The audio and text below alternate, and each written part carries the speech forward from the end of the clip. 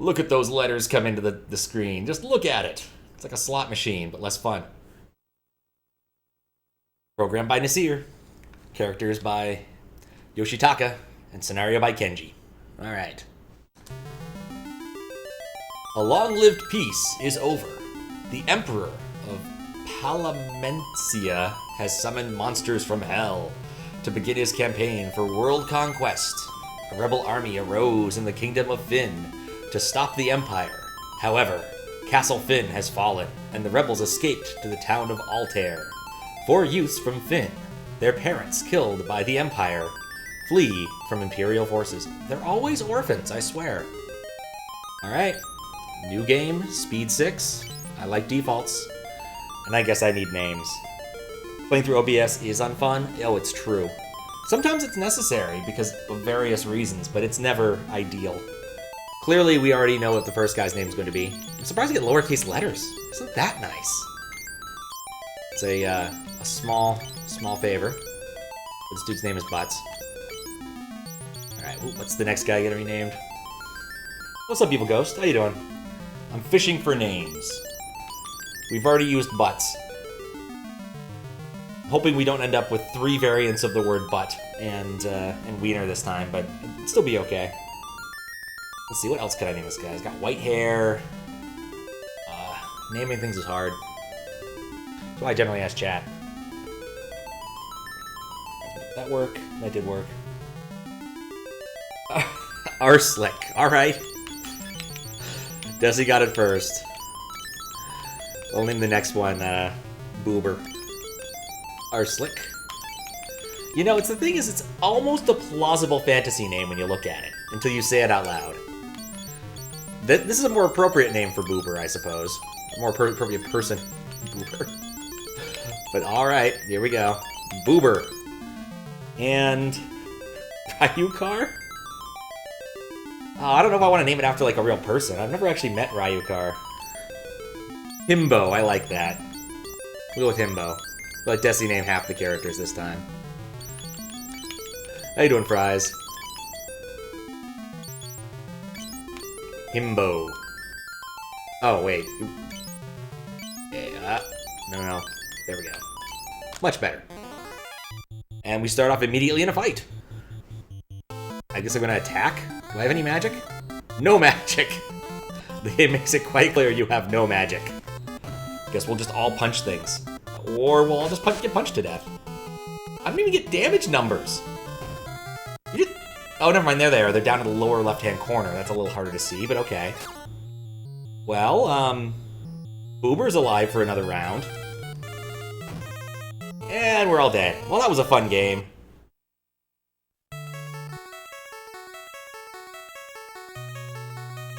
It's true, you didn't name any last time, so we're making up.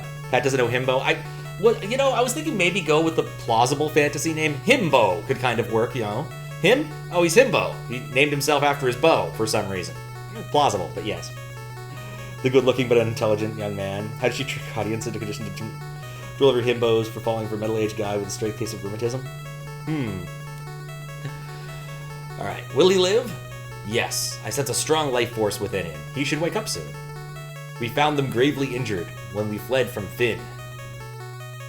Let him be for now. The sigil will strengthen him.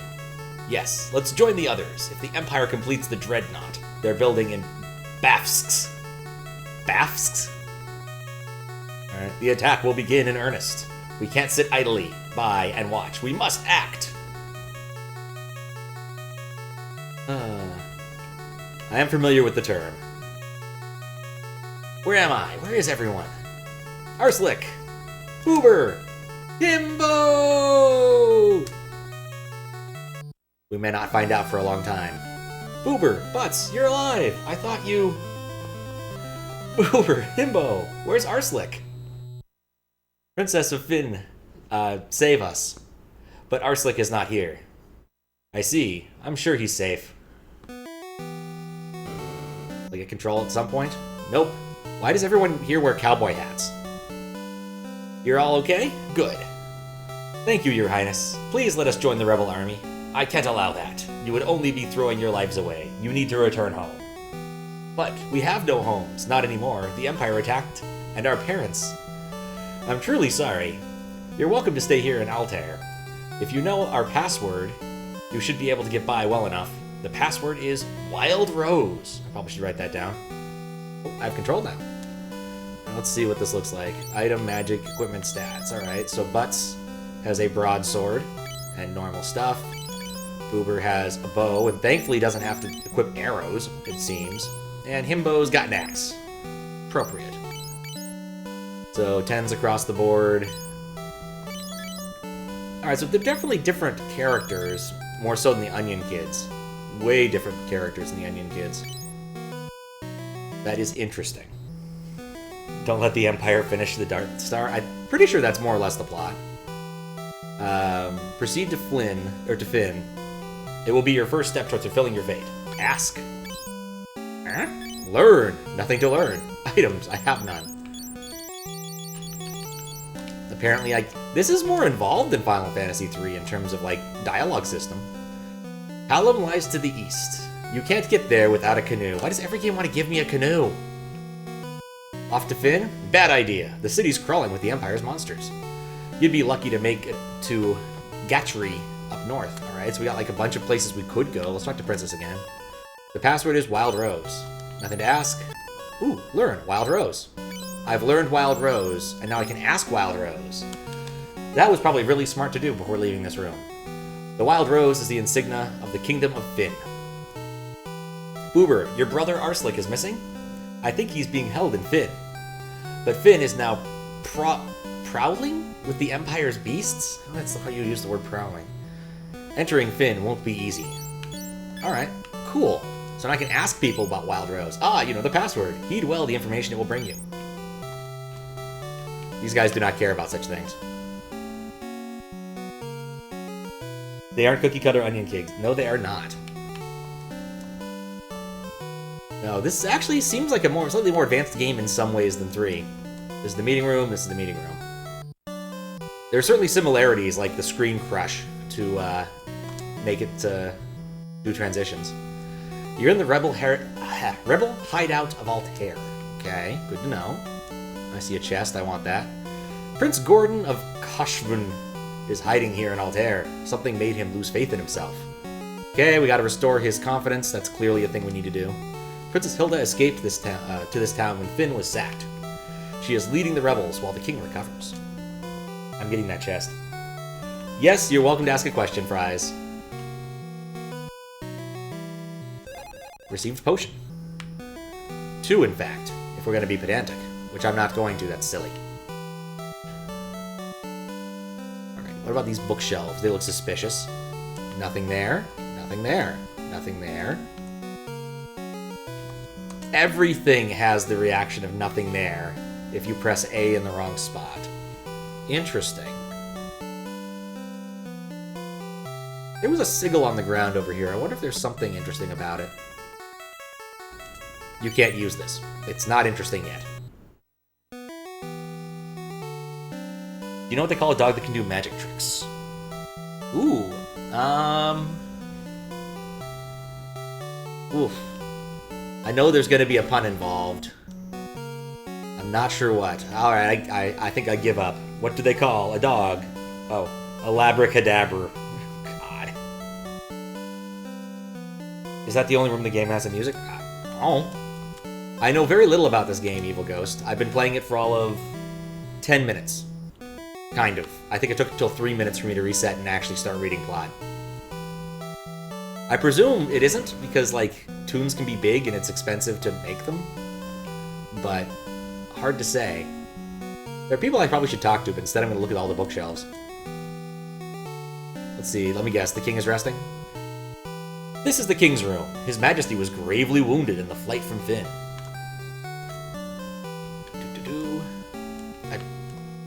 Yes, I know I'm... An arrow struck me. My daughter Hilda is in charge now. Huh?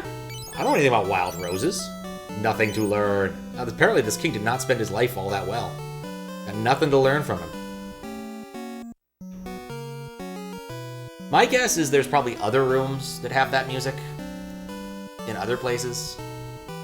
But,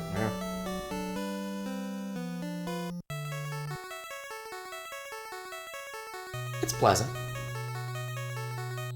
Nintendesi, you've beaten this game 5 or 6 times. You hate it with all your heart. You've beaten it 5 or 6 times, but you hate it with all your heart. That's a lot of hate playing. Technically, any cavern can be a tomb if you put a door on it. I guess you're right. Not sure that's a useful definition. Do remember one of the Sierra games had a couple of puzzles you had to solve, and one of them was a riddle. It was like, what is a room that you can enter but never leave? And the answer was, of course, tomb. I'm Paul, the legendary thief. The Imperial coffers have kept my purse bulging with gil. I never steal from the rebels. I'm from Fynn too, but I had to flee from the Empire. I had nothing to learn from the master thief. This is the town of Altair. The Imperial forces haven't been deployed this far. Alright, I don't need to stay at the inn. I'm pretty refreshed right now. Item shop's always a good thing. I'm Gordon. I was once a prince of Kashwan, I guess. Now I'm nothing but a coward. You can herd cows. I abandoned my kingdom and my brother Scott and fled here. Nothing to learn. You're going to join the rebellion? I'm so afraid Hilda will turn me away that I haven't even asked. Instead, I sulk around here. Can I learn about sulking? No. Nothing here. There's no need to go down there. I have a very complicated relationship with this game. That makes a lot of sense. Oh, hey, statue. You can't use this. I wanted to use the booby statue. I am not allowed to use the booby statue.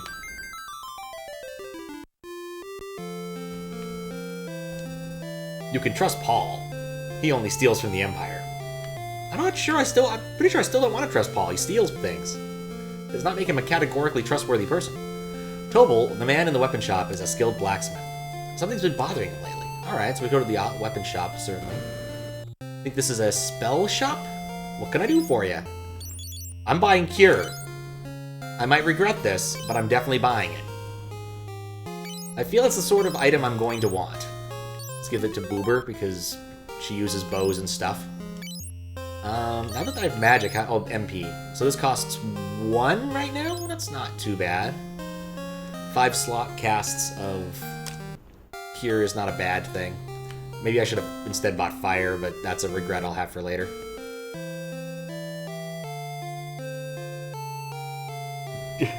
Japaria. Okay, I will ignore it now. Yeah, I do not like the RIAA either. Tobel, the man, we already read this. Their level of enforcement in the 90s was a bit silly. And they killed mp3.com, which was actually a pretty cool website. I'm just a batty old man. I want to learn how to be batty. Or am I? I'm Tobel, the best blacksmith around. Alright, cool. Odd. Ready for, I could buy a knife, a staff, a javelin, or a broad. I don't need to buy any broads right now. In fact, I still have an MP3 around from, like, when people were really pissed off at them and did weird things. What was it? It was a song by the Zug.com guys about their displeasure about the RIA and encourage you to call a number to let someone know about your displeasure. It was oh so very long ago. I doubt there's too many copies of it left on the internet, for good reason. Okay, so... Items. Items. Cottage? Oh, okay. So there might be actual like mid-dungeon healing and saving now. That's kind of nice. Cross, mallet, maiden kiss, golden needle. Just cross. Oh, these are expensive. Compared to like the gear, just getting something that cures a status is hella expensive. Okay, having talked to all the people here, I guess I haven't been to the inn yet. Let's go to the inn. Maybe it also counts as like a pub. Some people to talk to. Nope.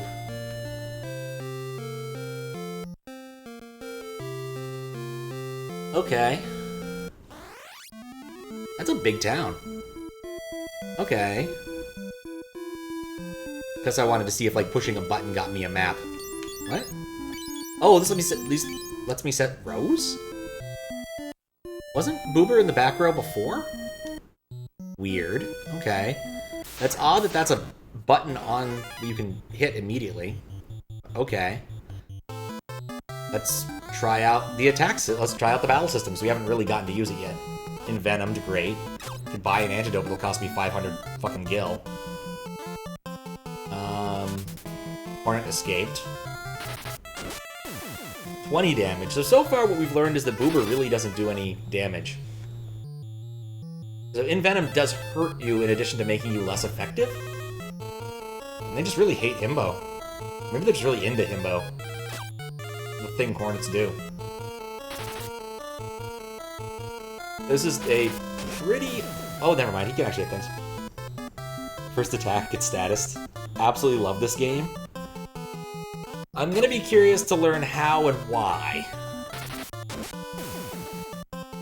I have to say, the battle system is definitely a step down from 3, but I'm not surprised. I do like that they run off the screen. That's a nice feature. Stamina up. So, because Himbo got poisoned. Let's see, is he losing HP while walking around? If he's not, I might go for one more battle before I retreat to the inn. How much money did I get from that? 21 gil. Not a very good trade, and I still need a canoe. And I don't know where I'm going. These are all bad problems to have. But I figure it can't hurt to at least do a little bit of grinding first. Here's why the title is Stop Hitting Yourself. Is because you only, or stop punching yourself, is because you only gain stamina and whatnot by getting hit in battle. So Himbo is going to be really full of stamina soon. Well, I guess I could also just heal him. Like, Boober's not very effective at hurting things. And Himbo certainly could use some healing. Could really use some healing. Not effective is a terrible message. No. Try this again. I will say this is a little bit more responsive than 3 was, bizarrely enough. 6 damage, alright, don't kill it. We're not going to actually get anything out of this fight. Cure 1, HP up. Okay, so that was actually a really nice cure. Hooray, we'll get to have killed 1 Hornet. I wasn't expecting that. But dear God, they suck. Like, just constant misses. And when I do hit, I'm disappointed. Because I assume that's what not effective means. 9 gil found. MP up. Alright, so I'm actually curious. Magic 04. So I guess I'm going to get 4 of those, so I need to cast it... what's that number? 25 times to get it to level up if I care about that right now. I'm not sure I care about that right now. You know what I should do? I should save my game. Remember to hold the reset button while turning off the power. We're not doing that. That's not how this game works. Or at least that's not how the flashcard works. I don't think it is, at least. Oh, these are scarier. Leg Eater. I know what they're into. I don't know why I try with her.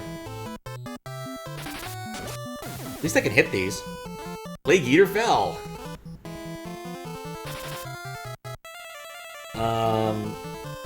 So, what are my plot-related options?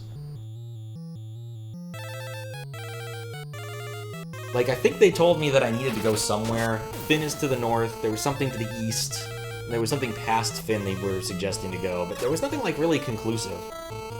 I also kind of feel like I'm gonna get that prince in my party, possibly. That feels like a thing that could happen. Because I only have 3 dudes right now, and I kind of... I mean, when one of them's gonna be missing, it's an interesting arc for a long time to let you have a 4-person party, and then not let you have that actual person in it, so... More or less, I'm just exploring this leg right here to see what's on this side. There's nothing on this side. There's another town. I guess we could try going to the town. It's goblins! I knew even before I saw them that they'd be goblins. Looks like you're a tad used to Final Fantasy III's conveniences. I do... They even mentioned I'm going to need a canoe at some point, so clearly I'm going to get a canoe. I'm just saying. I do like the conveniences such as hitting things. I was really happy with my ninjas and their inability to miss. But, just like when you start a new Metroid game, your characters are all demoted back to being crap, so... It's how it be. It's how it be.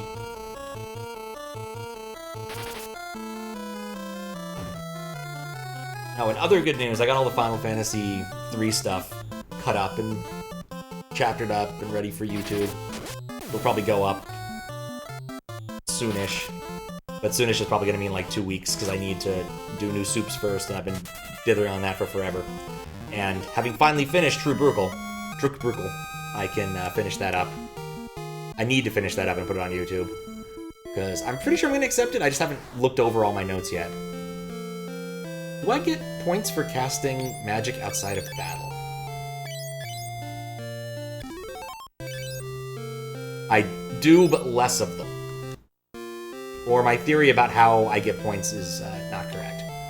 This is the village of Gantry. Okay. Fynn is across the lake, see? Okay, that's useful to know. I'm not interested in the inn yet. Or items. I am interested in an old man. Finn's been taken over by the Empire. I'm less interested in this old man. He did not have anything useful to say. That was a lot of fun. That last dungeon was a slog, but it felt like a pretty reasonable victory lap, and I was given all the tools I needed to do it right, even though I didn't do it right the first time. There's a pub on the outskirts of Fynn. When the Empire invaded, the owner didn't make it out in time. Now he's serving drinks to the Imperials. Oh, for shame. Here's another room with a statue I can't use. Yeah, such a mean ending. Do the obvious thing. Oh yeah, you died.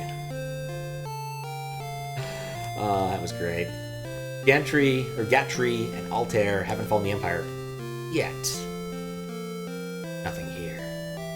I'm having a hard time finding secrets in this game. I can't use this. I'm a cat. I can't use this. More or less the same stuff. Honestly, my economy's so crap, I don't think I even want to buy anything yet. Not really anything here in this city. Take a quick look at poke our head into the inn regardless. How much does inn cost? 8 gil. That's a reasonable trade. All your characters like, why won't this heir die? Far fewer secrets in this game compared to Final Fantasy III. That I'm not surprised to hear in some ways. Alright, same things, same costs. Yeah, I'm just not certain where I want to spend my hard-earned cash early in the game. Like, my first thought really is just get some spells for Boober. Since her bow is such shit. Like, it's not even worth having her attack. But Flee is bad too, and so that we're just having her attack for the sake of it. Far more opaque in Final Fantasy III despite the less secrets. Opaque. While we're waiting, have me a sip.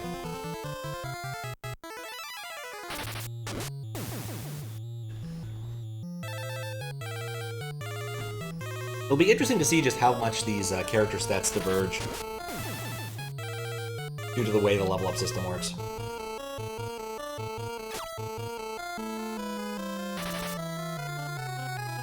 Oh, did I forget to do that? Alright, I'm going to autopilot this battle while I try to fix something that I might have forgotten to do. One of those, I probably should have done this. Yep, I forgot to close that. Alright, much better. Wow, intellect's down! You got dumber! Good job, kid. I'm probably gonna need to read those more often. I forgot you can also lose stats. As you can see, our intellect here is decreasing by 9. My strength went up by 1. That's nice. Accuracy is only 70%. Okay, that's why he sucks. His skill with shields is adequate. And swords. Okay.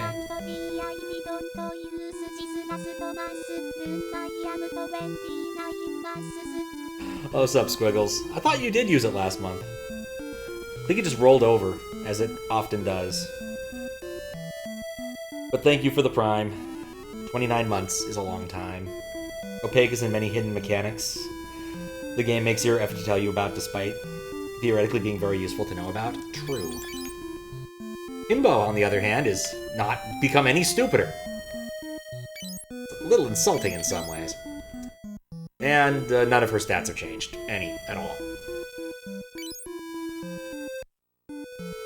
Yeah, I'm thinking if I can afford it, I might just go buy her, like, fire for the sake of having something to cast. What? The fuck was that? Smacking thing with a sword equals losing brain cells? Exactly.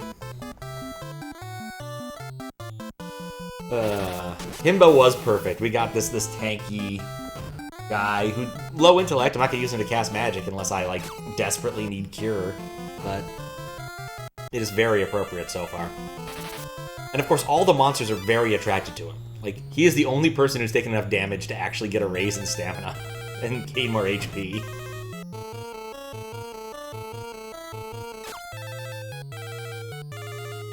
I know a little bit about the stats from having read about it back in the day. I know a little bit about how the leveling system works. And I remember spending some time out here just rapidly hitting myself over and over because it was exploitable in the version I was playing. Let's hope Imbo doesn't die here. I could use a little more casting experience.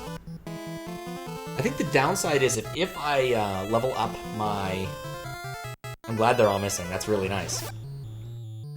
If I level up my spells too quickly, they start costing more than 1 MP, and my MP is a very small economy right now. But if I use them more and use more MP, then I'll have more MP to use, if that makes sense. Considering I'm walking between 2 cities, let's heal him too. Why not? I have no idea how delightful this will be. Oh no.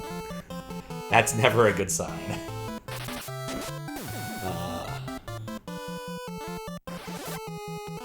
But yeah, before I got distracted, Trubercle is like, how many videos do I need to finish for that?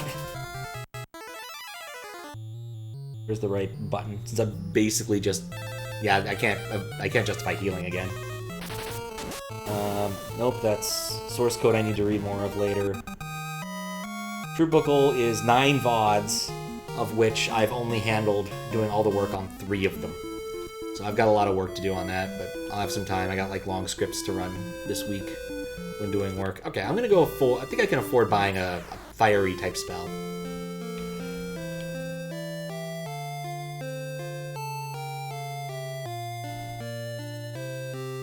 Like the music in this game, it's less earwormy because the loops are not as short. Interesting. I have to say the battle music, I don't like it as much as Final Fantasy III so far, but maybe the boss music will surprise me. Alright, bought fire. Like, I'm just kind of drifting right now. I'm not really sure what to do yet. Wait. 11? How was it 11? Oh, maybe it decreases over time like everything else does. Oh. I'm gonna be feeling like Lucille Ball in that Factory episode by the end of this. Look how gloomy the music is, despite being an NES game. I mean, it's a pretty bleak situation, you know? We got 4 recent orphans who have been forced from their homes. Like, I don't blame it for being a little bit dismal. Cure fire! You'll get caught up in the cure fire! Oh, that's not gonna work. Oh, we're gonna hit the nothing with fire, aren't we? What a great first casting of that. Alright, so something we... Hooray, we win! What do we win? Jack and shit. 0 kill down. Intellect up! You smartly casted the fire on something that wasn't there.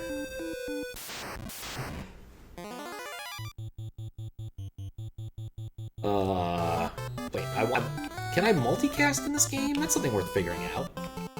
I can. That seems worthwhile in a situation where, like, everything escapes. Or dies. Like, multicasting was a really big improvement on Final Fantasy III, so I guess we can see if it works here, too. At least the Hornet's really into butts now. 8 damage. 3 damage. Okay, well that still wasn't bad. Very shard-focused, even if it's not there anymore.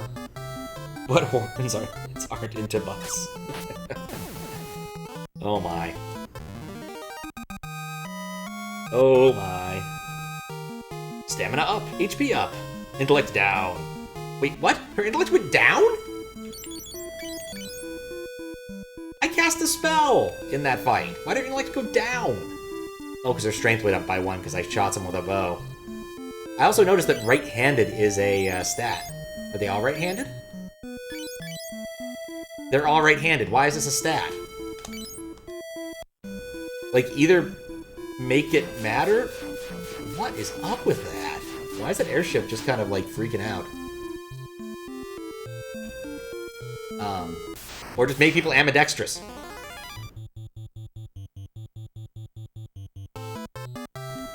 Let's cure.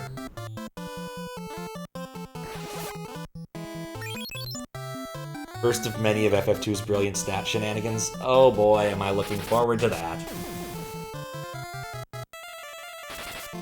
Oh, am I looking forward to it. I'm about to go to an inn anyway. May as well cast fire against the thing just in case. Miss. Oh, so miss is... Oh, okay. That's important. Alright, so something I guess I should have learned a minute ago was that ineffective means I tried to attack something that's gone. Not that I've missed. That's actually really important. Which means I probably should spread out my attacks instead of what I've been doing where I've been focusing the same enemy over and over. Very much like what I was doing with magic in Final Fantasy III. Okay. Catching on quickly. I hope I can. I still haven't caught on to what I'm supposed to be doing. I still like how this is a sub-menu. Like, why? Just, are you really gonna change row that often?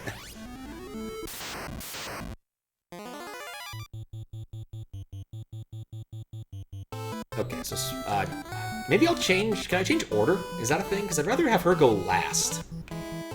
Because I'm gonna do something different with her as opposed to the first two. So maybe I'll see if I can change the order of my party. Have Boober at the bottom. And Butts at top. Pretty sure that's the only one be somewhat obvious. The rest of the game being an ass to you is behind the scenes and wondering why you're performing worse than you should be. You'll figure it out. And if not, be fun for the rest of us to enjoy. Desi's probably right on that front.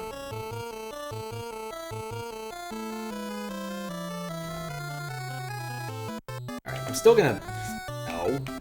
try and figure out if I can change my party order this time. Maybe that's something I can do in the sub-menu. But fire has definitely been a worthwhile purchase. Alright, let's see what happens. No stat changes. Alright. Now I can't... Maybe if I press a different button. No. Oh, that's how I get into save states. It's been a while since I've messed that up. I don't think I can change the party order, which is unfortunate for me. Well, there's only really one place to go, and that's to go to Fynn, I guess. I'm very certain they reused this water animation in FF3. I should have saved.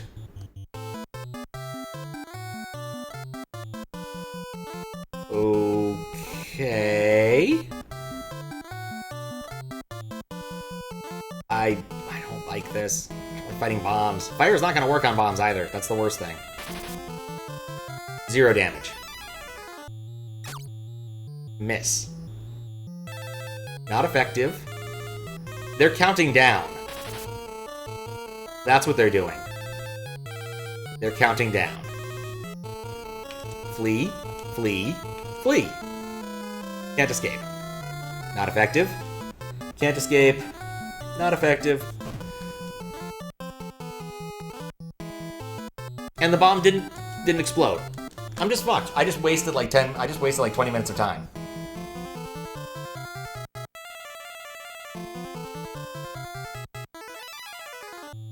Not being able to change party order is so strange. It really is.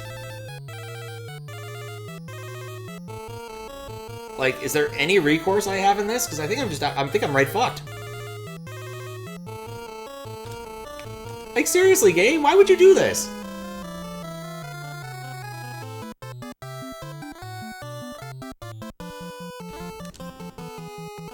Have enemies that are way stronger than you that you can't run away from. Well, that was fun. No shit, Butt's lost. Alright, well. It was an important lesson, it really was. Save more often, which I definitely didn't do. So that goes about, what? 20 minutes of my time? And Himbo no longer has awesome stamina. Just look at that, it's just sad. That might just be what this entire game is. The good level design room. Okay.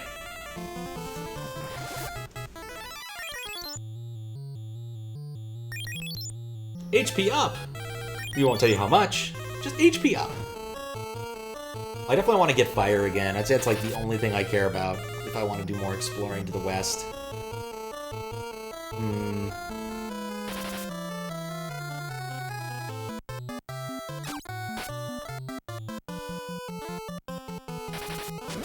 You'd take a moment, remoralize myself, and have a drink. That'll probably solve it.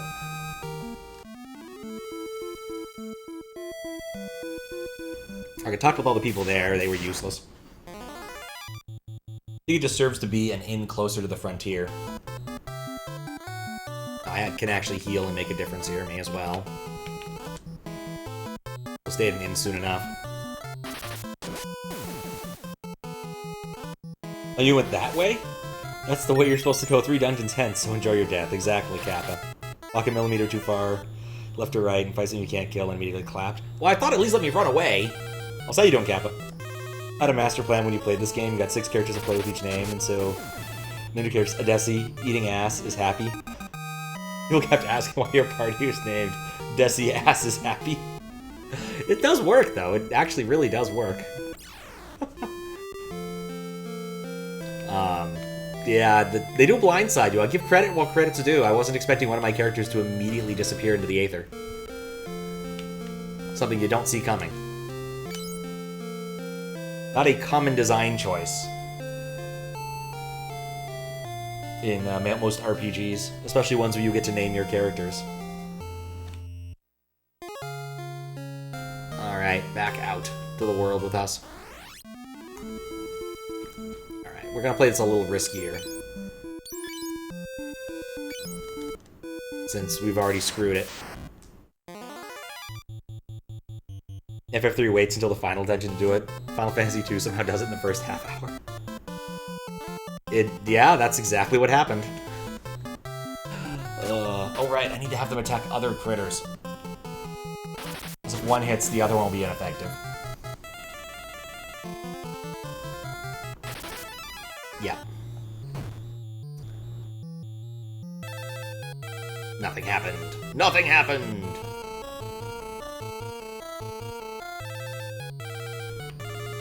I don't think she'll do enough damage anyway. I want her hitting too often, though, otherwise she'll become stupid, and that doesn't help me. Escaped. Vividly remember your first or second fight you played as a kid, and the PS1 version came packaged bundled with FF1. Went to the south right away, fought Donald Turtles, and annihilated you. Dropped the game for 3 years after that. Fair. So much more cruel when it comes out of nowhere in Final Fantasy III. In this game, you were emotionally prepared for the worst at all times. You're just ready to be kicked in the balls at any point in time in this game. Alright, so I still need about 90 gil to get fire. I don't even care about the rest of them, I just want to have one effective attack for her. Oh, I might need to sneeze.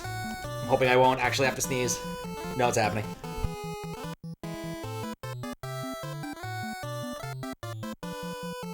Alright, that was sneezing. It's a thing that happened. Oh, they got to the mute button in time. I would sneeze so hard I actually hit my head into a wall and it hurt me. Do not like sneezing. Completely lost my train of thought. Strength up! Strength up! All the important things. Do other characters learn spells, or is it one per book? It's one per book. Okay. You can also trash spells when you run out of spells on your page. Interesting.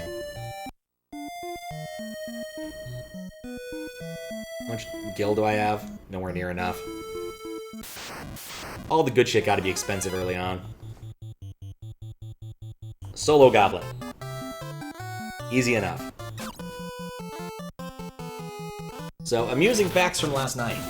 It turns out that tax preparation visual novel is a real thing. I thought Max was just trolling me, but it turns out there was a group that actually released a visual novel whose goal is to help you do your American taxes, which is bizarre. But visual novel people are already kind of weird, so it's not that big of a surprise. But I thought he was just messing with me. That was like the big, weird thing I discovered today. Come back to it being slightly smarter. 9 instead of 8, you dropped the game again later. Well, I don't blame you. I tried playing what was it? There was the, like, double bundle Final Fantasy V, Final Fantasy IV for PS1. And I tried playing that, and I just could not. Because the load times were unbearable. You spent so much time between battles just waiting for things to load, and given that it's a game that fits comfortably into, what, like 4 megabytes? Less. Final Fantasy V is, I think, a 2 megabyte game by default. PlayStation memory is only about 2 megabytes. We can offload a lot of stuff into VRAM. Like, I don't understand how it had to read from disk every time it did anything. Don't know if that's what happened with Final Fantasy 1 either. Never reach for the mute button when you have to sneeze. Instead, you reach for tissues. One time you muted to clear your throat, and a viewer told you how funny it was to watch you self-consciously clear your throat on mute. Have you ever cleared your throat on cam since then? Oh my. I can see that being a bit weirder when you can actually see the person doing it. Where's the visual novel where you can help Yoshi commit tax fraud? Be the change you want to be, Kappa. Or be the change you want to see. Then it was so hard for the little kid to get into this game. Play Final Fantasy 1 to death, yet this was never fun. PS1 was versions of 4 through 6. A bit crap, yeah. 4 and 5 was Anthology. 4 and Chrono Trigger was Chrono Chronicles. 1 and 2 was Origins. Yeah, I only played I want to say 5. I tried playing 5 on PS1, and it just didn't work at all. It was just terrible. I cannot believe that game got released. I can't believe Square thought it was a good idea with the load times. Played all of them, never minded the load times. I mean, did you ever play any of them on, like, the original console? Because I could see where that would make a huge difference.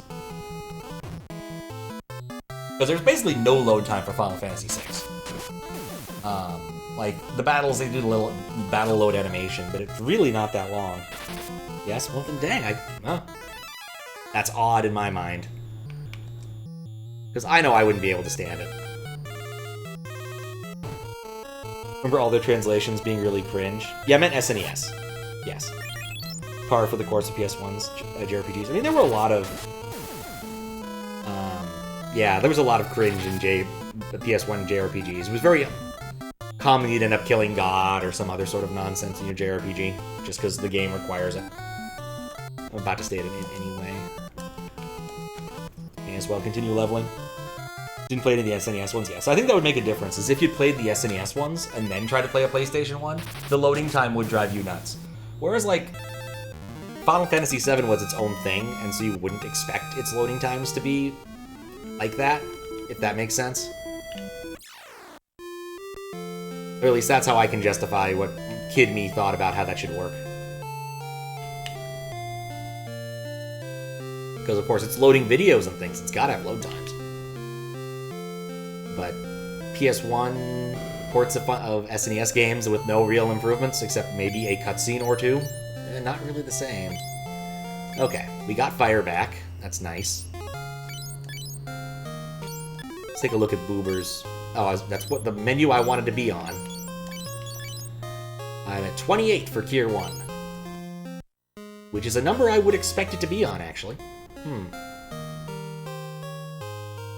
Like the translations done by Working Designs that filled a lot of the dialogue with really stupid, unfitting jokes.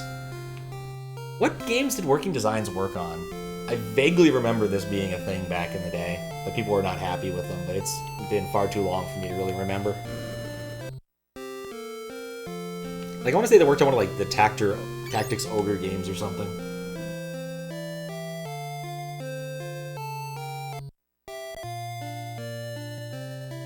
I love how you can button out of that. Just like, nah, I don't need sleep. Okay, saved. Now let's go try out the Western Continent again, because, I don't know. Ambushed. This is not a very effective ambush. Oh, there you go, you got something done.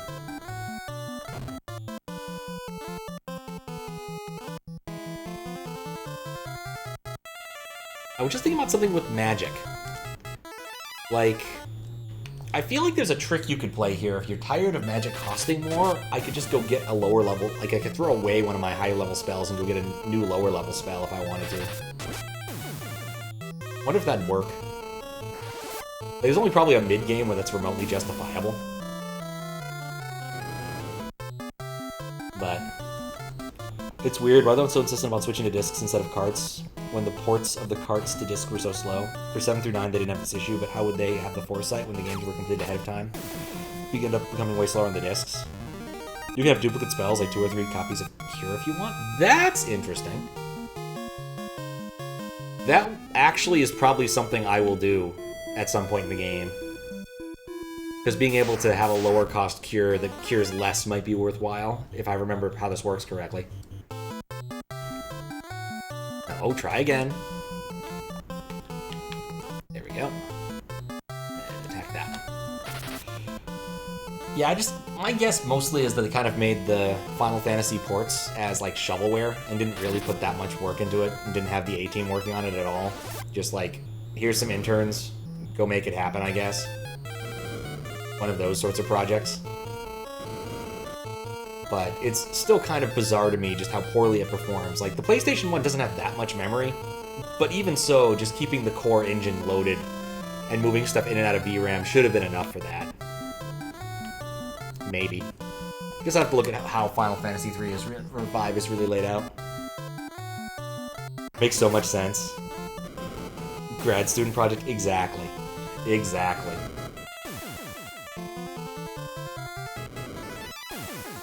Like, I'm certain that during that era of Square, like, all of the A-team was working on Final Fantasy High Number. Or maybe Chrono Cross, or Xenogears, or, I don't know, Parasite Eve.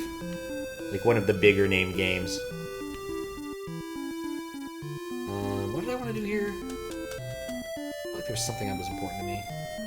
I guess I could heal and then go to the inn. Still thinking this through. Fire does make things better. I guess the easiest way to tell would probably be to like go to Moby Games and cross-reference the people who worked on it, who didn't work on Final Fantasy V, and see like what other projects they got up to before or after. Probably wouldn't be that hard if you honestly wanted to know. One of the reasons I love Moby Games, it's so easy to cross-reference things like that if you're really interested.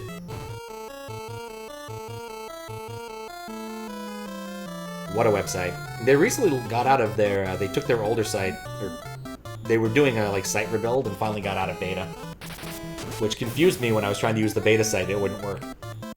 But, because I was trying to find a very specific game, and I did find it. It took some doing, but I found it.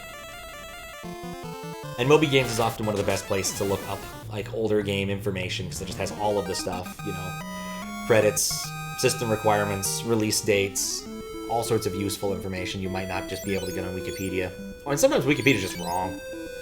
I was looking at King Graham's voice acting credits, and the date that King's Quest V came out is just wrong. I don't know why, it's just wrong on Wikipedia. It did not come out in 95, it came out in like 92, 93. So. And that was in like a list of things he had been provided voice acting for, which makes it all the more surprising. that specific thing is wrong. Like, they could have just literally copied it from Moby Games. What is with that airship?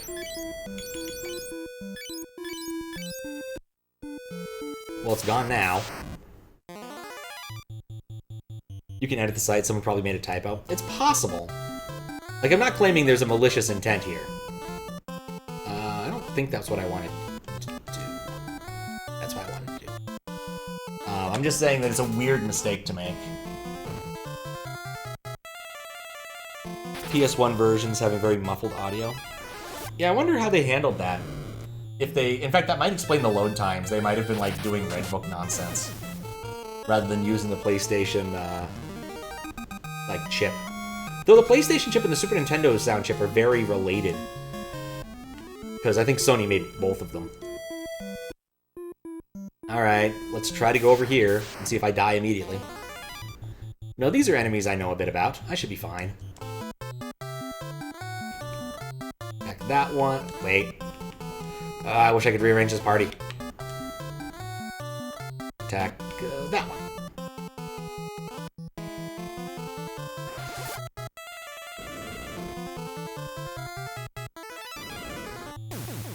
Yeah, I think multicasting is still kind of worthwhile. If I get high rolls, they die.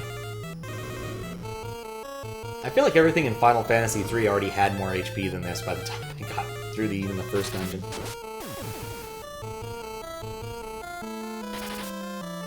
Miss.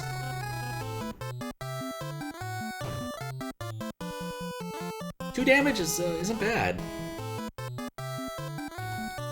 Anyway, everything in this monster party will die now. Man, I'm curious, how much memory did the PS1 have? RAM.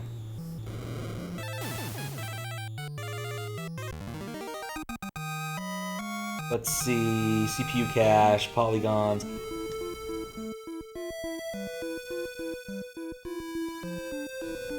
None of this is useful. Want to know how much general RAM it had? 2 megabytes. Interesting. There's also less than spectacular versions that were originally released to iOS and Steam. Yeah, those have no excuse. Like, zero excuse for being terrible. Like, they literally could have just licensed an emulator from someone and called it a day, and that would have been fine. Not what they did, but they could have. Instead, they made those really awkward-looking, upscaled, nonsense things. It's really bad looking.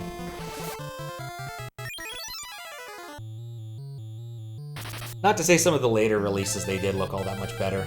Like the Final Fantasy VIII with the upscale backgrounds looks pretty weird when you actually see it. I'm just gonna have everybody attack. 3 different clashing art styles at all times. Yeah. Well, Square, especially post-merger with Enix, has not been a well-run company. It just hasn't. Like, Final Fantasy XIV is the thing that's keeping them afloat, mostly, is my understanding. Oh, what I'd give for the sight spell right now. I have no idea where I'm going. But I'm not running into bombs. So that's good.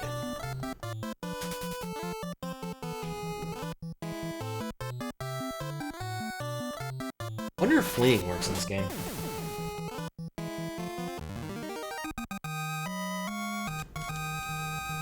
Six gil. It's a really big continent.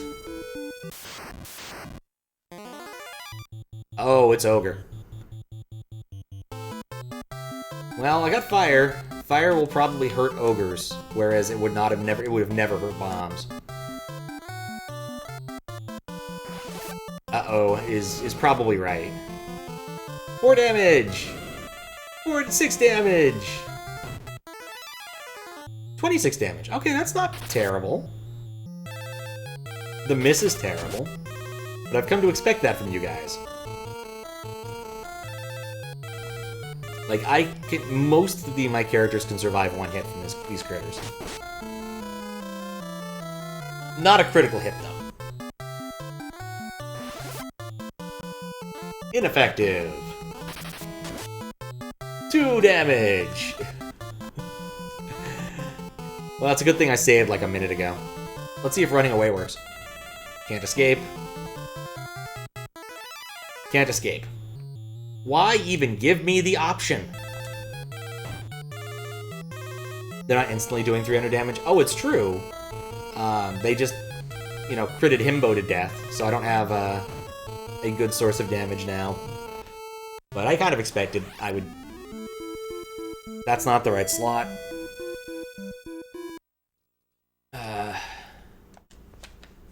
Oh boy, I get to sit through this again.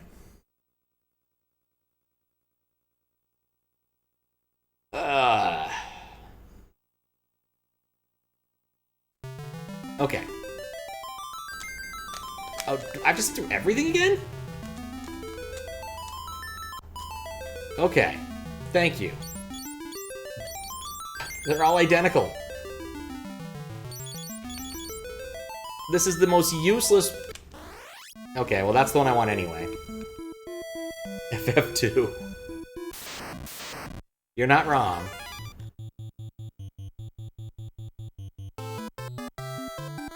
What I have learned is it's better to die than to reset. And that's a useful lesson, I guess.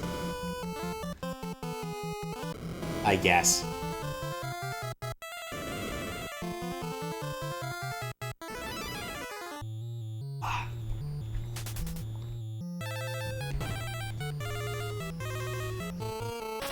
So many early useful lessons early on. Well, here's the thing that's getting me right now is, even with my bad bomb diversion, I've spent almost an hour playing this game, and I have no idea where I'm supposed to go. Like, the game's guidance is pretty limited to, you want to go to Fynn? Go to Fynn, and there's this crazy airship that's kind of wandering around. Maybe you should do something about that, I guess. Like, I feel like I missed something important somewhere. I just don't know what it is. Just hard to say.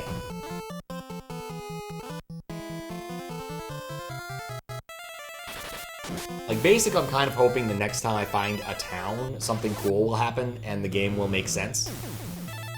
And in the meantime, I can just kind of hope that I don't end up dying. I've played for an hour and made 0 meaningful progress. Yes, that's exactly it. Like, I feel if I was playing Final Fantasy 1, I'd at least have a vague idea of what I'm supposed to do. Maybe. Like, here, literally, I have wandered around and found nothing.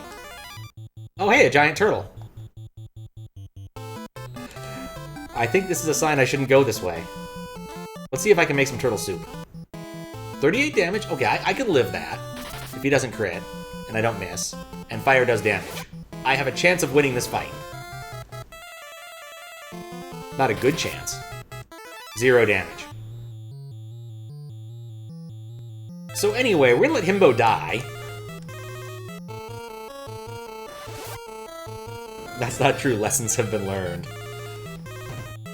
What was the name of that comic? A lesson is learned, but the damage is irreversible. Very much how I'm feeling right now, is I have learned useful lessons, but nothing about what I should be doing. Like, maybe I need to get abducted by the airship or something? Alright, land turtle. I'm feeling like I got one more turn to try and take you down. Also, I don't think it matters if I take him down, right? Like, I'm not gonna get XP from this.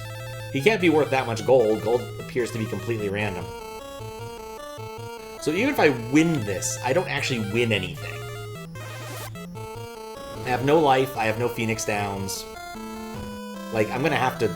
There we go, thank you. Alright, it does load the first one. So I should probably just save over one, and then split off saves when I think I'm doing something important. Okay. So there's a town to the north. Butts lost, indeed. How you doing, Cat Falls? I've been at this for an hour and I've accomplished very little in the game. I've learned a lot about the mechanics in the game, especially the ones that just say, fuck you. But other than that, I haven't really made any meaningful progress.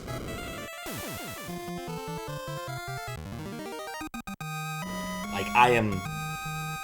Like, is that where I'm supposed to go? And if I get unlucky with fights, I'm just screwed. Like, do I need to spend a lot of time leveling? I can't really level up, though. Leveling up doesn't mean anything in this game. Like, I'm still a bit lost on what I want to do and what I need to do.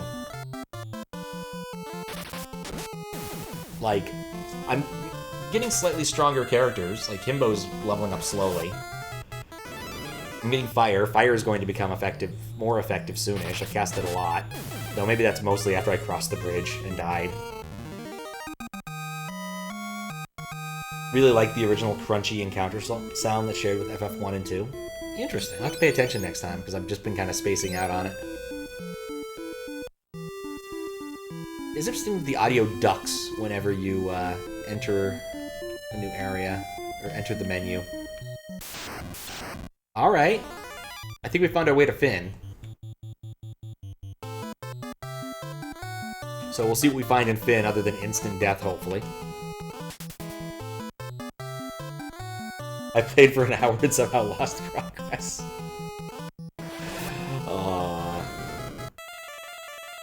I'm hoping at some point I'll get a handle on this. Oh, man.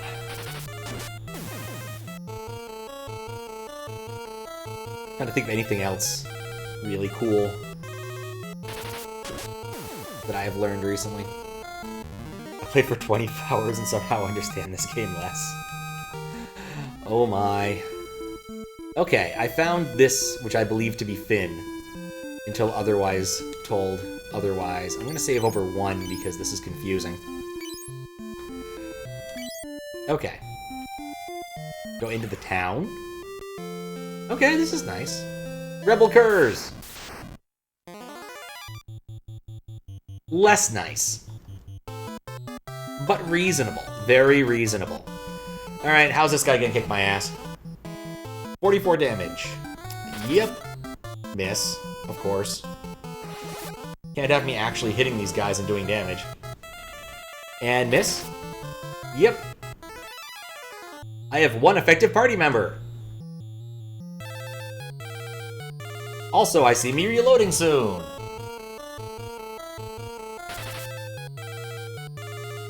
Zero damage. 18 damage! Woo! Alright, well at least I don't have to pay attention to what I was trying to do now. 350 damage.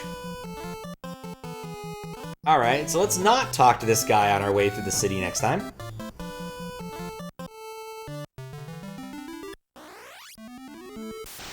Are you kidding me?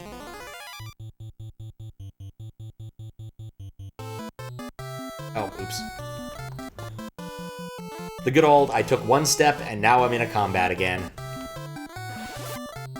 I think they really expected to sell this to the West and earn bank off the hotline. The game tries to confuse you, and there are a few other spoilery reasons why I feel like this game was engineered with the hotline in mind. Sadly for them, they didn't have the cash to complete localization and production costs for the release in the West.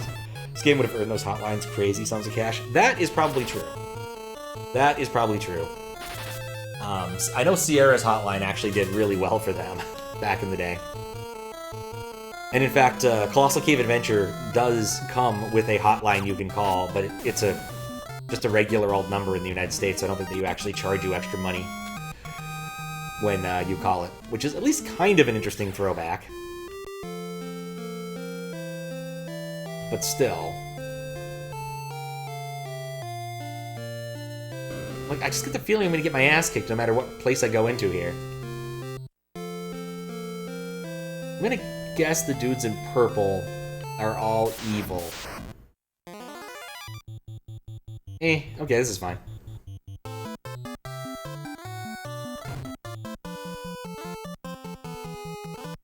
But yeah, Infocom also made bank off of strategy guides. It was just one of those things. They had their Invisiclues, which were strategy guides and hint booklets you'd get that would have they were printed in invisible ink, and you had a special marker you could use to reveal the text, so you could see what was in there.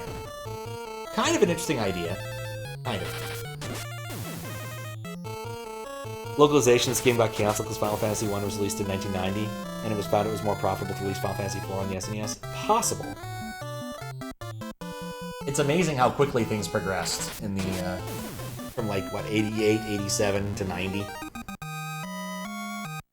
Thought it'd be back when, wow, this game only kills you for fun rather than trying to be fun and didn't bother trying to play until years later. Very reasonable choices. Let's try the other side. Okay, it's the same place.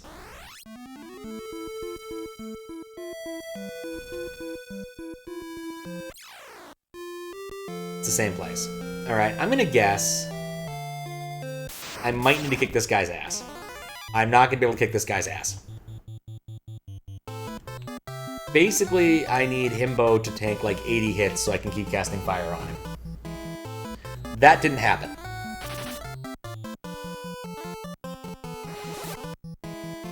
Because they mentioned that there was a bar. I presume the bar was in the inn. But that seems unlikely now. I'm trying to hope I could find at least one rebel sympathizer, but maybe I can try the castle instead. Like, I guess worst comes to worst, I go back into the wilderness and keep casting spells and punching myself in the face. But clearly I'm not going to be able to beat that guy up. Like, that's just not in the cards. The castle is not enterable, bizarrely. Maybe at least one of these dudes isn't evil? Maybe there's a place I can get in here? Like, I get the feeling I need to meet up with the rebels. Like, that has to be the gimmick here.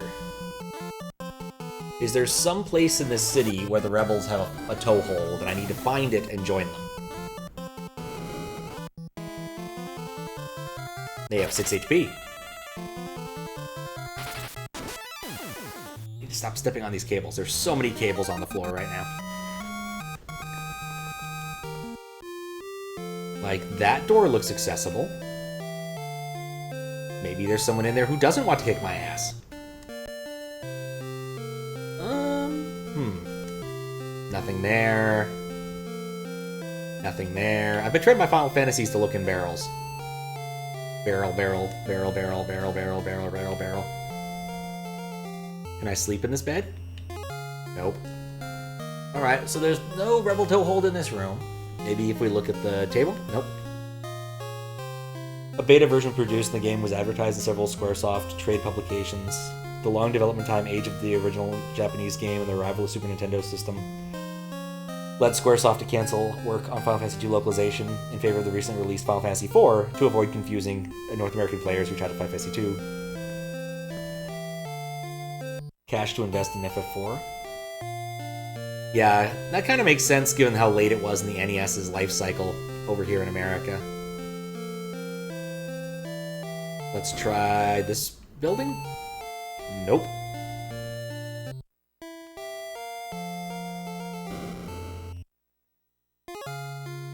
Well, wherever the hell they have a toehold, it's well hidden, because I don't know where it is. I don't know how to find it. Like, I get the feeling I need to be able to kick at least one of these guys' asses. There's the pub. Okay, maybe... Oh, I think I see a path. So at least I see the pub now. That's really useful, actually.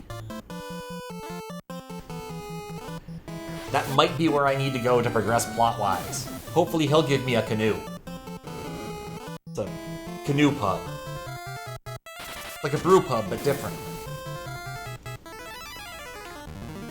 Canoe pub. Okay. So over here... Oh, interesting. So, like, the pub is literally outside of the city. Okay. Conveniently, as long as you don't talk to them, they don't think you're a rebel cur.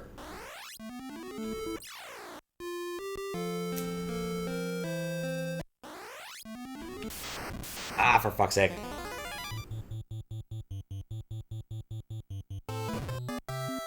Games like Star Tropics and Star Tropics 2 could be released as Nintendo couldn't afford to spend the capital. Could afford to spend the capital. A small company like Square could not. That's probably true. I mean, I think, wasn't the latest NES game the Kirby one or something? It was like one of the last NES games that came out, period. Like, you can have a long tail with a system you've already released. And especially helps because Nintendo isn't paying the Nintendo tax. Like, their costs of production were lower than everyone else's because of the fact that they owned and could get away with that kind of thing. You weren't paying, Nintendo wasn't paying Nintendo licensing fees, is what I'm trying to say. Rebel Curs. How do I get around these guys? Doesn't matter, I'm gonna die. The Lion King? Okay.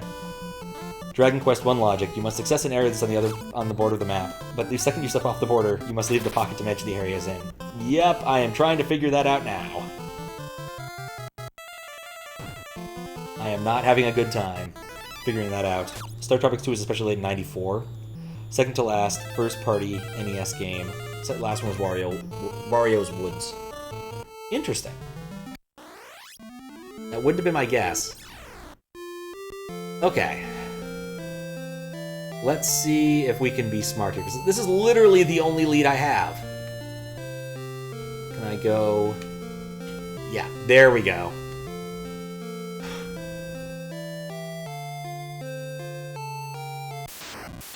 Wasn't Wario's Woods like a puzzly game? Like one of those games with the blocks that rise up or fall down or something? Or maybe I'm thinking of, like... There's like a Kirby-themed one. Of course Fistbit would know the answer to that question. How you doing, Fistbit? Played as Toad in that one. Kind of like a Dr. Mario. It was an SNES version. Not a big fan of Wario Woods, it's very fiddly. It's a class of game that Fistbit knows and likes a lot, is the blocks falling down or going up puzzle class of game. It's interesting, at least. That's at least something. At least something. Alright, there we go. Gotta wait for this fight to end.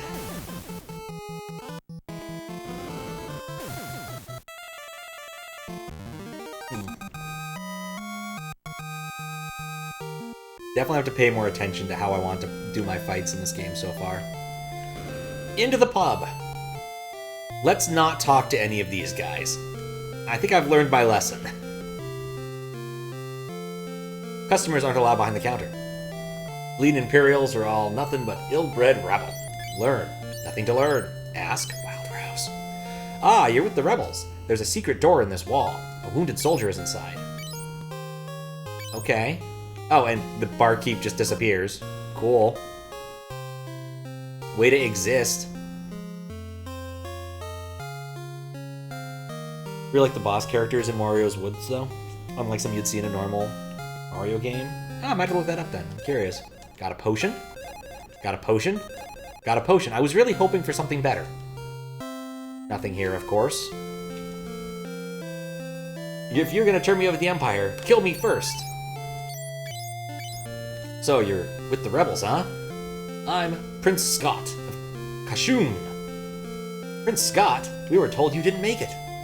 I'm barely alive. I have a favor to ask. Tell my brother Gordon that he's strong and needs more faith in himself.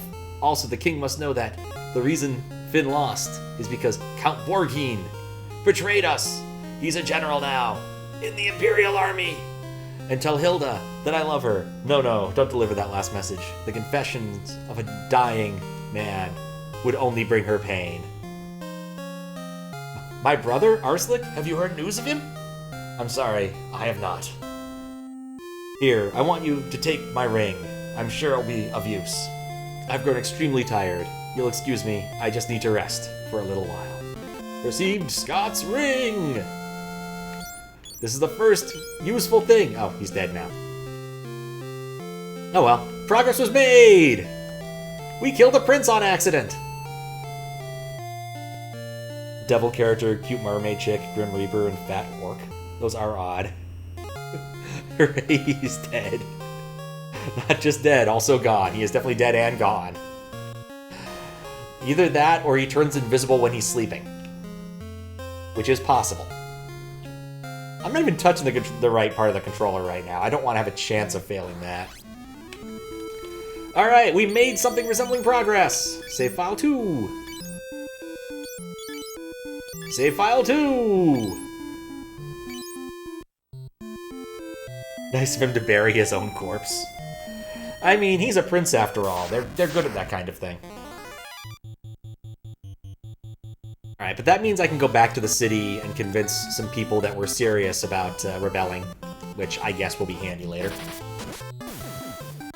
In Final Fantasy, if a character dies and they vanish into thin air, very useful for hiding evidence.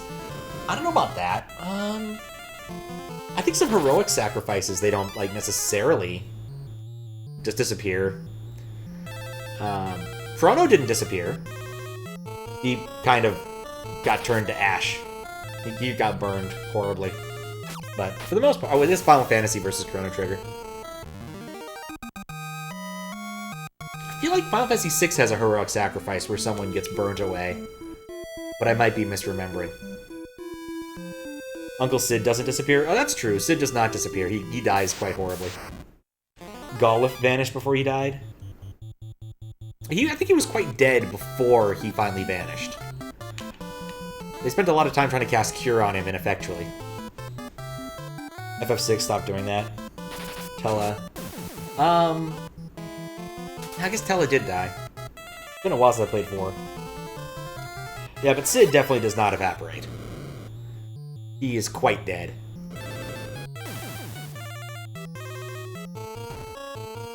No, I'm just thinking about Chrono Trigger. Yeah. Shadow's subvertible.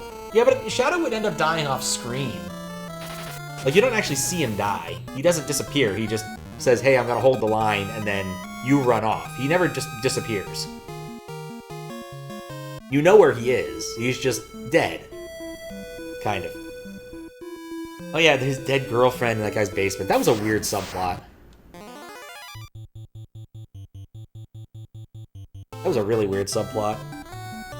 Don't get me wrong, I like the fact that Phoenix Tower got you to use the breaking up the party mechanic before you get to Kefka's Tower, so you can kind of get used to it again. I think that's the only other place in the game you use that. Oh no, you use it in the Narsh fight versus Kefka. But otherwise, yeah, you don't use it that much. Forever Rachel. It added dimension to Locke, but not to Locke's girlfriend, the name of whoever it's you. How you doing, Weregoose? Yeah, Rachel sounds right. It has been a while since I've played Final Fantasy VI. Last time I beat Final Fantasy VI, it was on stream. There's like a couple clips of me actually beating it, because it was for a 4-job Fiesta thing, and I ended up with not very good characters. And since it was a challenge thing, you couldn't use Espers to fix up the problems. So I ended up with, like, Setzer, Edgar, which were, like, the power core, Cyan, who's pretty useless because his sword techs take too long to charge up, and Umara, who you don't control. Actually, I can go on to the next town. I don't want to get caught by that, I don't think. Tosses him off. Oh yeah, when Kefka murders the Emperor, tosses Cliff off of... That's true, he does. He gets thrown out of the airplane. The sheer amount of fleeing enemies do in this game is so odd to me.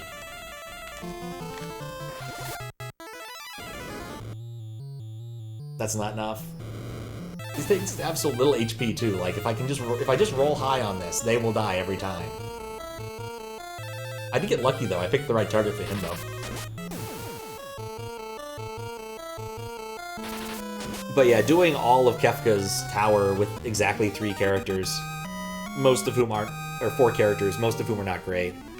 I think I had Umaro tag up with Setzer or Cyan to bolster, but like, Setzer becomes a friggin' god late game when you got Genji Glove offering dice and fixed dice. You're rolling good. And Edgar with tools kind of is okay throughout the entire game, but Cyan never finds his stride unless you got Espers, I don't think. And Umaro is Umaro. You equip him with his 2 relics, and that's the end of that. Like, he's Umaro. He doesn't do anything other than punch, fly punch, and occasionally cast ice on everything.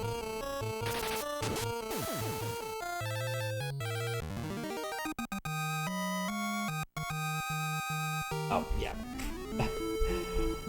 I am not going to watch that again. I'm good. Alright, we made it home. I think that merits a save. I'm going to have to remember which save I'm on, which is going to be tricky. But at least this time I can see that Butts has more HP now. I wanted to check some stats, because I haven't looked at any of the stats in a while. So Butts was basically 10s all, and has not really changed much. Himbo has gone up in the stats I care about. It'd be nice if it raises agility a bit, but otherwise I'm happy with 17-17. It would be nice if accuracy went up, but I don't know how that goes up. And I just haven't looked at the, like, yeah, 64 and 64. So I've swung at things like 64 times. Boober hasn't really moved. I think strength has gone up by 1. Otherwise, nothing has moved much. And her magic is not exactly close to leveling up. But okay, let's go talk to our king friend first. I'm Gordon, was once prince. Yeah, no, our items. Ring.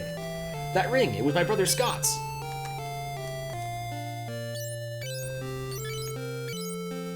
You're gonna join the rebellion.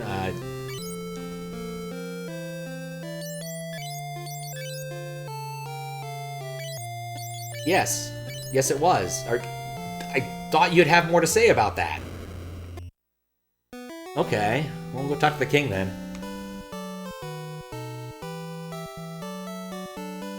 Never remembered Gestal having an extra line, just assume he died immediately.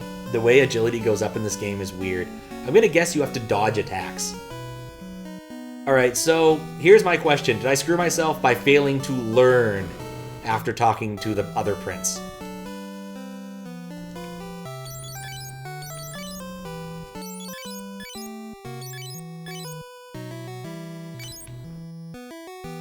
Because I get the feeling I have missed something important, because I kind of assumed this ring would be helping me out here. You cannot softlock.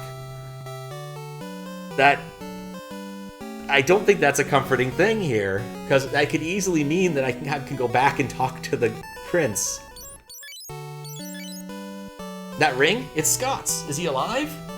He gave us this ring in Fynn, but before he lost the last of his strength. Did he say anything? No, nothing, Your Highness. Please keep this ring. No, you keep it. You infiltrated Fynn and returned successfully. I underestimated you. Perhaps you can help us. Help us find the rare mithril for our army's equipment. Oh, I need to learn mithril. Alright, that's how I know to learn things. We lost Fynn because the Empire had weapons made of mithril. A rebel in Salamand named Yosef is looking for mithril, but he hasn't reported back. Will you go with Minwu to Salamand to look for this? Sure. Do I have an option somewhere? Take my canoe and let us be on our way. Do I have a party member? I do! He is way stronger than I am.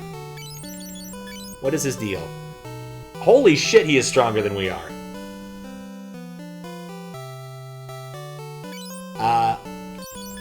What are his stats? I was about to say not terribly higher than I looked at Spirit, and that's 40 fucking 8. Okay. He's garbage at attacking things, though.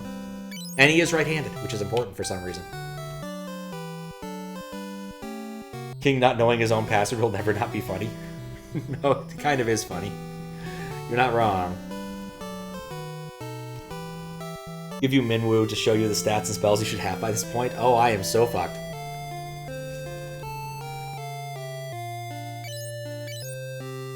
In Cushion, Scott had inherited a mithril sword that he had been handed down throughout the ages.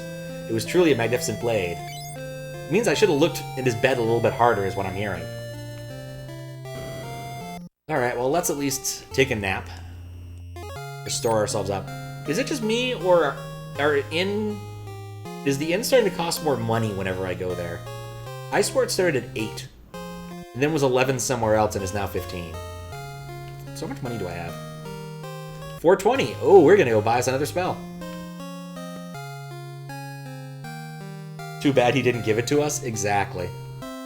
Looking harder in his bed for a sword. It seemed reasonable at the time. But I'm gonna go buy another spell. Fill up, add some extra elemental to myself. I'm thinking Blizzard. Ooh, but I might run into Fish. Thunder or Blizzard? Thunder. I also noticed that the potions don't collapse and I don't have very much inventory space. Uber, learned Thunder. I now have other options to assault enemies. Feel more bad about him being dead, but he dies within the first 5 minutes or so. I would like to note that it was not within the first 5 minutes for me. Okay, so I need to go get Mithril at some place that I don't know where it is, that I highly suspect the game is not going to tell me.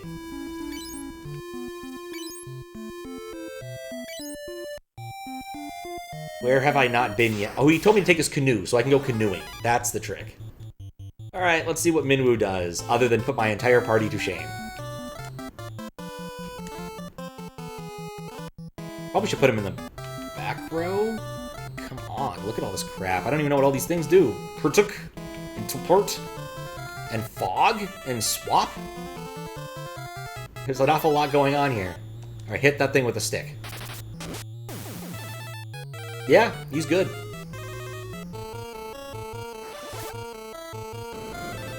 Want me to look at the bottom of the inventory? You'll appreciate this from a programming perspective. Check out that trash can. Okay. We get to go again because I could not attack this thing well enough.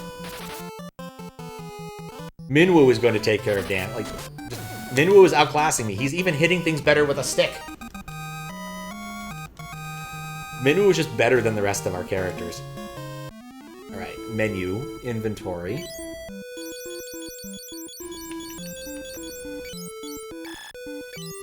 So it takes up an inventory slot, but you can't select it. Well, I guess you can select it. Never mind, that's not actually at the bottom. Oh, because that moves you by 3. Weird. Well, one permanent item. Can never be rid of the trash can. Look at me, I'm in a canoe! Where am I canoeing to? Don't know, don't care, I'm in a canoe! There appear to be fewer encounters in canoes, so I'm gonna stay in the canoe, possibly forever. Minwu's purpose is have every white spell. Not only can I help in the early game, but you can also try them out before you make a purchase you severely regret. You know, that's a valid point. I probably should try out a bunch of these spells, or at least pull up a thing that tells me what they do. You know, something a game with a proper manual would do. Alright, so I cannot canoe on open waters. That's completely fair. Canoes are not very good at open waters. Comparatively. Canoe-paratively.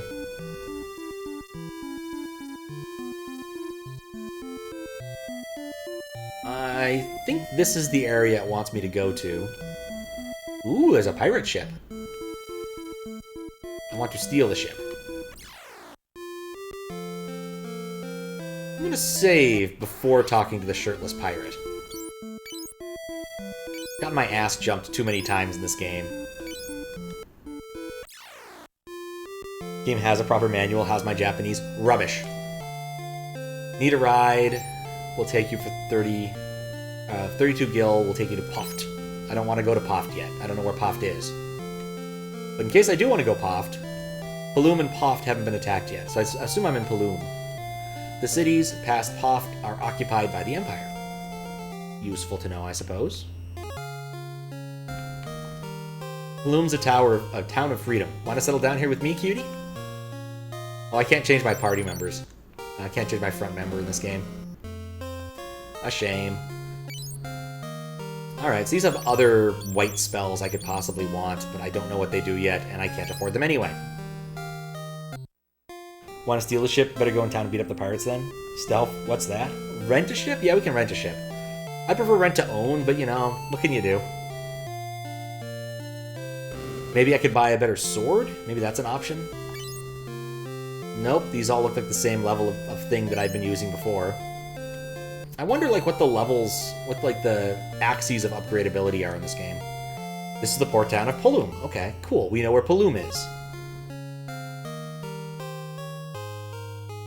Pirate. Now there is a fine lass. Let me buy you a drink. With you? No way. Unsurprising. The ship's heading out here. We'll take you to Poft. Paloom and Poft haven't been attacked yet. Oh, so we've already looped around this entire city. One gil. Okay, here's my working theory. Is you pay a gil per point of thing you're missing. Because I'm missing exactly 1 point of MP. So I should always heal my party before I take a nap. Remember the PS1 manual? Had an explanation for all the stats. Agility was increases by being fast, or some big crap like that. You didn't know how to consistently increase it till later. Well, it's kind of useful to know it's possible to consistently increase it. Even if I don't know the mechanism and do not want to know quite yet.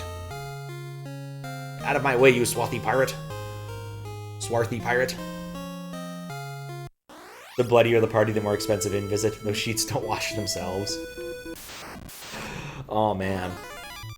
I don't know how familiar y'all are with the Eric Andre show, but in one of the really early episodes, he interviews the comedian Sinbad. And Sinbad's telling the story about how he was doing this, like, stand-up bit at someone's wedding. And how... Let's try Thunder.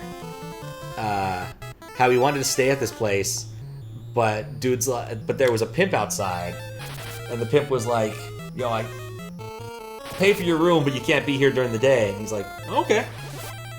And the guys are just insinuating heavily that the bed might not have been as clean as he would have wanted, and Sinbad's like, no, it was clean. They were maids. It's just really, really bizarre. But that's kind of what that show is about. The thunder animation is nice.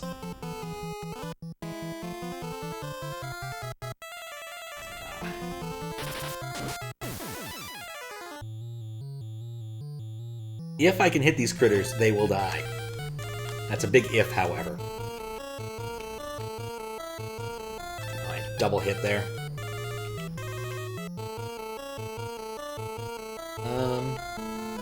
Attack that one. Well, that was a mistake. I don't think it's going to matter, though. I don't think I can actually get Minwu to hit himself.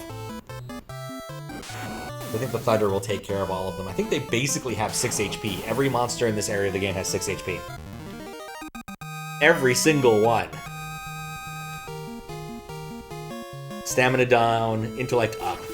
I'm not sure I'm happy about this. Kind of feel like it's not over here. Sprinter. Okay. Thunder. Hit with sticks. Minwu masochism.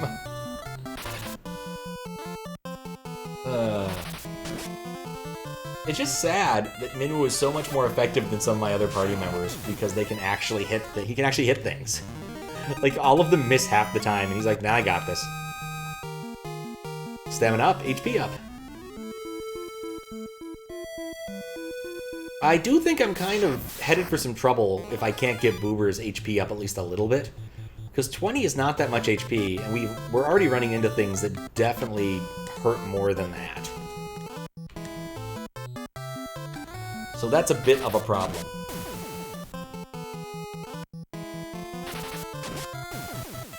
And, like, clearly, because it's Final Fantasy II, if I try to play this the way I normally would, I might just get in trouble. HP goes up by surviving the loss of it? Yeah, that's pretty much it. The problem is, the later in the game we get, the more difficult it's going to be to, you know, get Boober hit without dying. Ooh, we have green goblins. I like to fire for a little bit. I like thunder and all, but fire.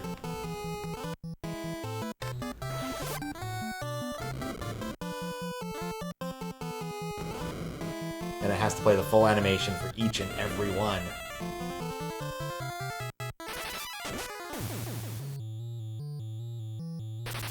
Come on. Ah. I wonder if the problem is that axes are kind of crap in this game. Like in most Final Fantasies, axes have a higher rate of missing. She's in the back row for now, she'll be fine. We can't do this forever. The back row is not a guaranteed place of safety for eternity. Especially when you only have 2 HP. Or 20 HP. On the bright side, at least Himbo is starting to get up there with HP. Know too much about these mechanics, didn't want to spoil any of it. Figured out so much throughout your playthrough. It was satisfying to figure out the bizarre mechanics. It's cool as the first Final Fantasy with full animations, but man, it gets annoying fast. Yep. Now, I think learning the mechanics over time is definitely going to be interesting.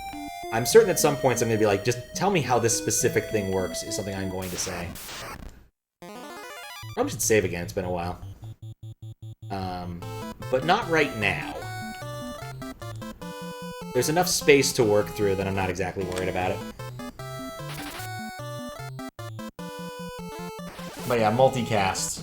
Fire! Fire! Is gonna get old, quick.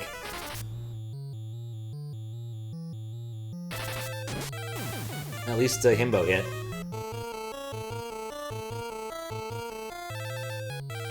It's surprising how bad some of these guys are at hitting things with sticks.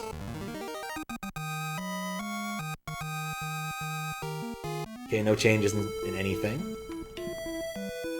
Interesting, that's a dead end. Probably should save soon. At some point I'm not going to run into hornets. I'm going to run into something scarier. There we go.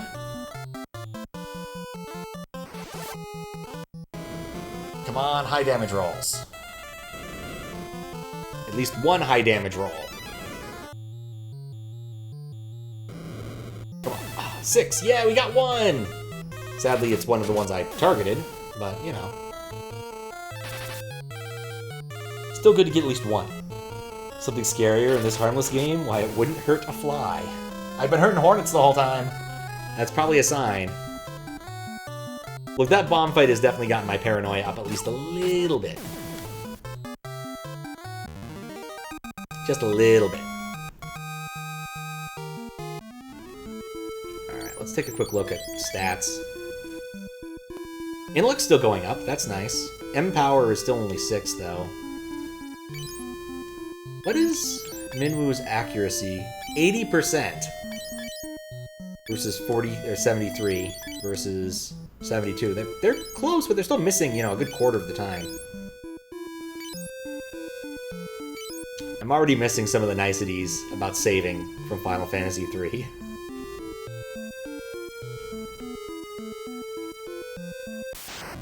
Around here, the game is going to stop murdering you for fun so much. Don't know why the starting... About that! Well, I guess I... No, I didn't want to flee! Well, maybe the soldier won't be as badass as the dudes in purple. Can at least hurt him. He didn't immediately kill me, so that's good. Okay, maybe he's not as badass as I was expecting.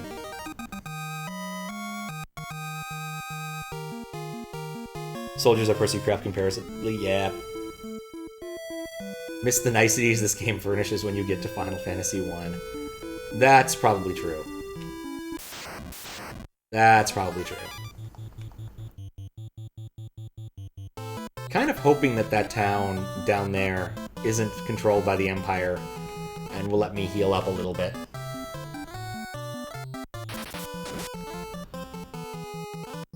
But we'll see.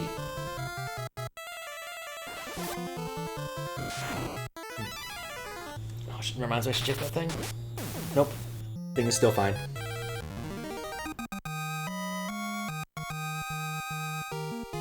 Okay. Okay, this looks like a nice little town. Let me guess, this is the town of Poft. This is the port town of Poft. Salamand is to the north, and to the east is Bafsk.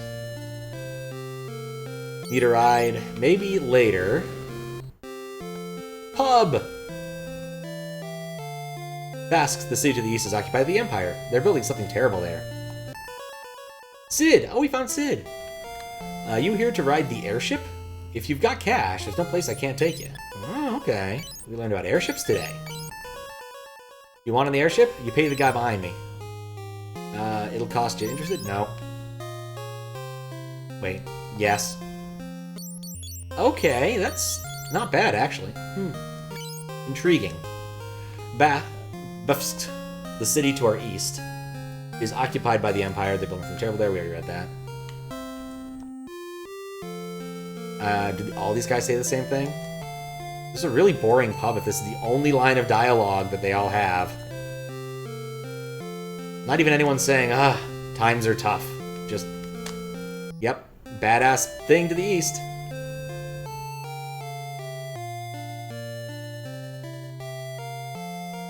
Yep, it was the first Sid. Sid was not in any of the games before that, sadly. He was left out.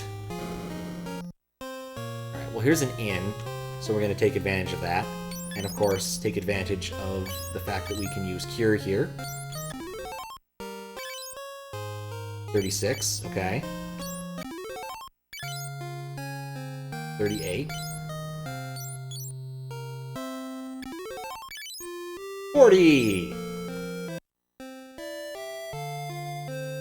Still a silly mechanic. Still a very silly mechanic.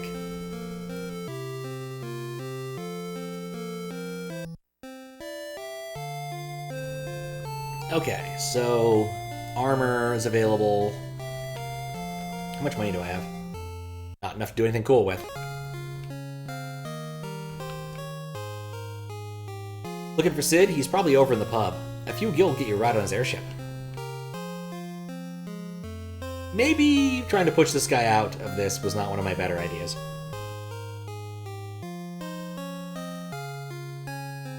And these are probably all just regular stores or buildings that don't have doors because that's a thing that exists in Final Fantasy games. Here, blink, protect, shout. Same as the other place. I'm still not certain I want any of those yet. I'm also kind of curious, like, what leveling up Shell would do. Oh, looking for Sid. We already talked to him. Did we talk to this guy? The city to the east is occupied. Yeah, okay, we've read that one like 400 times. Alright, I would say that we have adequately explored this city. It's also useful to know we can go back to the other city by paying like 30 gil, which would probably be worth it on the return trek. Probably should save. Again. Attack that one, and attack that one.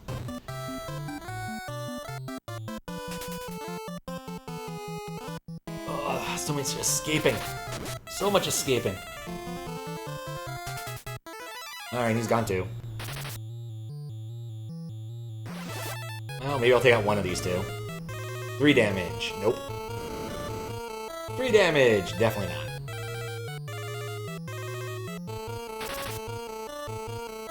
Nope. 3 enemies escape. None of them die. Probably should be a little more careful about my use of fire.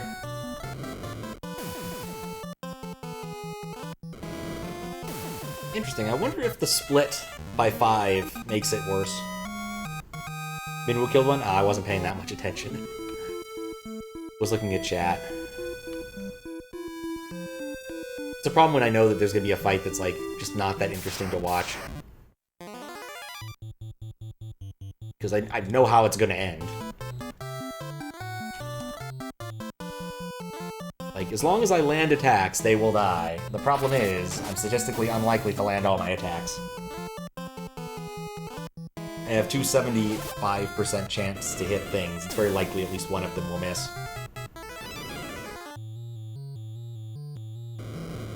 Fire!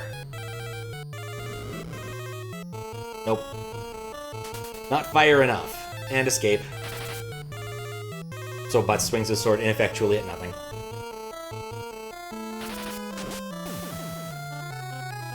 Now know, everyone gets a shot at this one because I don't feel like bothering using any other things.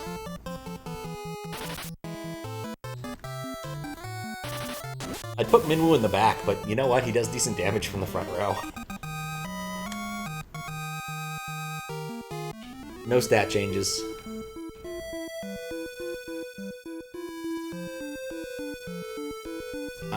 Oh. I still haven't found Salamand yet. Still looking for Salamand.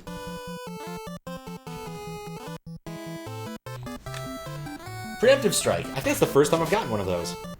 It's also very likely I wasn't paying enough attention and didn't notice that I'd gotten one of those before.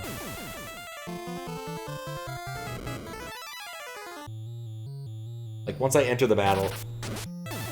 And plus, it doesn't really make a difference in how you're planning out your battle tactically here.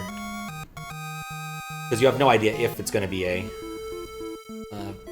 fancy attack. I think I found the place where they're building the terrible Instrument of Death. That's a pretty nice airship, though. To the north, oh, that's a lot of critters. Yeah, you attack the... Oh, what? Oh, you can only attack things in the first 2 rows. Interesting. That's unexpected. Very interesting. I wouldn't have guessed that. Yeah, it is the Invincible. Don your lily pad hat and jump in the lake. That would be nice if I could make that work. I don't foresee it happening, though. Watch how long this takes.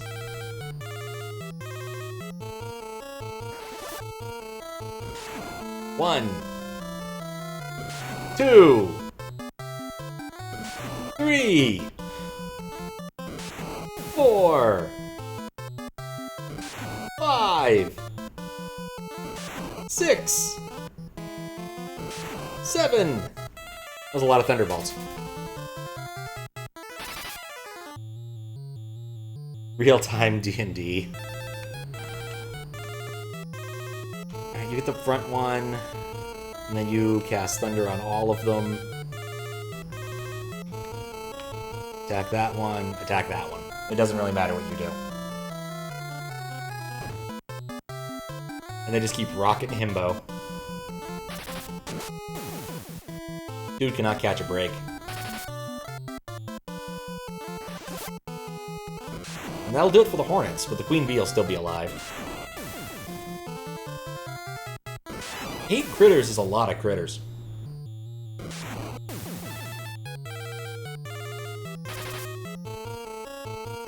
This Queen Bee better not run away. I really want to kill it, for the sake of killing it. I'm kind of hoping it drops something cool. Like, normally I'd say I hope it's worth a lot of XP, but that's not how this game works. Agility went up, MP went up. Okay. Nice result. It said salamanders to the north. But I didn't see a spot in the mountains that really looked like it could have been a cave or something. Alright, well this is going to be tedious, having this happen multiple times in a row. Preemptive Strike, oh my. Miss, no surprise there. 1 hit, that's nice. Alright, come on, high numbers, high numbers. 5 is not a high number. 3 is not a high number. 4 is not a high number. 5, come on. At least take out one of them. Because it wouldn't matter if any of the ones in the front row got taken out anyway. Because... No, I guess it would, because they all missed.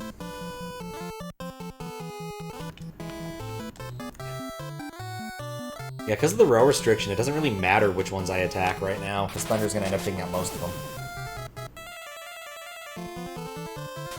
So not terribly useful.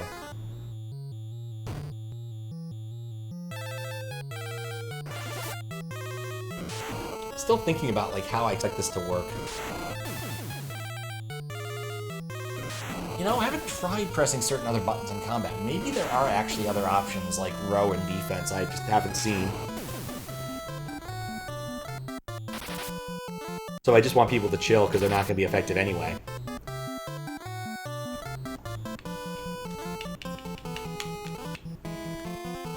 Okay, no, there aren't other options. It is what it is. Thunk.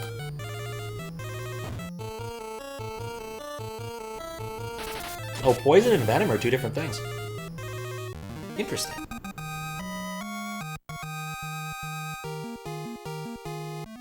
Oh, he got his axe level up. Isn't that cool? Butts is close. What does axe level up mean? Means it's now level 2. Okay. It was indeed a very durable bee. Maybe this thing looks like a vicious salamander? I'm gonna go read that dialogue again. I'm a little bit confused. Oh, poison persists! Alright, well I guess we'll use Cure, because that sucks. Didn't expect that.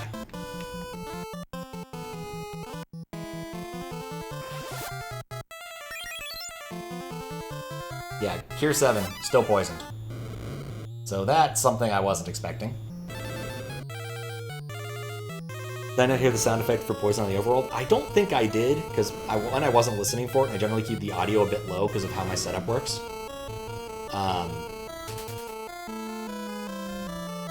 But also because I was talking over it. But it is good to know that venom and poison are different, and poison is far more annoying. Far more annoying.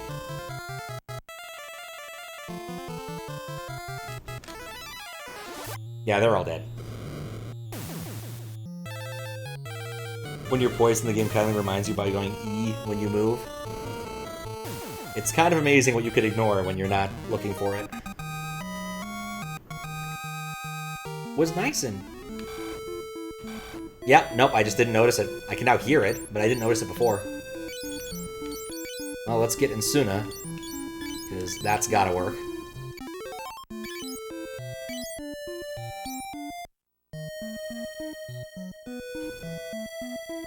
Interesting. You can walk on that piece of land. Not what I was expecting. Alright, now to heal everyone up again. Because I have spare healing around. Better to level it up, I guess. And save me a small amount of money by casting the spell multiple times. It is truly a silly world.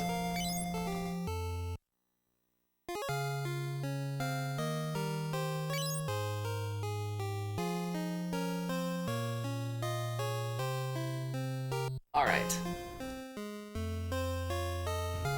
Yep. Also gaining XP on Cure, which is the more important thing. Alright, I've been sitting for 2 hours. I think I want to have a short stretch break. Enjoy this pastoral song while I get up and walk around for a minute or two. I will be right back. Alright, we are back. It was a good break. I wanted to know about the relative locations of things. That was what I was confused about. Salamand is to the north. The east is Bafsk. So that still doesn't tell me what I need to know. Just to the north. Now, of course, I have the option of earning enough money and making Sid take me there. Which isn't what I want to do, I don't think. But it's an option. Yeah, it's good to be back. Just needed to stand up and get out, because I was sitting in exactly like the same spot for far too long. Having a short break helps a lot. Also helps clear one's mind and, I don't know, reunifies stuff. I usually find that when solving puzzles, it also helps just to get up and go to the bathroom or walk for a bit when I'm trying to solve things. When doing the MIT Mystery Hunt, the bathrooms are usually about a fourth of a mile away, so it's usually a good time to think about your puzzle without actively working on it. Depending upon where your rooms might be. But I always felt like the rooms we got for Codex for the last, like, forever were always really far away from the bathrooms. Which is kind of an impressive feat when you think about it. For an institution like MIT to have that much of a distance between from a given classroom to usable facilities. Ah, nose is still itching. Just a bit itchy nose. Escaped.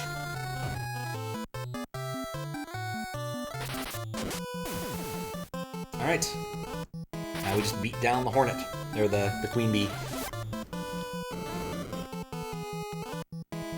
I wonder if you do more damage when not multicasting.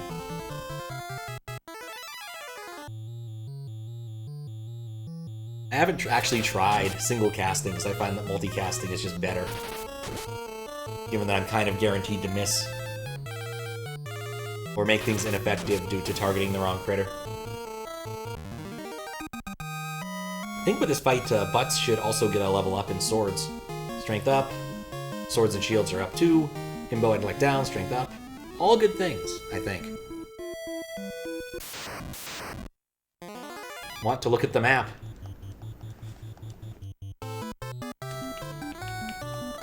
Okay, I can assign basically each one of these a dude, and it should work out.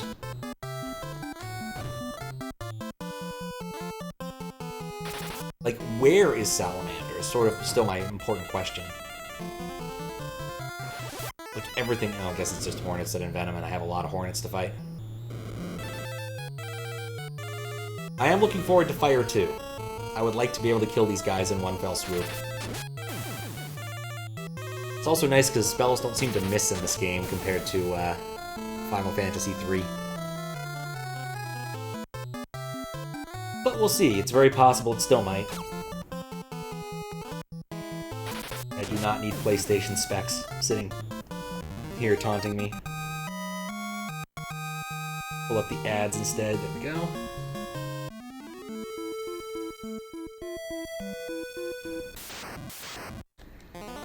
Still wondering how they're defining to the north.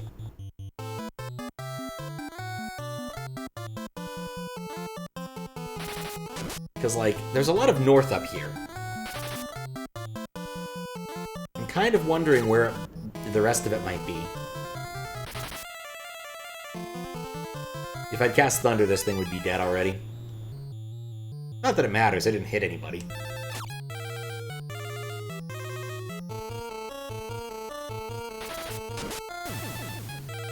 But still.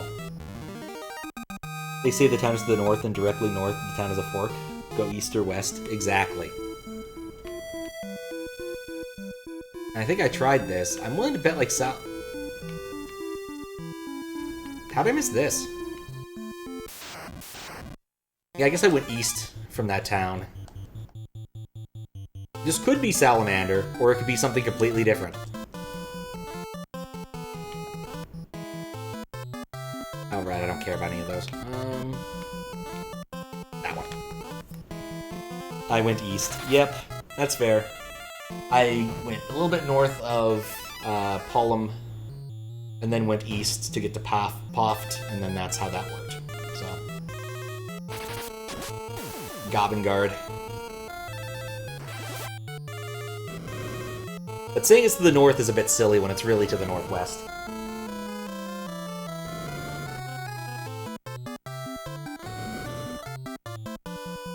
Oh. They only have 6 HP. They have more than 6 HP.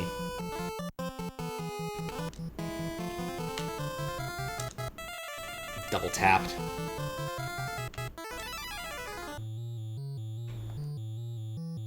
There we go. That should be all the orders for this fight that are necessary.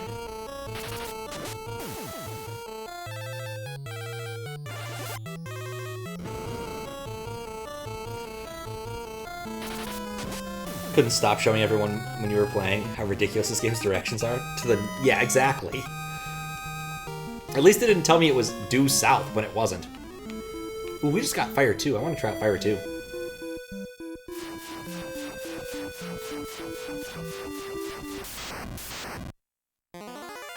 That's a lot of goblins.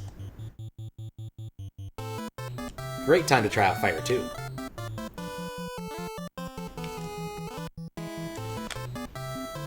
I'm looking forward to seeing how this works. It's a goblin party. They've all put on their party hats. escaped. Alright, well, still get to hit 3 goblins with fire, too. Still a lot of fire. 12 damage. Alright, so it's basically double damage and a slightly higher pillar. In fact, I'm willing to bet that it basically takes the same oh, 7, okay. So it is an expanded damage roll. How much of Minwu's magic have we tested? None. I haven't used any of it. I probably should actually play around with it before it gets too late. I forgot which save file we're on, but I don't think it really matters.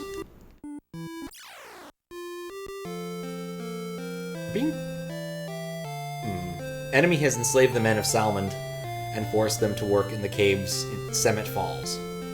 Please, help them all! Okay. Semitt Falls is beyond the mountains to the south of Salamand. That's where the Empire has been mining mithril. Okay. Yeah, Cure and Asuna. 2 spells that I know what they do. I love Yosef, but I know when I'm around, I just get in his way. Nothing to learn. Alright, she knows nothing. Maybe Yosef knows something. He's quite bald. You have business with me? Mithril? Mithril, I haven't found any, but I do have a few leads, but I'm gonna need you to prove you are who you say you are before I tell you. There's a bunch of people from Salamand who are being forced to work in the cave in Semitt Falls. Rescue them and then we'll talk. A little short in the tooth, aren't you? You kids can't fool me. I know an airship expert, but why should I tell you who he is? I already know who the airship expert is. It's Sid. How else would you get this particular word? Text box scrolling is so slow. Nasir needs to be taught about Pop Slide. Yep. Well, it is possible that I made a bad decision when I chose Speed 6, which was the default.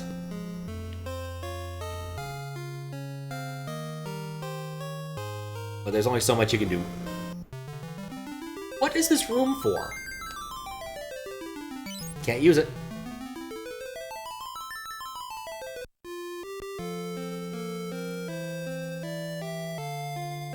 Yeah, I'm gonna go and do an item shop and check out what spells are in the spells shop really quick here. It's frozen over, but you still can't walk over it. What can I do you for? Life, sap, warp, teleport. Warp, teleport. Warp, teleport. I want life, but I can't afford shit. Look at the graphic on teleport. It's a slightly different color, I noticed. It looks more like a clipboard than a book. But if you're kind of squinting at it, does not help. Is the bottom one always just broken? Because I think that happened in other spell stores as well. Like, the bottom one just always looks a bit weird. Let's see if that happens in the item shop. Yeah, it does. The bottom one always looks weird. What the hell?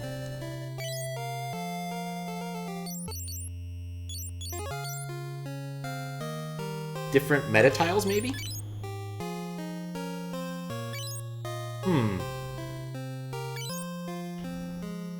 The 4th one is always glitched. Yeah, I'm wondering what's up with that. That is really odd.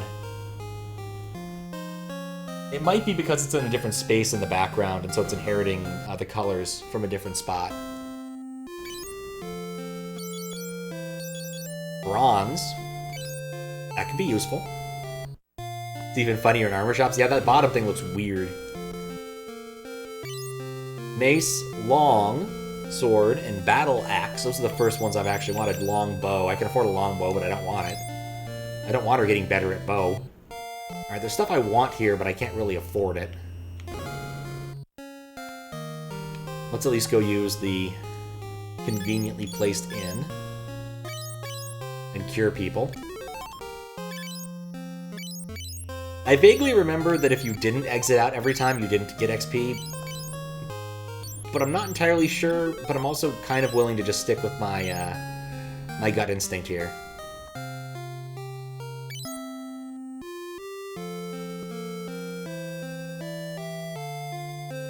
Thought for a sec they were classifying by type of magic spell, but also for a second, Cure and Teleport were both white magic and have glitched icon, but Life's a white magic spell, and it's normal? Yeah. I think it's just inheriting some tile data that isn't right for some reason. Be my guess. Each 4x4 square of tiles on the NES has to use the same palette. And so it might be inheriting the wrong one from, like, being too close to the counter or something. But I'd have to, like, put it in mess end to find out. And I don't really want to. Let's raise up Thunder, because I don't really need that much extra damage on this guy. Should also try out some of those spells on the field. I kind of feel like Teleport and Warp might be useful. 21 damage with standard Thunder? I guess being in armor like that, that's kind of worthwhile. Took copious notes on all the colors, but your results are inconclusive. Could not determine any association between color and spell type. Interesting. Of course, you know there's no way to tell what's a white or black space other than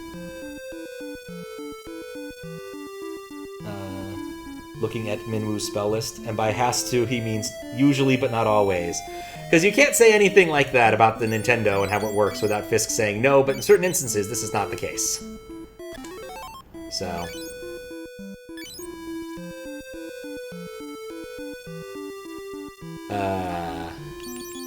I saved before entering. I'm going to save after entering. Yes. Slot 2 is an old slot.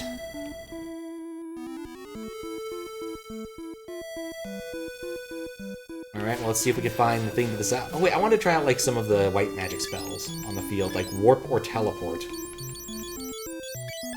Okay, you can't teleport. I guess I shouldn't be surprised. Barrier, Protect, Blink Shell, Wall, Dispel, Silence Sap, Fog, Swap, Fear. I'm gonna try Swap. I don't know what it does, but I'm intrigued. Oh yeah, all these things are just gonna die because I'm gonna cast Fire 2. Attack, that one, Magic. Let's try Swap.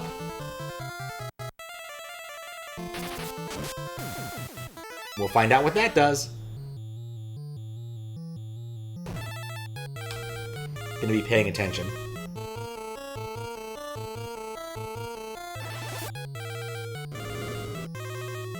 But these guys are all gonna die, because I think that at minimum it can do 6. So much better than casting twice.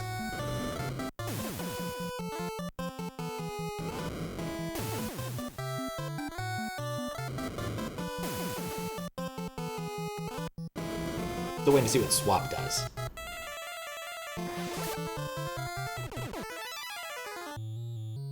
Swapped HP and MP.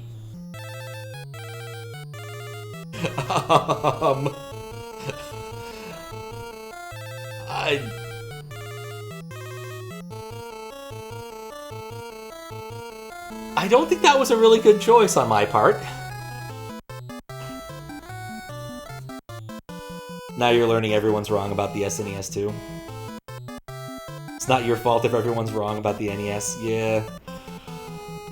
I was wondering about that open bus thing. Was that a misunderstanding you think was coming from the most recent Retro Game Mechanics thing explained? Retro Game Mechanics Explained video?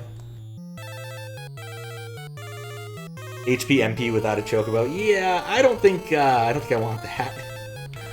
It's not a good trade. Like,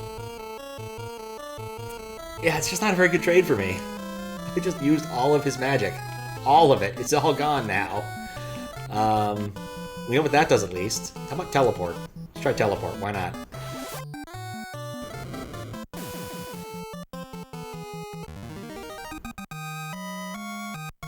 Well, you might at least be happy to hear this.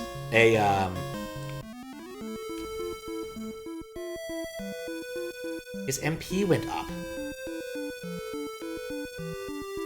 His HP went up from that.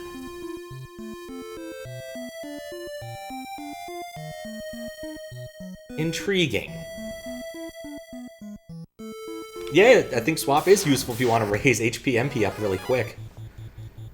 Like, that's intriguing to me. Like, very intriguing to me. Whatever. We'll get one of them. Video saying stuff based on Anomi's documentation, which seems to contain a decent amount of fantasy regarding Open Bus. Some testing shows that Open Bus doesn't decay, but Linark tested it to decay, and it decays just like you'd expect. Interesting. Yeah, his HP went way up.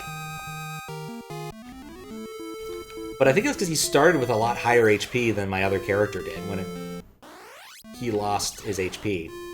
So, like, I think it's based upon the amount you spend. So it might just be valuable to, like, try and hit Boober with some damaging spells now, just because her HP is so low. And that's a problem.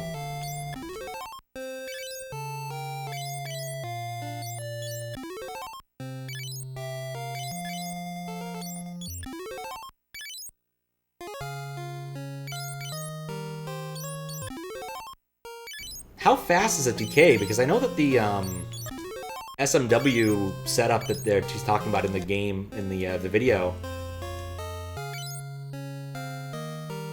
is pretty consistent. Okay, I have to pay for all of those magic points I just burned. Yeah, it's gonna cost me a pretty penny. 27 milliseconds-ish? Huh. That might be enough, I guess, for the setup to work. Because, like, Snyder did that on my Super Nintendo once, and it worked properly. Back when he was learning some of those glitches.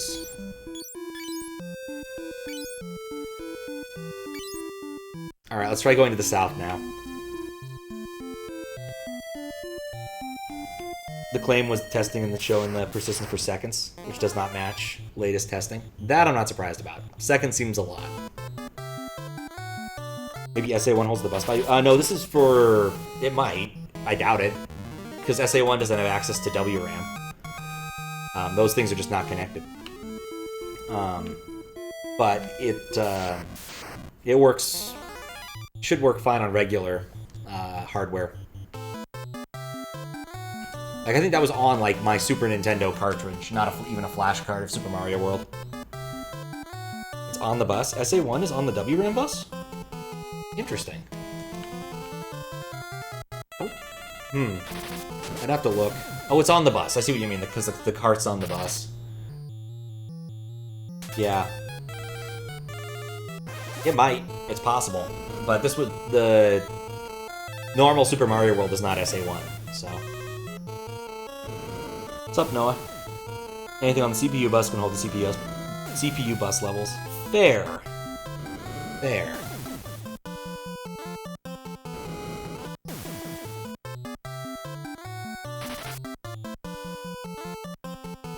I'd say these fights are really long, but they kind of are.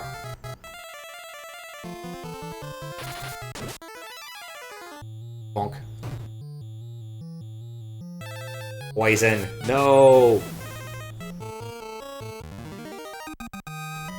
Poison just has a lot of ease.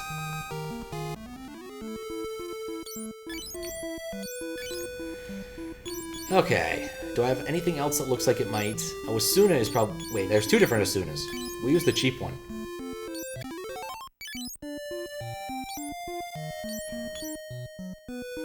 Wait, there's... Is it N Asuna and Asuna?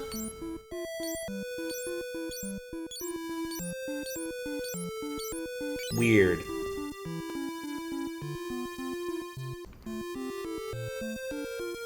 Basuna? Your power's back. Oh, nice! 23 hours, damn! I was just close to the water, too.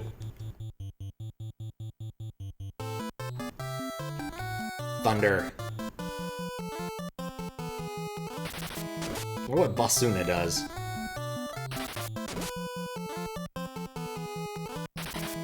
Look out how Basuna, Barrier, and Blink look in that menu. Two different E characters. It's not surprising. It's very frequent to have kind of grouped characters where you have like BL.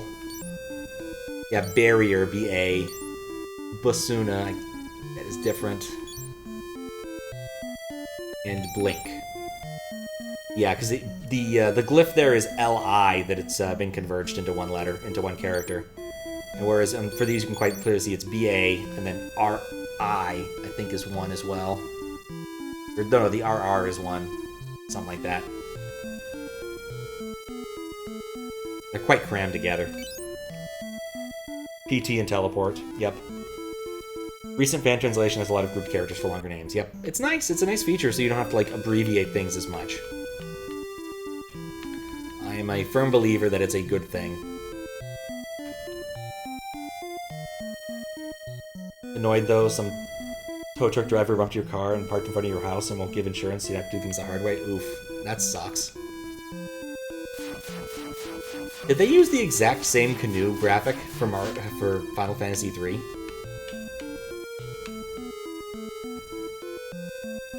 I think they might have.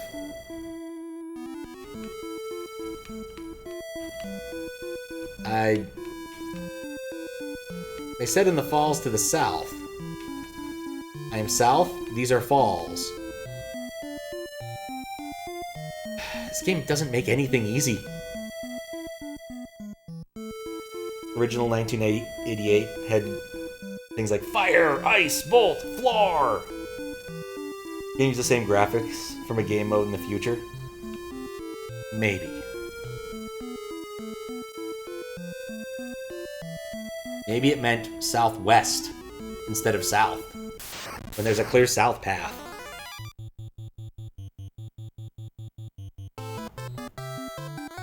Thunder.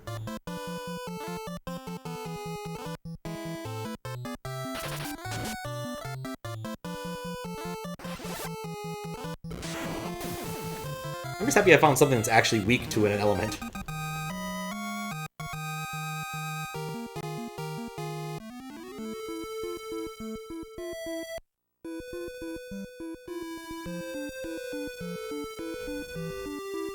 That's clearly where I need to go. It's clearly to the west. Sasquatch? Oh, that's not good. No, I've got my really strong Healy guy with me. I should be fine. Preemptive that Sasquatch. Oh, it's dead. It's just dead.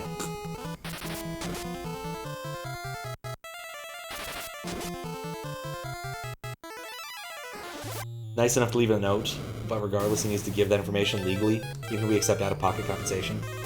Fair. Yeah, at least it wasn't a hit and run. That would be a lot worse. I already walked by the city. I should just go heal up again.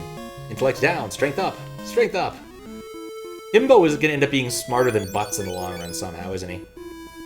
Intellect 5. Yeah. Himbo? Intellect 8. Himbo is smarter. Somehow smarter than Butts. What a world. At least you have his name, number, and license plate. Yeah, that's a lot of useful data.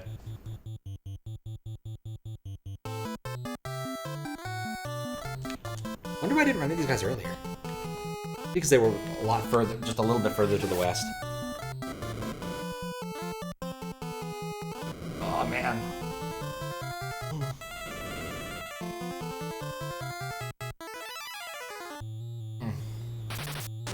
One of the amusing things happened today is someone in Discord asked about the Open the Drawer reward that I had for a while when I first tried to play Phantasmagoria 2. That just didn't work. Because I didn't test it adequately enough. What's really sad is I collected an awful lot of interesting duck format videos to use for that, and the only one we ever got to see was the door opening in, like, Zork Grand Inquisitor. I had a couple other weird ones. I think one was like an intro to a Pac-Man game. But none of them ever got to see in, on Twitch because it just didn't work the way I hoped it would. And it slowly destroyed all of those videos with the gimmick I was using. So, pretty sure it's the guy who owns a tattoo shop down the street. Wait, what? He's a tow truck driver who owns a tattoo shop. That's an interesting convergence of business. Not as weird as the video rental / tanning place that existed in Tuscaloosa once, but still a strange combo.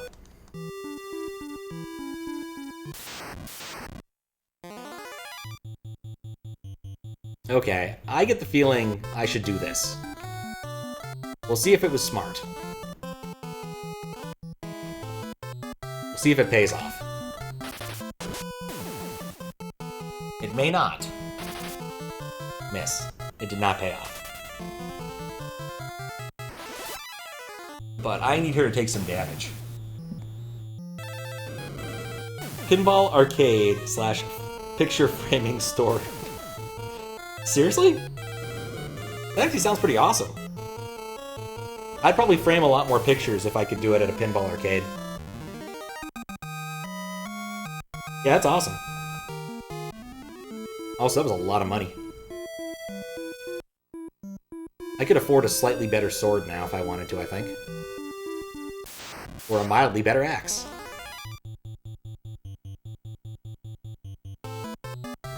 The only thing I've ever known about frame stores is there's that bit when Bart is hopped up on Ritalin and there's he's about to shoot something with a tank and everyone's like, no, not this thing!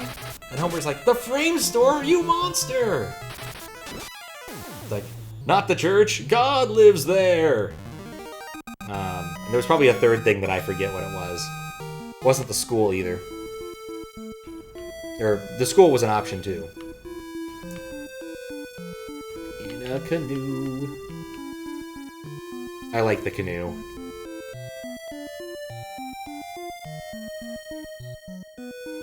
The career path of a monster and everything everywhere all at once.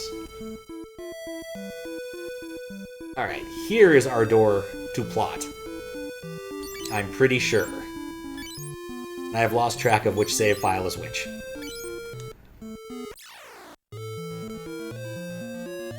Okay. This is a pretty nice track. I'm terrified. I don't like that balloon. I don't like that balloon at all. Am I hosed? I can hit it. Okay, good. It takes damage. That's all that matters.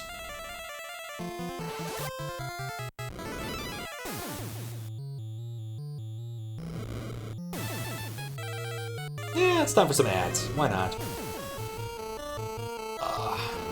I was just thinking about, like, doing some maintenance on that since April 1st is soon.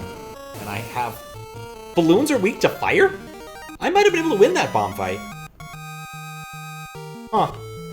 Guess I should have tried fire as a last-ditch effort.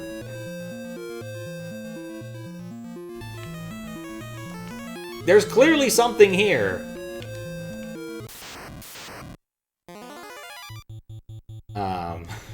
I've gotten distracted again. Do a low-cost one. Guess I probably shouldn't even do that. Just let her attack regularly. Nothing there. Nothing at all. Nothing at all. Nothing at all. Oof. It's 2 friggin' goblin guards. Thankfully, somebody's effective.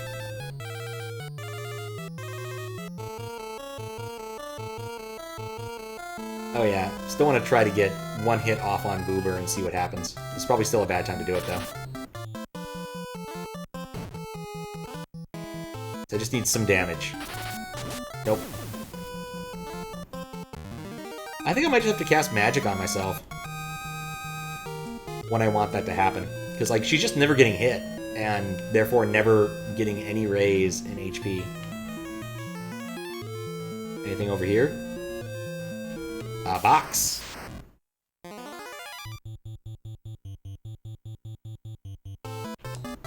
Yeah, but now is not the time to mess with that. Now is the time to cast Fire 2 on a lot of goblins.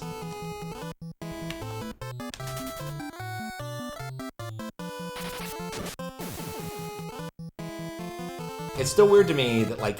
Oh, there we go. There's the 7 damage I need. It's still weird to me how often escape comes up in their battle script. It's not what you would expect.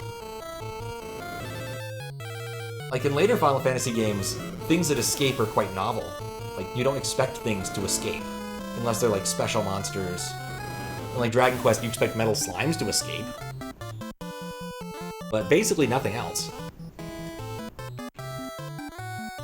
Guess we'll do that while I'm thinking about it. And I probably should spend her MP a little more wisely, just in case there's a boss ahead. Now that Fire 2 is available, I keep wanting to cast it. But I guess in the worst case, I always have swap if I need to get her more MP. Just in case. HP up. Nice. 24 as opposed to 13. Huge difference. I still think I probably should top her off, which sucks, but... Wait, no, can I... I can multicast. That works. Yeah, it's 4. It's an improvement of 4. 10 gil. I just spent 7 gil casting Cure. Not happy about that one. Yeah, since I'm fighting things that have so many monsters in them, I really want to do more multicasts. But it's kind of hard to justify it right now, with my MP being what it is, if I want to still hurt things later.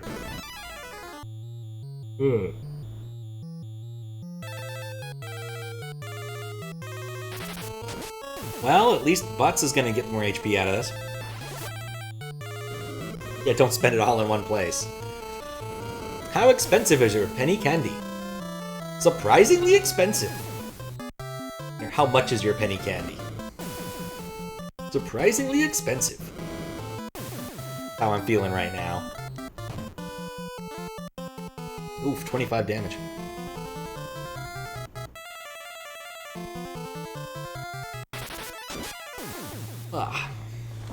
But anyway, I need to do some preliminary work for April Fool's Day. Remain optimistic about some of the ideas. But I've got to, like, burn some CDs and do a couple other silly things. One of which is loosely based upon an idea that Zuccotti gave me for a channel point reward thing. And I think it's actually a decent idea, but I want to wait a little bit before actually committing to it. It's just not worth it. Himbo will be fine. I need to stop stepping on this cord, too. I don't even know what this cord is connected to.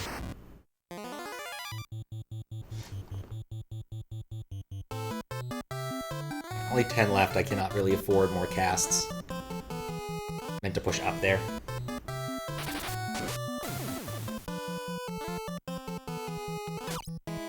Miss. Swing and a miss. Actually, I need to verify a piece of technology for it works first before committing to that, now I think about it. No, wait, that would be an orthogonal, wouldn't it?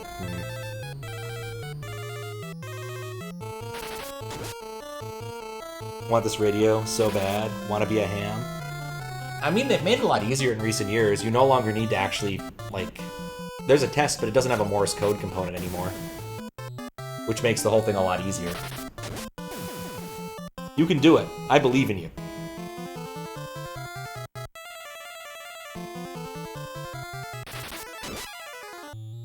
Still a weird thing to say. Ham. Want to be a ham. There's probably a I Want to Be the Guy fan game out there called I Want to Be the Ham that helps you learn for your ham exam. It just makes sense. Okay, not that way. Don't need to learn any more true, but you should learn at least a little. I mean, it's probably smart to learn it, but it's not required anymore. So I wouldn't be surprised if most people just don't bother. There we go. Steamed hams, but the hams are actually steamed. I mean, would you really want a steamed hamburger? Like, that just doesn't seem good to me unless you're actually gonna, like, wrap it in... That's... Oh, yes! Yes! Perfect! Okay, if Boober doesn't die, this is great. She'll get like 4 more HP for this. Stamina up, HP up.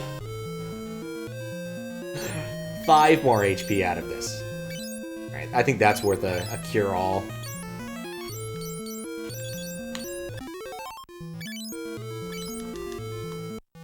They're patented Skinner burgers, old family recipe. Despite the fact they are obviously grilled. I mean, like, you could try this at home, like, get out a steamer, put a hamburger in it, and steam it. Like, this is something you could do, Fisk, if you really wanted to know. I suspect the answer is, it's gross, you shouldn't do it. Love that Treehouse of Horror. Skitterburgers. Can I get some more sloppy Jimbo? Lunch Lady Doris? How can I clean this pot if you keep dumping, meat tenderizer on me? Oh, great. Now I gotta clean in the dark. There's a bit in the commentary about that episode that's great, where they talk about how there's a scene they had to cut, where Homer was going to be the one writing the book, The Joy of Cooking Millhouse, and was going to discuss it with the kids about how it's not normal and society frowns upon it, but he wants to write the recipes he wants to write. And it's so good, because in the commentary, Dan Castanella is, there doing the commentary, and so he actually busts into Homer's voice and does the bit from memory. It's really good. One of those things that if it's not on YouTube, it should be somewhere on YouTube. 35 HP and counting. I'm getting really lucky with those hits too. Like that could basically knock her out, but she's doing fine. Okay. Canoe! No canoe. This is a weird waterfall.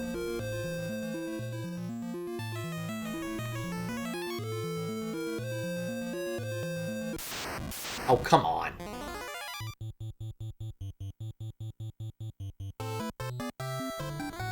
Kinda wish I had another action for her that wasn't dumb. Like, you get what you get. Really like the use of triangle in this game's OST. I mean, usually don't people just use it for the bass or something? I think I even saw, like, a video comparing different games' use of bass samples recently. That was interesting. I might have to go look up that again. Eye drops. Who got a level up? Was it Minwu? Yeah, Minwu got a level up in, what the hell does he have equipped? Staff. The more you know. How close are the other guys to getting another level up, anyway? 37 each, that's not terrible. 40 each, not bad, for magic. Thunder, it's getting up there. I might start burning more charges.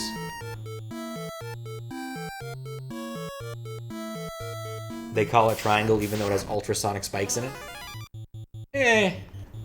Can't always be perfectly correct. Thunder's worth casting here, I think.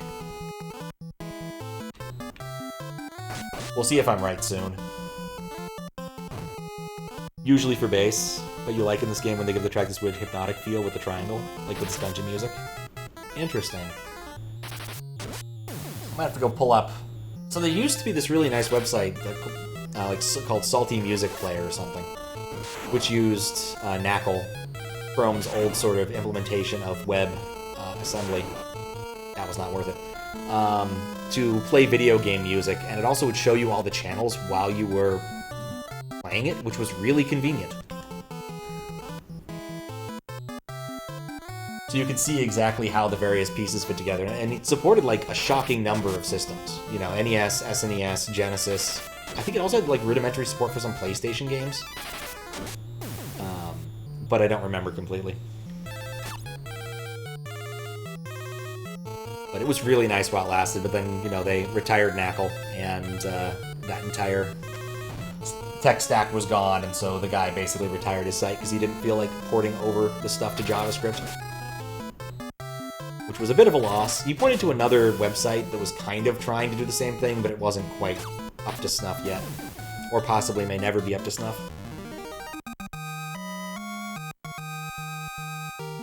HP went up. Yeah, Knackle was an interesting idea. I'm not sure it was a great idea, but I liked it more than WebAssembly because you had to kind of opt into it, and it was only really usable by extensions. Whereas you know what, I'm kind of at the point with JavaScript that I'm tempted just to turn off the JIT. I've been kind of thinking maybe I'll go back to having JavaScript on by default, but just disable the JIT compiler. Just call it done. If websites take a little bit longer to load, so be it. Turns out most JavaScript-heavy web pages ain't worth visiting anyway.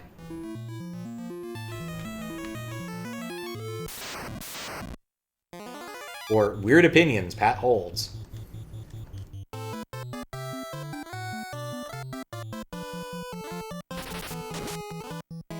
Yeah, I went to a tech talk on how Knackle worked, and that was pretty fun.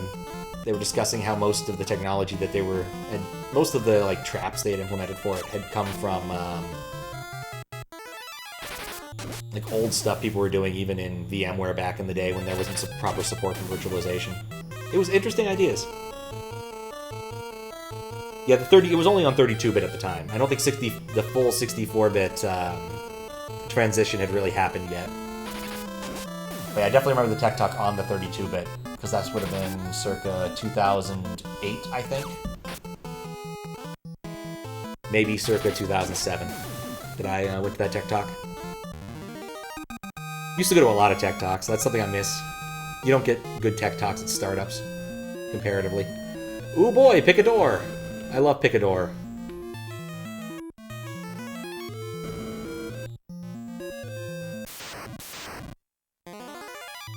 But, yeah, I got to go to some really fun ones, including one by the inventor of the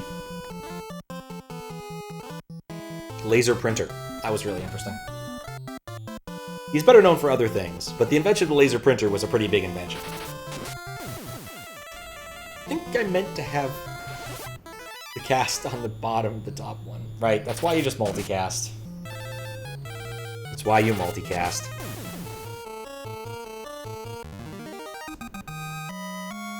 Still not happy with WebAssembly, though. But that might just be the paranoid me talking.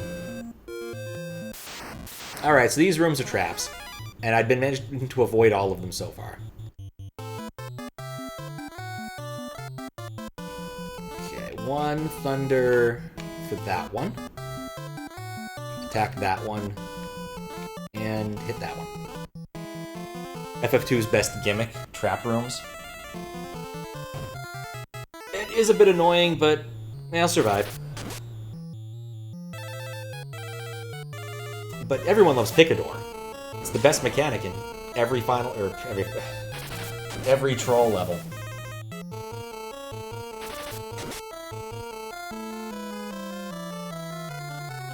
This did not go the way I was hoping.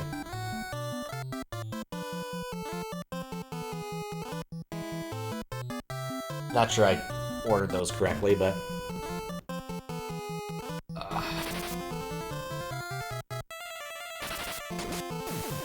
Yeah, and pre-recorded TikToks just aren't as much fun, and they're harder to find interesting ones, in some ways. Because rather than having, like, nice indices, you can just sort of search with, like, Control F. You now have these really annoying search engine things in the way. Imagine the hotline being able to tell you which doors to take. I'm just imagining a fully automated hotline. So where are you currently in the game? If you're in the cave past south of Salamander, press 1. Beep! Alright, what would you like to know? Which floor of the cave south of Salamander are you currently on? Please press the number and then the pound sign. Beep, beep. Alright, you're on floor 2. Would you like to know which door to take without falling into a stupid trap? Yes. You have selected yes. Here's the DTMF tone that tells you which it is. Good luck! Beep! Etc.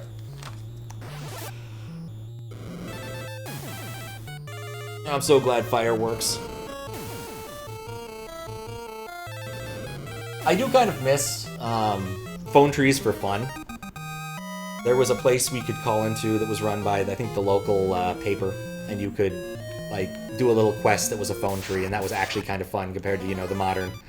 Alright, I've called Comcast. How do I talk to someone who won't just immediately tell me to reset my router? Quest that we usually get these days.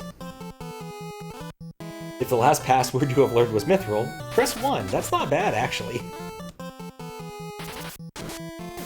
Except for the fact that the last one I learned was Airship, and so that would throw off the entire game plan.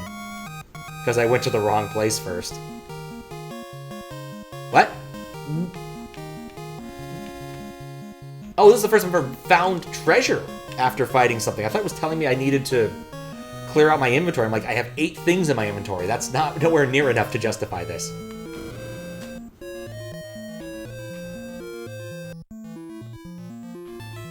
Oh, wait, what did I do there? Let me close that. Put that back. There we go. Much better. I kind of feel like I should heal Himbo, but I think we're doing fine. Oh boy. I really should...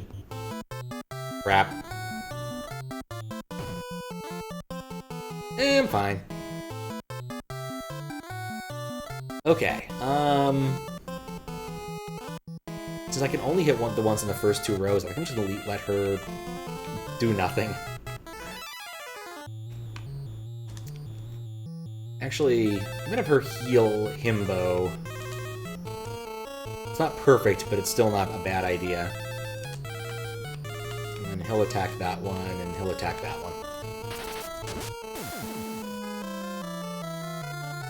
Can't clear out key items. That canoe's gonna be in my inventory for the whole game. Lovely. Not unexpected, but lovely. The entire password system's like a tool for that. The person at the hotline would have a chart of passwords and could tell you what to do based on the last passwords you have. You know, it's not a bad idea, really. It would work.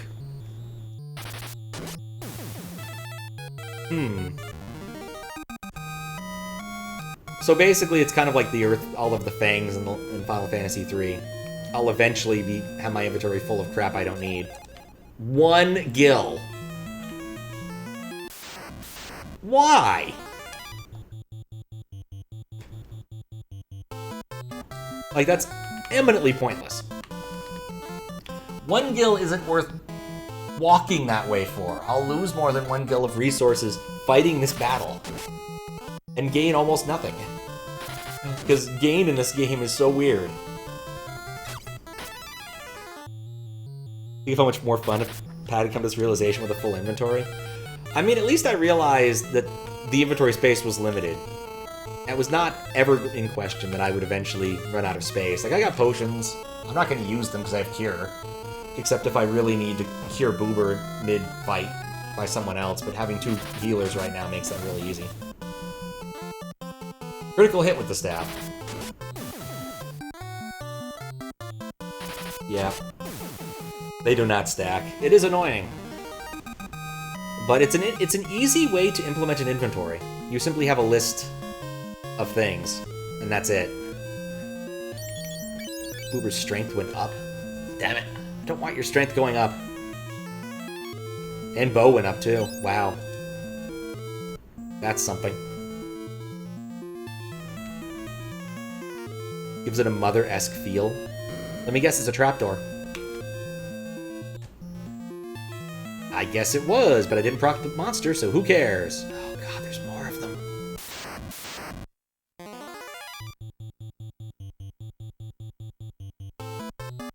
Yeah, it's really easy to implement an inventory where you just have items. You just keep track of which slots are it's a big array. 00 or FF is an empty slot, and everything else is just item ID. Whereas if you're gonna have items that stack, you have to either have parallel arrays, one that is the amount of item, or you have to do implement with pairs, which is like item ID and the number of item.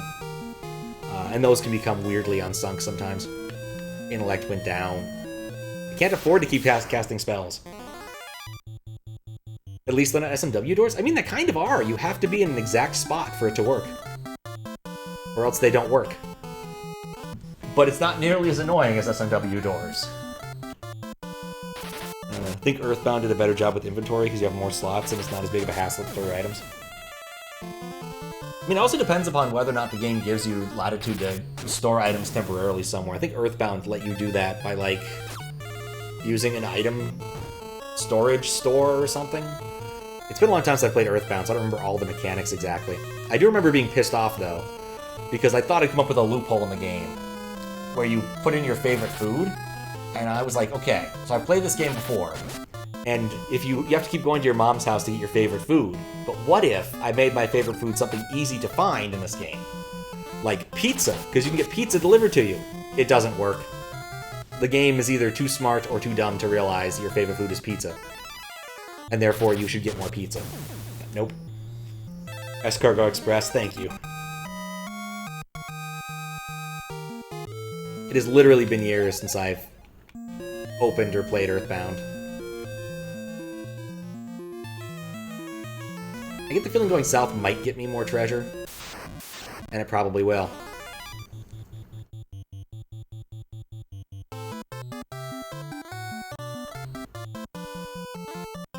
Oh, oops. I didn't do that right. Mother 1's inventory is really sad. 8 slots per character. About half the game you don't have a full party. Of 3. That's tricky. That is really not much to work with. Yeah, at least in Earthbound, like, it's a per character thing, and certain characters having certain items is more useful than others. Like, I think the nerd guy attacks using stuff out of his inventory a lot more often than the other characters do. I vaguely remember playing Mother 1 for a bit, because I was excited like everyone else when the people found the prototype and you could play it on your emulator, provided your emulator wasn't broken. Or the patch had gotten the anti-copyright patch applied. It was cool for the time.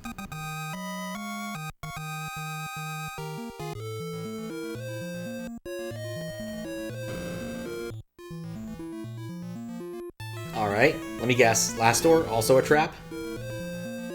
No! Nothing there. We have very different definitions of nothing, game. That is clearly a skeleton. That is not a nothing. Help!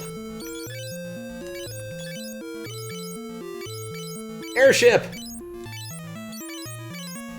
Items? Canoe! I don't know what they expect from me. Sob. Airship. Mithril. Wild Rose! Nope. I think I need to kick this ninja's butt. Let's commence to the operation Kick Ninja's Butt.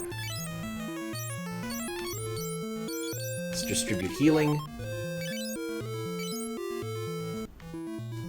Butts. Thank goodness you're here! Who's Paul? How does he know me? This is Yosef's daughter, Nellie.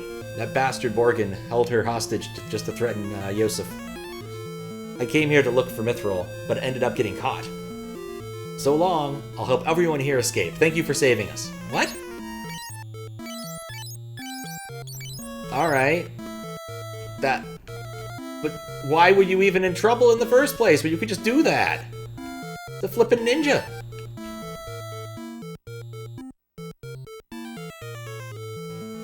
Mother 1 had you appreciate inventory systems like this one that are far too generous.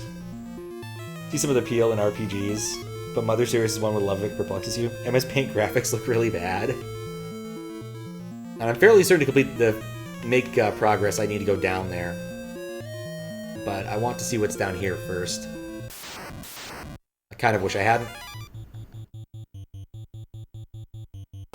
Yeah, Mother 3 I think is probably a more aesthetic game.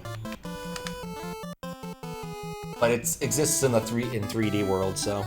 As opposed to it just being straight up 2D, I think. Or maybe I'm thinking of the Mother 64. It was around for a bit.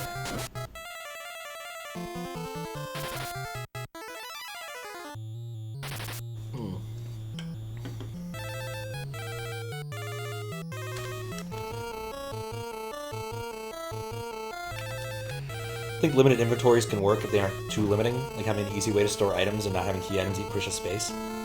Sweet Home does a really good job with limited inventory. Oh, you can only have like 3 items per person. And really that just means you can only have 2 items per person, provided you're, you know, holding on to their special item. Because each character has a special item they cart around that is sort of their special ability. I'm shocked this fight is still going. That game is really interesting, and that movie is really bad. I haven't downloaded a copy somewhere. I've never actually finished watching. I did read an interesting, you know, Web 1.0, here's the plot and screenshots of the game, of the movie, I mean, as it goes along, which was pretty fascinating. But the game seems like the better thing to come out of that entire endeavor. The movie seems quite silly. But Japanese horror is already kind of weird when I've tried to watch some of it. I suspect it's just cultural differences. And I'm not a huge horror fan to begin with. This was a huge waste of time coming down here.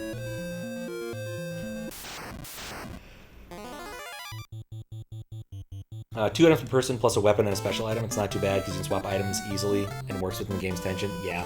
There's a very limited economy of that game. And there's no, like, stores or anything. And yeah, you have to use the items you get. It's a tense game. I love the battle theme. I especially love, like, the way the monsters show up. It, like, does this creepy, like, music sting, and then up pops the monster with exclamation marks like, "Dog! Ghost! Ants!" etc. And it's just overly excited about the monster.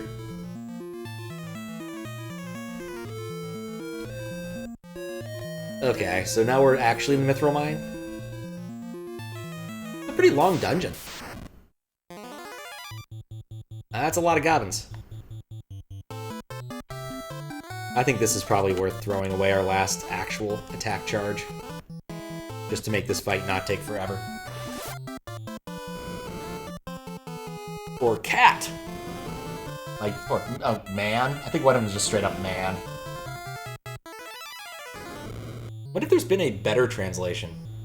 Since it occurs to me these are goblin guards, not goblins, so this won't kill the fight immediately, and I just wasted 2 MP. Nope, not entirely. I didn't entirely waste 2 MP. I just kind of wasted 2 MP.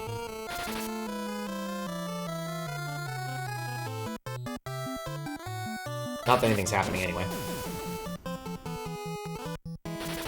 Unusually long dungeon for the game. The rest are short and sweet. I don't believe you for some reason. Not sure why. Look, if anyone lands their attack, these things will just straight up die. I think that was true even before I cast fire. Yeah, it was true before I cast fire.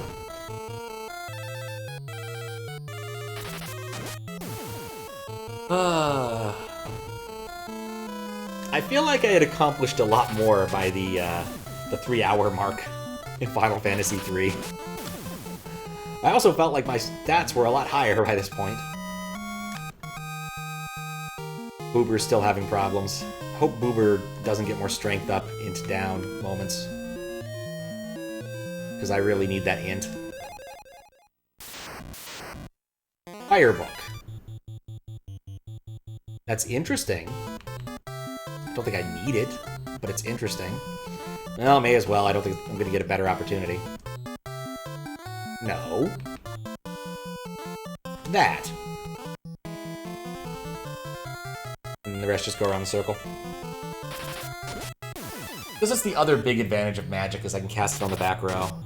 But what I guess I could do, if I wanted to make Minwu a lot more useful, would be give Minwu the fire.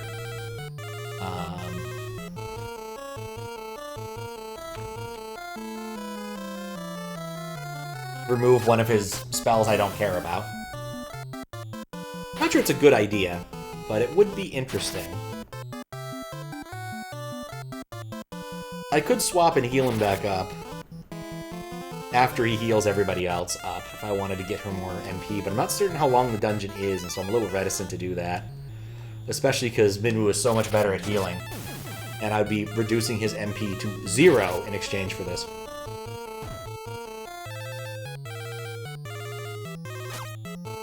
At least Boober's gonna get some nice HP out of this fight.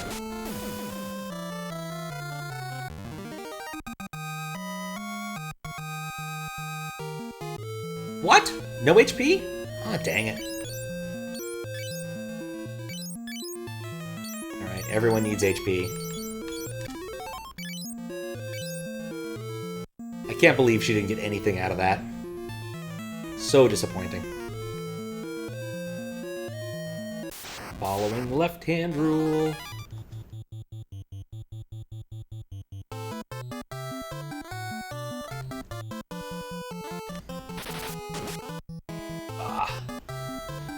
Now, my real question is, do I think this is going to take less time or more time than Final Fantasy III did? And so far, I'm on the side of this might take more time. because I've spent a lot more time wandering around being confused about what the hell I'm supposed to do than I ever was in Final Fantasy III. And having done all the video processing, I know exactly how long it took me. Somewhere in the vicinity of about 32 hours. Didn't mean to go up. Oh. Green slime. I don't like green slime. 0 damage. I'm noticing a pattern. 0 damage. Miss. Miss. 0 damage. Envenomed. It's not the worst. Look at how much fun you'll have with your time with this one. Can't escape. Can't escape.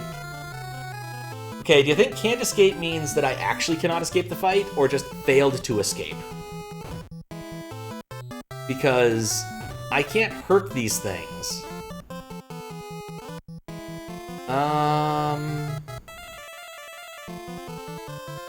Let's try some magic. Fog is an option. Sap is an option. Teleport is an option. Let's try teleport.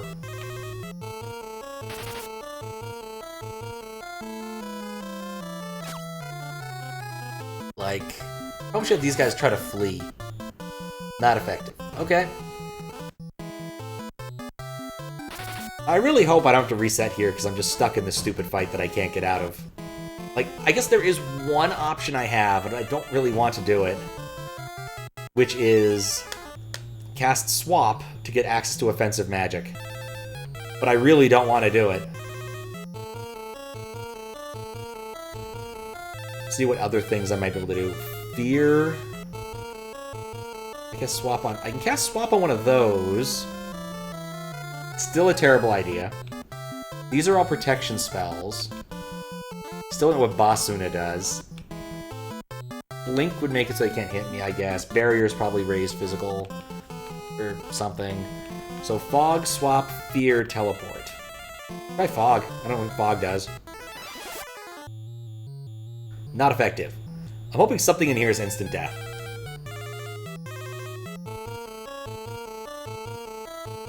Anything in here is instant death.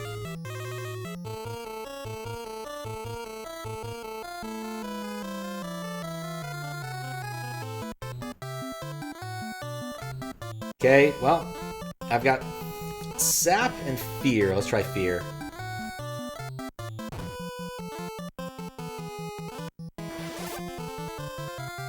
Not effective. What do any of these things do? Like, it's also possible I'm failing my saving throws or whatever the hell I need for this.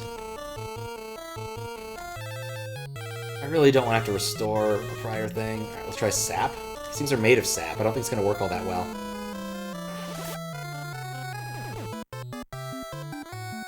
MP fell.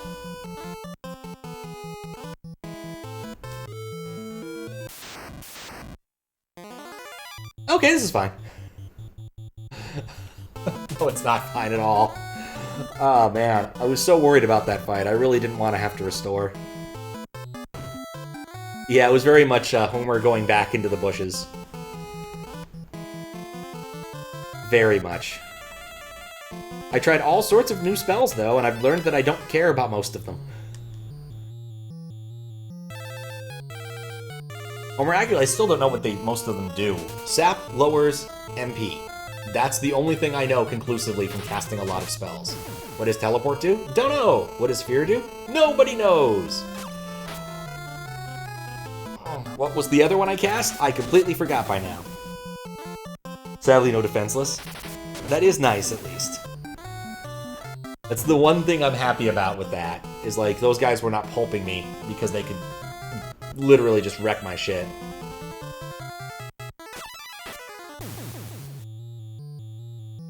Yes. No, Sap was the one I remember. Sap took away and lowered MP. That's the one that made sense to me. I hate this room, and I keep pressing the wrong buttons.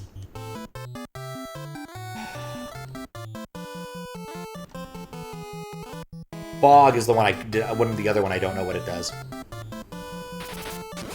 I kind of want to guess like Fog induces blindness, since I know that there is blindness as a status because I got eye drops earlier, but I still don't know. Let me guess, she missed up front. Nope, but didn't do enough damage, so I can't attack the ones in the back. Guess we could try another spell or two, because I have a lot of MP when hurt at this point. Let's try Fear. Let's see what fearing him does. Terrified enemy. Tells me nothing. The best battles are the ones where the slime just stalemates because neither can hurt each other. That works. It's not good, but it works.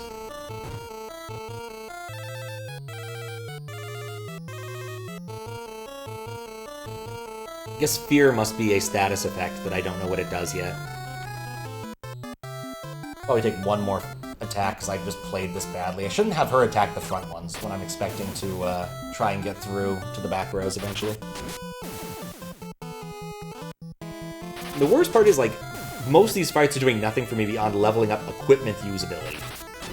And I think with the way this is, I don't think I ever want escaped. Or maybe Fear makes monsters more likely to just leave. It's possible. Strength up.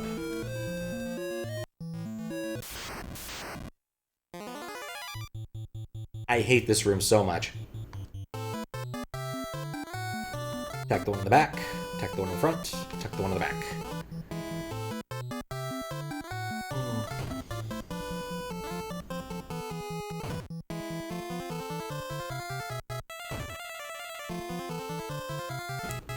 And of course, she doesn't do enough damage.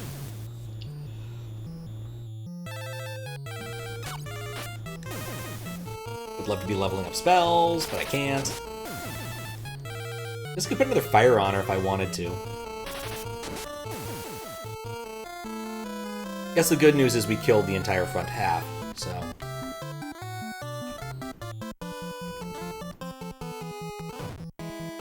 This room could use a window. It would be nice. Little aesthetics could help. Gonna hold down this time, because that was terrible last time. I'm also missing a whole lot less. I think that I've gotten enough, like, sword levels to just not miss as much as I was before. Probably gonna check, like, stats in a minute just to see.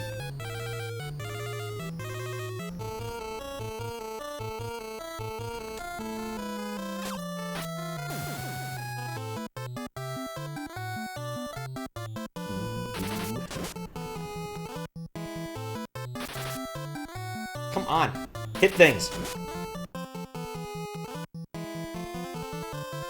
This dude runs away after all of this. I'll be severely disappointed. There we go. Thank you, Himbo.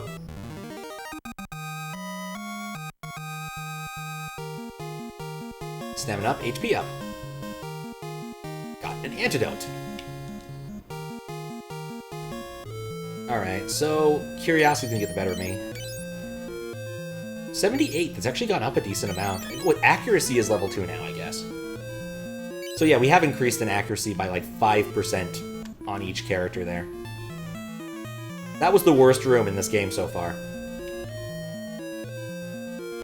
Part of that was my fault by pressing the wrong buttons upon getting out of the fight. Well, now that I know I can get out, eventually. I did mean eventually. It's going to take some time.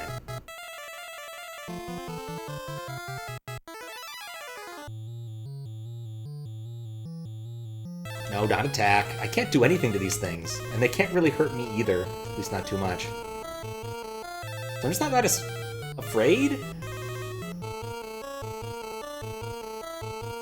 It's a matter of time until I escape. 1 damage. 2 damage. Oh, the envenomed thing really is kind of annoying, actually, but whatever.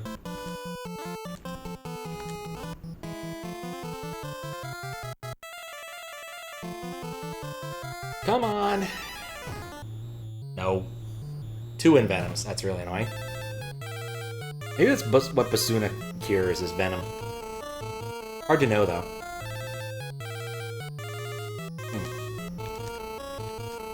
Such an irritatingly pointless battle. Finally! Alright, what else is here? Something down here? Nope. Oh good, a not terribly irritatingly pointless battle. Just a regular pointless battle. Every time I run away...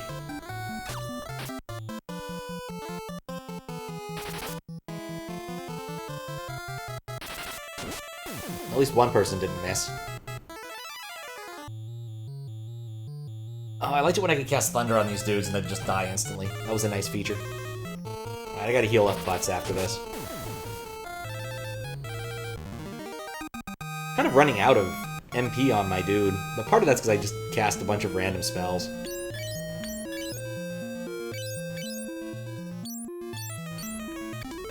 But thankfully, Cure 7 is absurdly powerful, so I don't need too many of them. Oh, crap. So this was the way I was supposed to go. There's 2 other paths I could explore. So far, treasure in this has been such crap, I don't know if I actually care.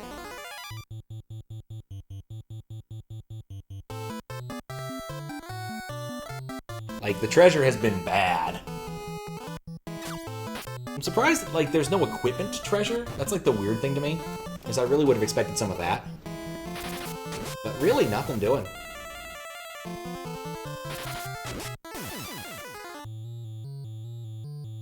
Don't want to miss the next chest with 5 gold in it? Exactly. Well, the completionist in me really wants it. And, you know, I did finish up Final Fantasy III with almost every elixir. Like, I used, like, 2 in total.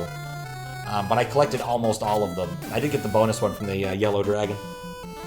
You could have 6 skill, that's true. 6 skill could be worth it. Could be a turnaround for old Gil. I feel like we should be close to, like, level 3 axe. Or possibly have already surpassed level 3 axe, because I wasn't paying attention. Nope. Getting close, though. Ah. 92. Getting close to level 3 axe. Stay away from the west side, Gil. Yeah, poor Gil just cannot catch a break. Now let's talk rust proofing. These things will rust up immediately. No, close the sail, Gil! Close the sail! I want to say there was like an episode... Oh, wait, hold up. I know better than this. Where, like, Gil actually got ahead, but then Marge did something to ruin it. But it was one of the later episodes, so I don't care that much.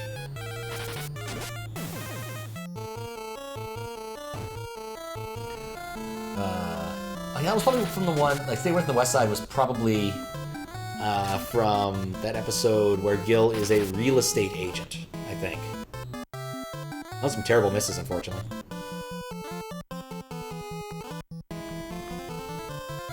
Woman became a realtor, yeah. And she sells the murder house.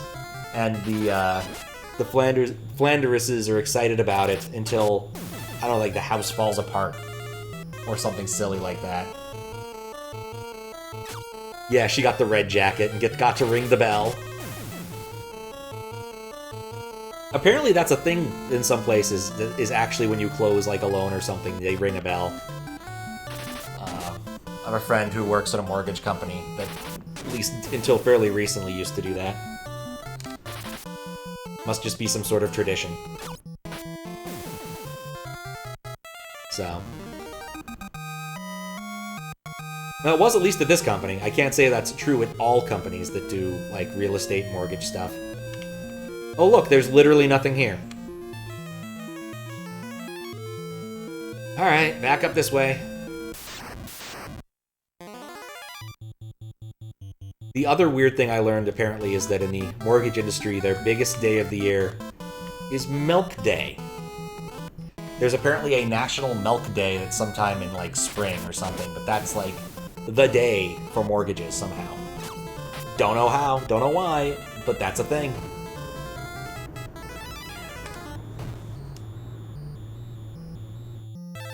That's pretty low-flying plane.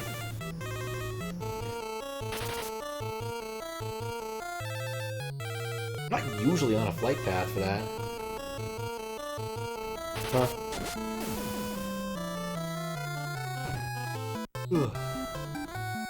Used to be, where I lived, I was on a flight path that was on the way to SFO. So I'd hear them fairly frequently, but once you, like, get used to it, it doesn't really matter anymore. I'm not paying attention. I need to actually be smart here. Otherwise, I'll be fighting these forever. Not a property I want.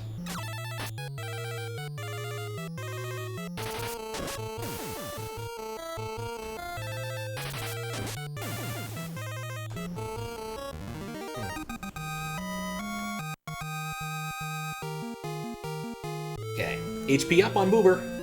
42. She's moving up in the world. Her HP has doubled since the beginning of this session. Boobing on up.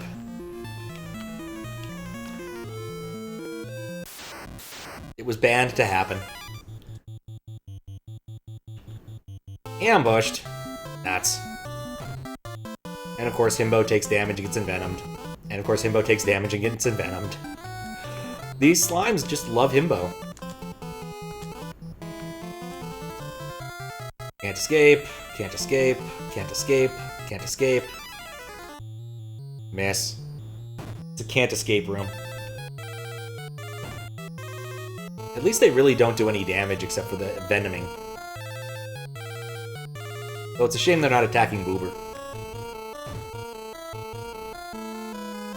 I suspect there must be something in the targeting logic that states that front row peeps are more worthwhile to target than back row ones. Maybe. Because it certainly doesn't feel random.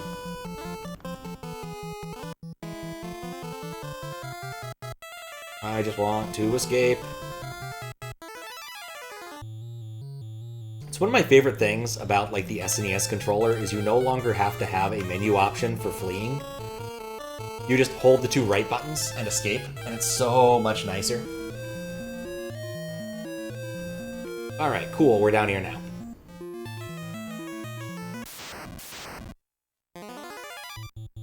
Another big fight.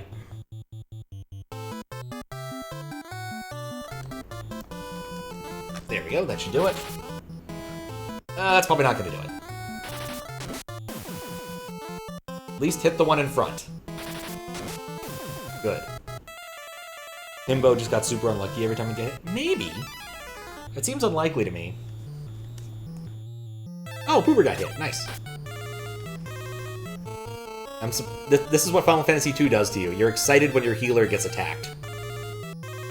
This is your brain on Final Fantasy II. Front row, that row, the bottom one, the back one.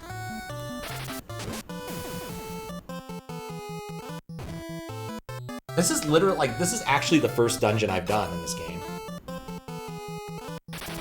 3 hours in, this is the first dungeon I've actually assailed.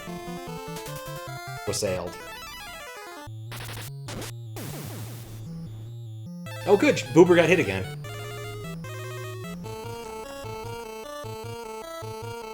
There we go. That should do it. Goblin Guard dead. Come on, HP. Come on, HP. Gil. HP up. Strength up. Level up. All good things. How much we got now? 49! Nice. I'm not going to heal her quite yet. Oh, I probably should, actually. Oh, she has so little HP. Hope this dungeon is not too much terribly longer. Around this point, you asked if you were near the end of the game. People told you the tutorial, it was the tutorial dungeon, and you thought they were joking. No, that makes sense to me. That this is the tutorial dungeon. But it's still just like a long-ass dungeon, comparatively. think that's one thing I can definitely say that Final Fantasy III got right, more or less, was the length of most dungeons was appropriate for the sections of the game you were at. Except, of course, for that goddamn splitting dungeon that was overly long. Yeah, after FF3 it makes sense. FF1 dungeons aren't this long. Yep. Also the trapdoors. The trapdoors are stupid. There is no justifying this. And the Darkness dungeon. Yeah, the Darkness 1 dungeon was also pretty long. But it wasn't so bad because I had the right equipment. Which is, I know what was your problem there. Not having all of the magic knights that you needed with their dark swords and whatnot. Okay, do I feel lucky? I have a lot of healing. I'll never hand over the mithril. Alright, so this is the boss. He's purple. Sergeant. Please tell me I can actually hurt him. Please tell me I can actually hurt him. Please tell me I can actually hurt him. 0 damage. Miss. 104 damage. 31 damage. I can't hurt him. Okay, I just need to keep Himbo alive. That's it. Nothing else matters now. What, I have to equip items on people? What? Oh, shit. Okay. Well... Shit. Yeah, equipping items. Protect. Ah, shoot. I needed him to do anything but attack Himbo next turn. Anything.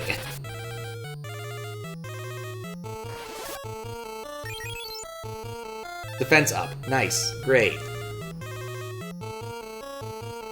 What a wonderful time to discover this mechanic. What a wonderful game mechanic. Yep. I do have life, though. I got life. Okay. Please don't attack Himbo. Okay, please attack Himbo. That's fine. I don't care what happens to him now. He's literally just a pile of HP that's completely worthless right now. Like, these guys are useless to me. Himbo is the only thing that matters. Which is sad. We're doing this whole, like, I have to fight this, do this entire boss fight now. Blink? Yeah, Blink. I want Blink. I know what Blink does. Blink will mitigate a couple of attacks. Which means, or maybe it makes him easy to dodge. That's nice. Minwu kind of matters. Oh, he does. He really does. But he can also face tank these attacks, and Himbo can't. And the other characters can't help out with the healing load. And there goes Himbo. Because he just wants to hit Himbo! And there goes 7 fucking MP that I'm not going to see again. I'm going to have to redo this dungeon. Watch, I'm going to heal up Himbo. And he's going to immediately smack him down again. So much for that evasion increase.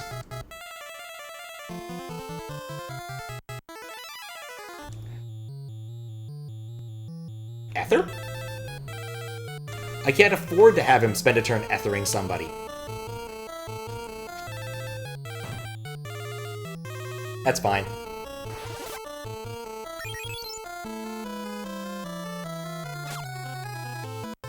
I'm assuming this is a boss fight and cannot be fled to. 6 damage.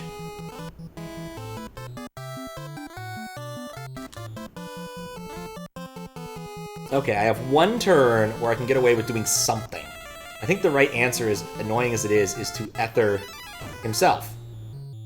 Because you can't, apparently, help other people. Hooray, he's dead! I won! Himbo gets a lot of things.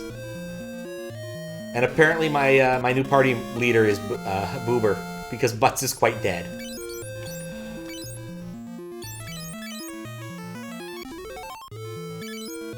I'm very low on things. I'm also going to equip people with some items, because hey, that's a thing that I just learned is important.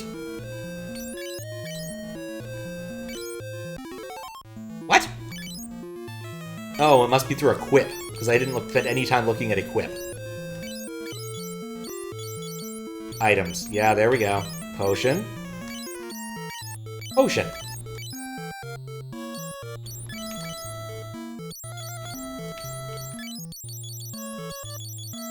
Potion. Mithril. No. Really wish I hadn't accidentally used that other potion. Potion and fire. Why not?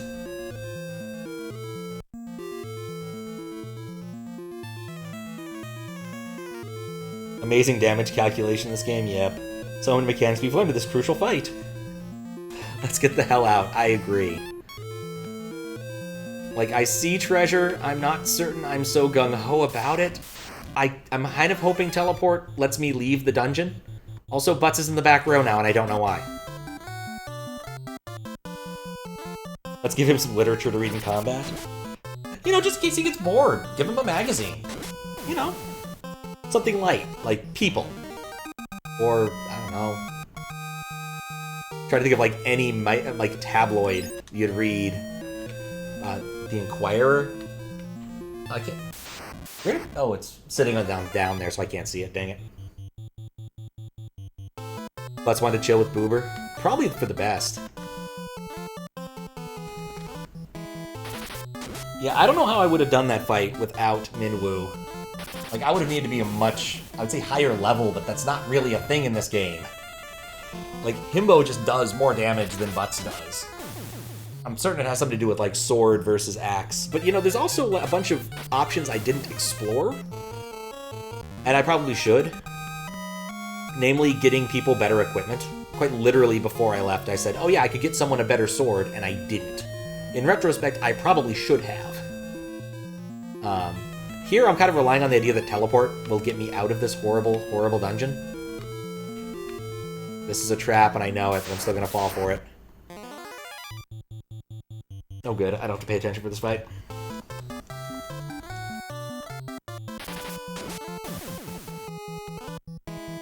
But we're gonna find out shortly.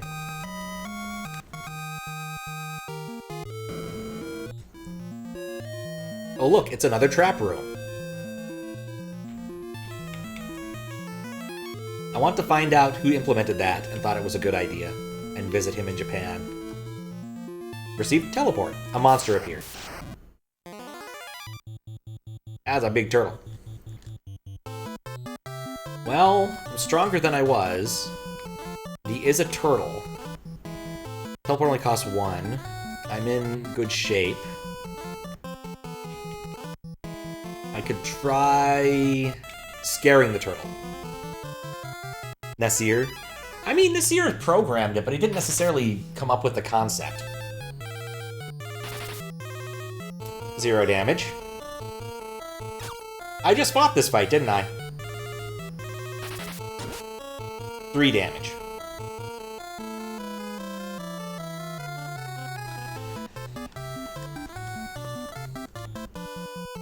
Okay. What are my options? Could silence the turtle. Could dispel the turtle. Could wall the turtle. Could sap the turtle. I think fear might be my best bet. I don't know what fear does, but it might help me. Burn the turtle? I would love to. I don't have burn as an option. Wait. I do. Kind of. This is an option. I guess I hadn't considered it, but I could do this? Would this work? Let's find out. Let's also fog the turtle. I don't know what fog does, but let's find out. This dungeon is such a good tutorial. It kind of is. Amnesia. So I raised his special attack, I think. That's what Amnesia does. But he forgot one of his moves. Oh. You know, that was good damage. Not what I expected. Not complaining. Let's just cure. Hopefully he does it before Turtle goes. So 44 damage for the Turtle. And when I hit him with the axe adequately, he does some extra damage. I have an idea, but it's a pretty bad one. 91 damage.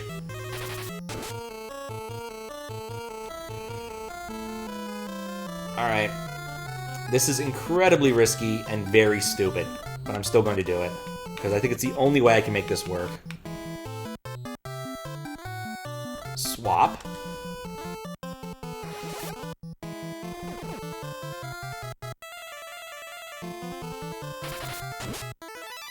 $21 damage, that's good.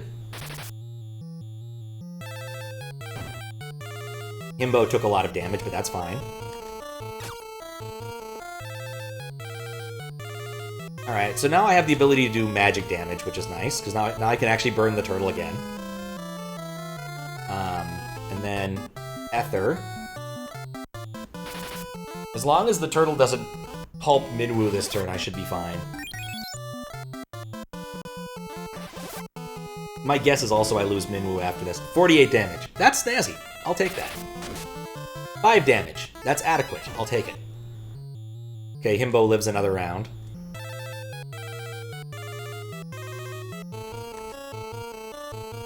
I'm glad there was a way to get magic back on my my caster there.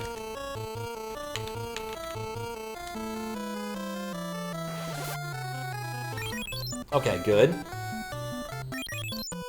Bring back everyone up to more or less full health. Yeah, that's enough. I should, both Minwu and Himbo should be able to take a hit now. And we beat up the land turtle. That was terrifying. Was it worth it? Stamina up. Yeah, kinda. This better fucking work. If this does not work, I'm gonna be pissed. Warps the party out of the dungeons, cost HP. Yeah, that cost him a decent amount of HP. But, hear me out. Can cure him at least a little bit. And we're close enough to Canoe. Most of where we want to go. Wait. Let's not be dumb here. Could easily fail by being dumb. Finally free. Yes, thank you for the GGs. That was a long-ass dungeon. I'm really glad I didn't have to do it twice. Because it's the first dungeon that would have been embarrassing. Like, what am I doing? Yeah. I didn't think that one through as much as I should have. But it's over now. We got out, we saved. Which means now we can go back to the city, where someone will congratulate us upon doing a thing. And then we'll take some mithril to someplace. And do some shopping! I went through an awful lot of battles. I should have a decent chunk of change saved up, so I should be able to, like, equip people with marginally better stuff now. At least marginally. See, 600... Yeah, 3,400. I should be able to buy people, like, the next level of weaponry, at least. Which, in retrospect, I should have done for Boober, because the bow was the cheapest one. The absolutely cheapest one.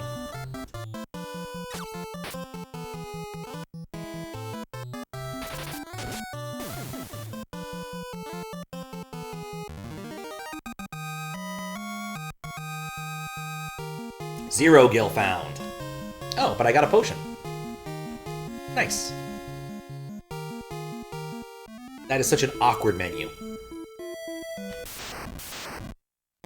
One step away.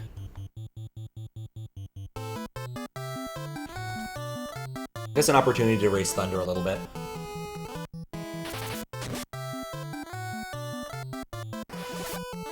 Because, like, I feel like these soldiers were weaker. 15. Really, that's not that much damage. Come on, Himbo. You can do it. Ugh. I also like the teleport hurts you. It's not merely enough that you want to get out of the dungeon. No, you need to take extra damage. Hurry, take the mithril to Altair and give it to the princess. No. Our husbands are back, home safe. Thank you. Thank you so much for saving us. Same message. Alright, let's heal people up. This is still going to cost me an arm and a friggin' leg.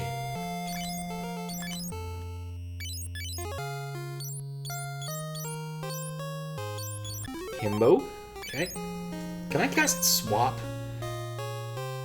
Like, it wouldn't matter that much. And I'd be able to use her to heal up. That'd let me level a little more. Can't use Swap outside of battle, unfortunately. One of my backup ideas for fighting the turtle was actually swapping his HP with Minwu's and be like, at least I know he only has like 30 HP now after that fight. But I didn't end up having to use that idea. Thankfully.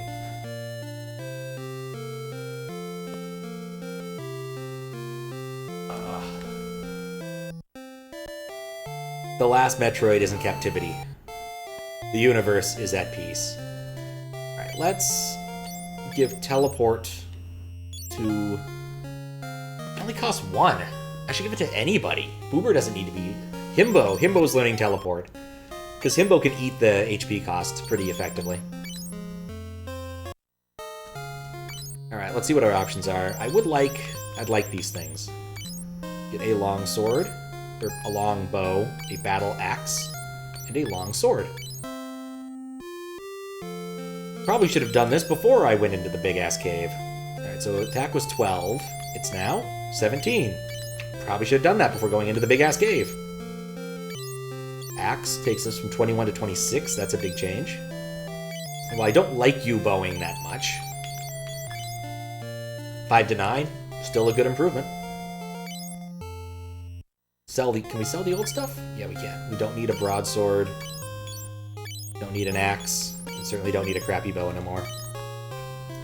Right, what else can we do? This is the furthest place from civilization we've been yet, so it's probably worth actually getting things. Okay, bronze, everything. I don't know what some of these items are. Who can wear bronze stuff? Butts has leather and a buckler. Himbo has leather. I'm gonna presume these guys can wear bronze. So let's at least get the shield and a hat and a... That looks like regular armor chunks. I don't know. Could be a bronze bikini for all I know. And we'll figure out what the hell that last thing is in a second.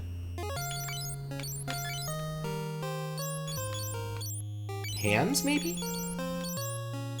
Oh, it's the fist! Yeah, the coloring is really bad on that. Bronze shield.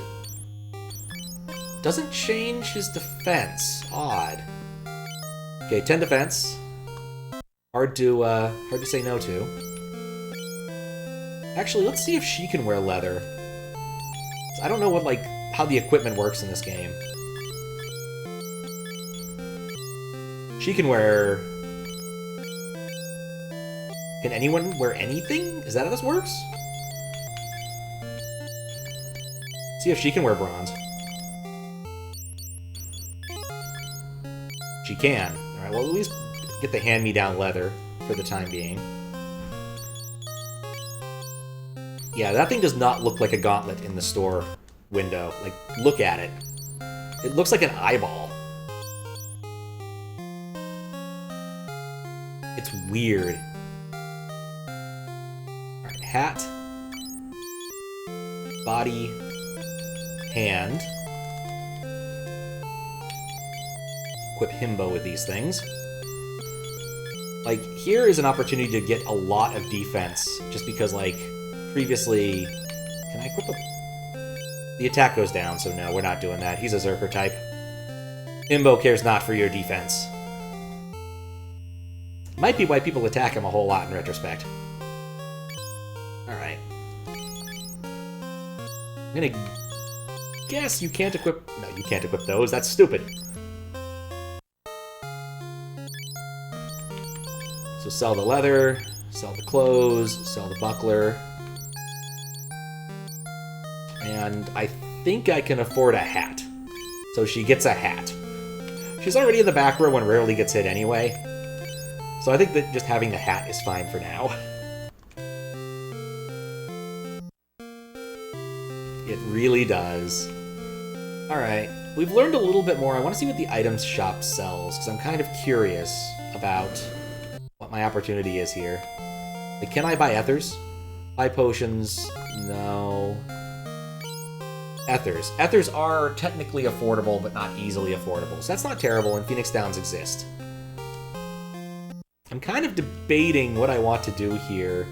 Because, like, moving the plot forward is smart. Clearly. And at cost of money, I can come back here.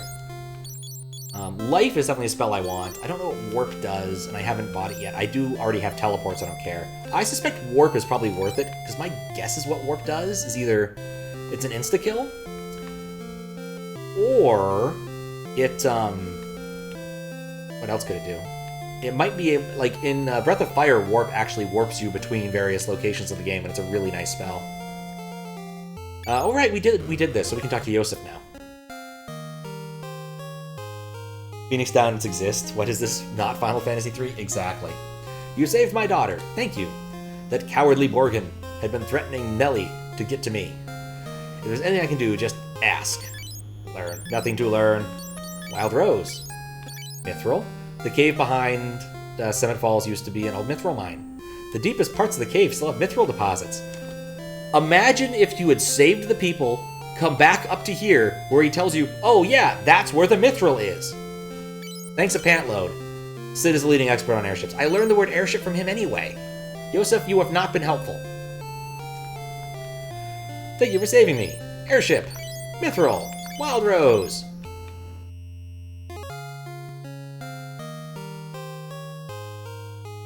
Alright, so that's the thing that happened. Oh. Do I have enough money to stay in the inn? I went and healed everyone up. Did I already do this? If I already did this, I don't need to. Yeah, I already did this. Good. I mean, at least when you first play Final Fantasy II, outside of any other Final Fantasies, not knowing who Sid is makes a sort of sense. That being said, having already talked to the airship expert Sid, it's not a useful bit of information.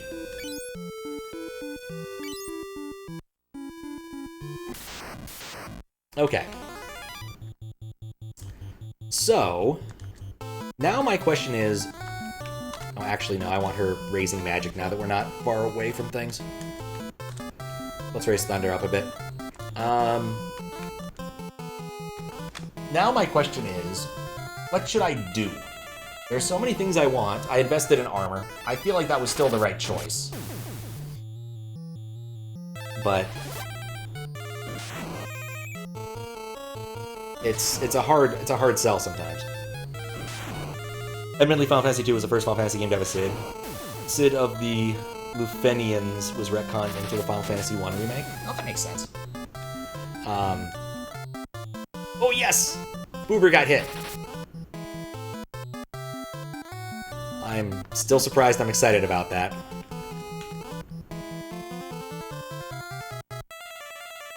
But yeah, I mean, if you're playing this as your first Final Fantasy game or your second Final Fantasy game, that would definitely not be obvious information. Whereas now, in any Final Fantasy game, if you meet someone named Sid, you expect to find some sort of aerial transport soon after.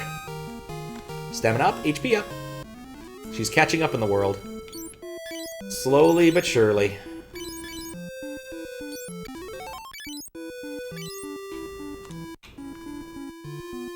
But yeah, I don't really feel like grinding. And down was not useful, so if I want to go somewhere, I should go right and then, or east and then west. Gobbins! Ambushed. Miss. Miss. Miss. Nothing happened. What an ambush. They sure showed me. Never would have expected a bunch of goblins to jump out and literally do nothing. Leaping Wizards.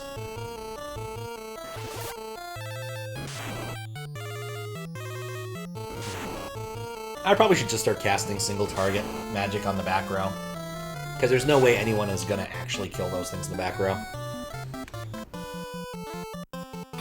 Yeah, they give you a little surprise. Just leapt out and yelled, I don't know, cheers or something. It's not even like a bad surprise. Just not a terribly surprising one. Take that one. Attack that one. Yeah, I'd rather Thunder at least go off.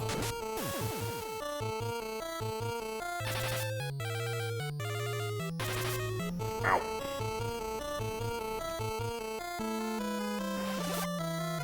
I feel like I've explored a non-trivial amount of the map for how little of the game I've played. Like, I went through one dungeon, and I visited, what, like 6 cities? Like, the pacing in this game is weird.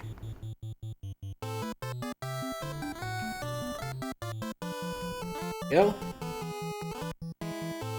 Dancing airship. And we still only have 3 of the 4 characters we gave names to. I fully expect that we're not going to see, crap, what's his name? Arson anytime soon.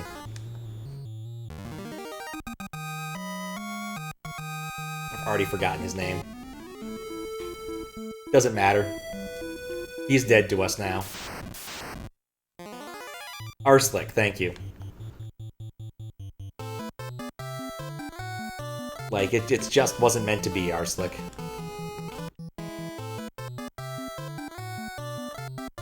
But I have no idea what actually is going to happen to that character. I give him full credit for the kind of surprise factor. I was not expecting one of the named characters to just fall into a hole and disappear for at least the first act of the game. You want Arson? You deliver the package to Mist.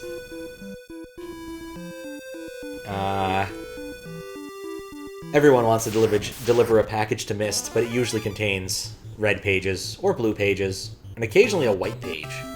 But usually one of those two. Bop that one, and then bop that one. I'm gonna be sad going back to only having, like, 3 characters. Kind of hoping the other prince will join us after we lose Minwu, just to have someone. Not that I'm expecting much out of him, but still. Like, I'm fully expecting Minwu to leave our party the moment I turn the mithril over to the queen. That's Atris? Oh, I get those mixed up all the time. Final Fantasy IV Summoner Village, yeah. That also happens within the first few minutes of the game. On the bright side, you get to learn how awesome summons are in the first few minutes of the game. Fascinating subversion of expectations by giving you a character who immediately dies. Truly a masterclass of Kino, Ludo, cringe narrative dissidence. There you go. Those sure are words you have used there. People who analyze games are weird people. I actually bought a copy of Myst. I think it's a copy of Myst for... I own like 3 copies of Myst. No, wait, how many copies of Myst do I have? I have more than 3 copies. In terms of CD copies of Myst, I own at least 3. I might own 4. Because I did, like, the Myst Kickstarter a while ago, so I have the book and all the CDs that they did then, and I bought a copy of Half Price Books, and I bought another copy of California Extreme, thinking it was the version of Myst for PS1. But it turns out that that one got sold, and so I ended up buying one that was for Mac OS, old school Mac OS, not even a dual, like, PC Mac OS release. The problem is when I've tried to play it on the Squigglebox, it crashes horribly, or at least the other one I have that's another, like, Windows 98 release. And the problem with that one is I think that the label has kind of eaten into the CD, and that's bad. I'm not sure how or why, but it definitely seems like it's bad. Maybe I'll take a picture of it so you guys can see that and like how scratched up Hotel Mario is in comparison. I mostly just want to see what's available here. Okay, I still buy bronze crap. I think the bronze crap here is cheaper. I guess I'll buy a bronze body and give it to Boober. She gets a breastplate. Then I'll sell The leather. Not far off. 300. I don't need 2 antidotes. I probably do need 2 antidotes. Yep. It's okay, it was like $5. Like, in the grand scheme of things, it's really not something I'm too worried about. Would have been nice to get the PS1 version, and to have a version of Myst that works properly, but... C'est la vie. Still debating which of these things I actually want. I feel like Protect and Shell could be worthwhile, but like that boss fight really did not demonstrate to me the power of these things.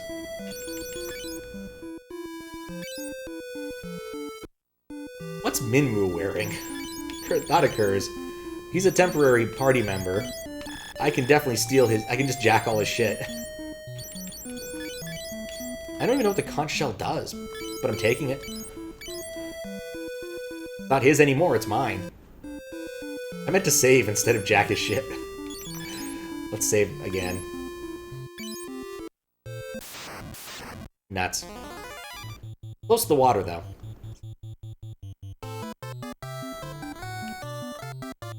Thunder.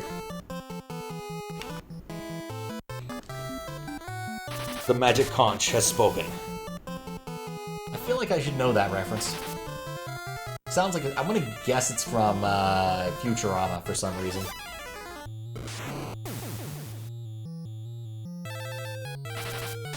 But I might be wrong.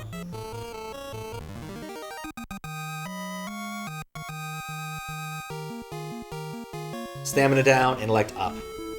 It's a trade I'll take. How is your stamina doing? 7. I'm gonna guess what stamina is anytime you get an HP up, it's by the amount of stamina you have. So putting armor on people might actually be a long-term bad idea because it'll lower stamina. This game has odd incentives. Very odd incentives. SpongeBob. Ah, damn it. I have actually heard of that one. I've never actually watched that much SpongeBob. There was one episode of SpongeBob that Desi recommended me to watch, Sailor Mouth. I watched the entirety of it. And I'm like, I can see why people like this. I am definitely outside of the target demographic for it, but I can totally see why people like this. It is indeed good. And at least I now understand elevators, elevators, elevators, eels. If nothing else. Thunder leveled up. Sweet. Alright, just in case it's a really bad idea to give back Minwu right now, we're gonna save. And then we're gonna jack his shit, because he doesn't need it now that he's no longer in the party.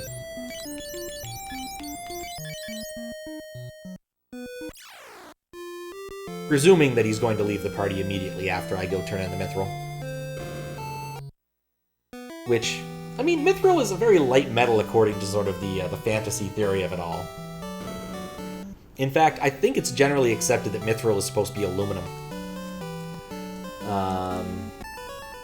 Ooh, they're building the Dreadnought to compensate for those losses. Ooh. Wait, so actually I want to read that. The Empire also suffered heavy losses during the battle for Fynn.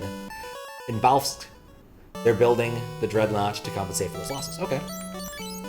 Please find that Mithril as soon as possible. The Empire is using the people of Bafsk to build the Dreadnought. Okay. The Dreadnought is a massive, heavily armed airship. So I could have gotten an airship from her instead of from Sid. I guess that makes things make a little more sense. You found the Mithril. Please hand it over to Tabul in the weapon shop. Now we'll be able to fight the Empire with equal strength. I bet the moment that I give this to him, I get the ability to buy Mithril armor, and all of the money I've spent on bronze is completely and utterly superfluous. Alright, here's the weapon shop. The one time the game gives you a slight bit of direction. It does at least make a certain type of sense. I'm just a batty old man! If I had some Mithril, I could make finer equipment. He knows nothing about those things. Mithril. That's Mithril! I'll start making new equipment! No time to talk, Sonny. There's work to be done. What can I do you for? Mithril. Well...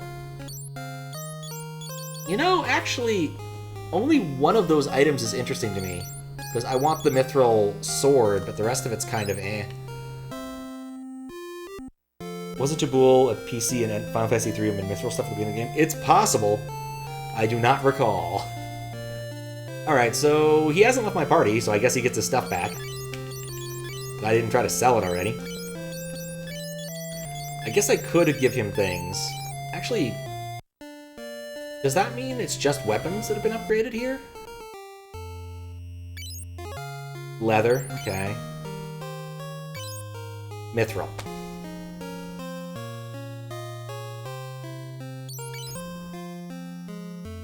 I have to come back here to buy mithril too. I won't be able to get in other places, I have to presume. Maybe they intended to be a reoccurring character like Sid to appear in a mainstream game named Tubul, but they dropped after FF3. It's possible. It's also possible like the translators for FF3 wanted to just like have a little bit of a continuity and play around with that just for the hell of it. Well, we full up on everything that's not MP? We are. Alright, let me think about this for a minute. Like, quite literally, I just bought my dude's armor for the very first fucking time.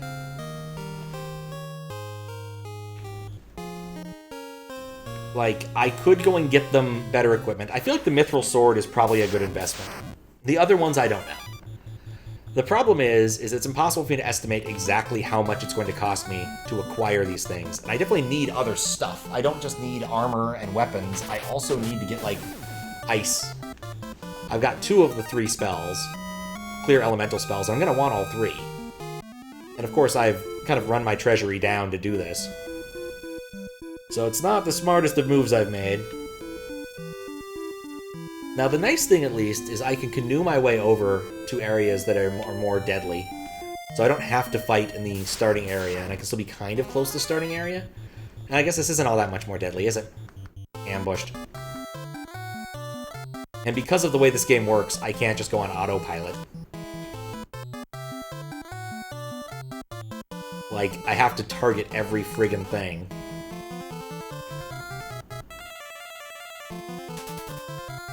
And they escape, which probably reduces the amount of gold I get.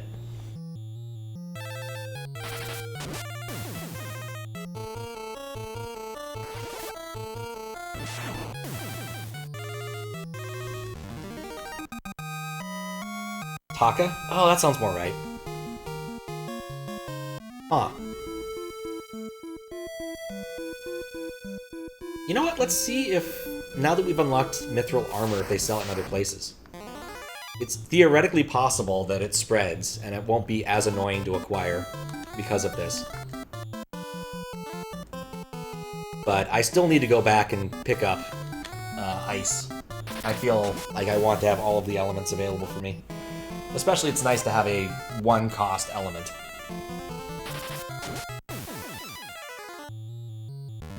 And I need to just cast more if I want to get more stuff. Like, the problem is she's not using enough MP to get MP ups. And we're only halfway to, like, 3 cost per... If I could find, like, a way to get people to defend or something in battle, that would help a lot. Because I'd like to, like, just waste their turns so that I can get other people to level up properly. So I'm kind of tempted just to, like, have them hit each other in the face. Okay, mithril is spread throughout the land, so I don't have to stay that close. That also reminds me, I guess I can sell a couple things, I think. Give me a little close to the 400 I need for that. No, I can't. What should I do what the conch shell did?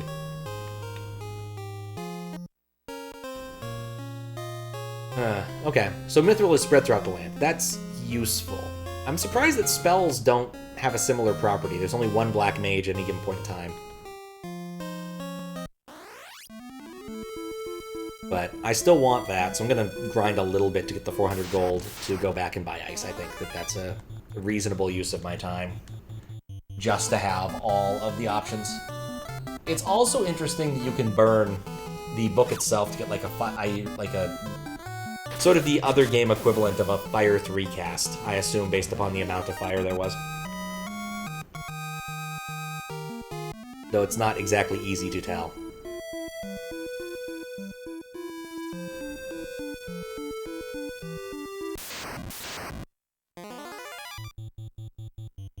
least with only 2 party members here, I can kind of space out a little bit. It said fire 8? Oh. That makes sense. Thank you for clarifying. I was mostly watching the animation, so I didn't read the screen when it happened. Bit to my detriment there, I suppose. But what I meant by equivalent to Fire 3 was the maximal fire spell, which clearly it was. That was clearly the maximal fire spell.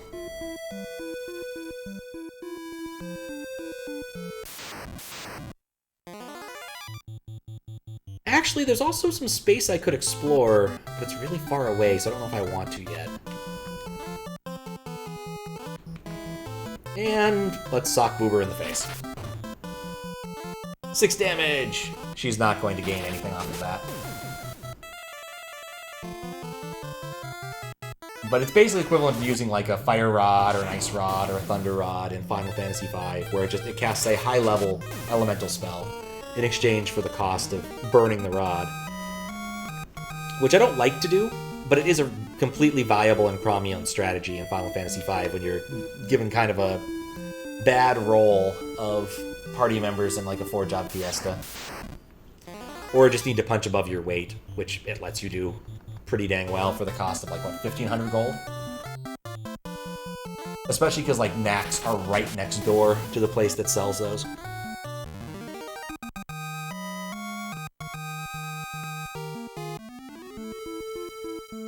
Go back to the dungeon already. Like, I need to go far enough that the monsters are threatening, but I don't really need to go far enough that I want to spend a long time walking back. Thunder. What am I doing raising Thunder? Let's raise Fire again.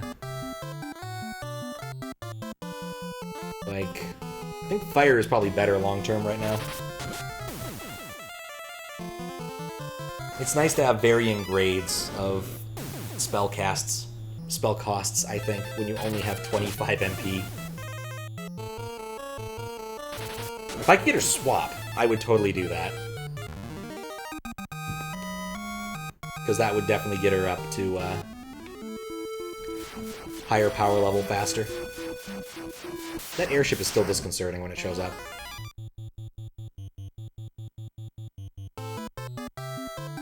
Something. Nothing important has happened. Oh.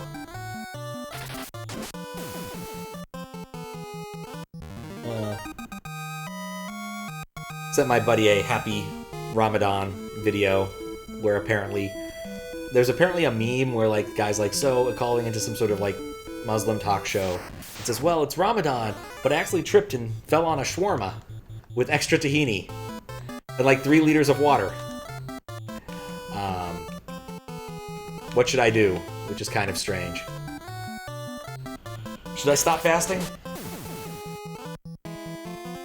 The answer is probably no. But it was amusing. Especially because I believe today is the first day of Ramadan, if not very close to it. Alright, she went up 1 more step there. Her stamina keeps going down, though, and that's really bad. Oh, Queen Bees were over here. I've got high-level thunder spells. I could start hurling those out, and that would probably murder the hornets and bees. Not a perfect fight for us, but still a reasonable one. Let's see what this does. There we go. Yeah, they can't really hurt us. Convenient, isn't it?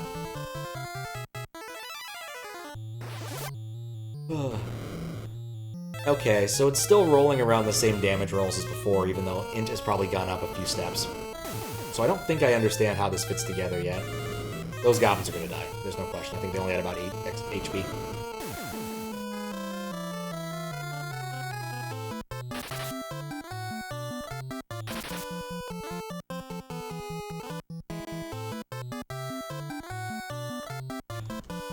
Okay, under the top one.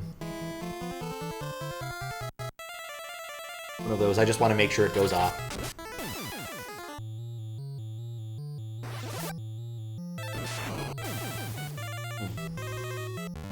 You won. Congratulations. You won. See, int went up again. Alright, I should have enough by the time I walk back to afford ice, which is the thing I really want. Oh, way more than enough now. Ambushed.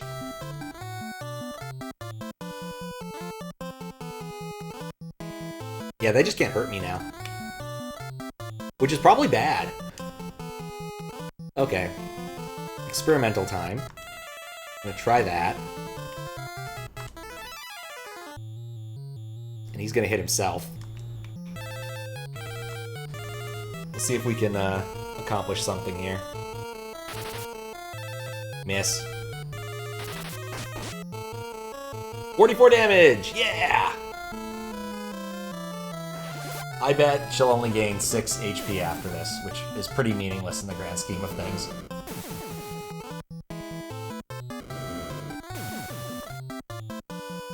So there's that. I think I kind of understand how this works. I think there's certain thresholds, and maybe there's a little bit of RNG to it, as to whether or not you get a stat up when you've used it a lot during the battle, so I should get HP up. Because I got hit by myself pretty hard there. Okay, 1 heal for her should be fine. Always hear weird to hear the word Ramadan, because in Iran and India it's pronounced Ramzan? Huh, didn't know about that.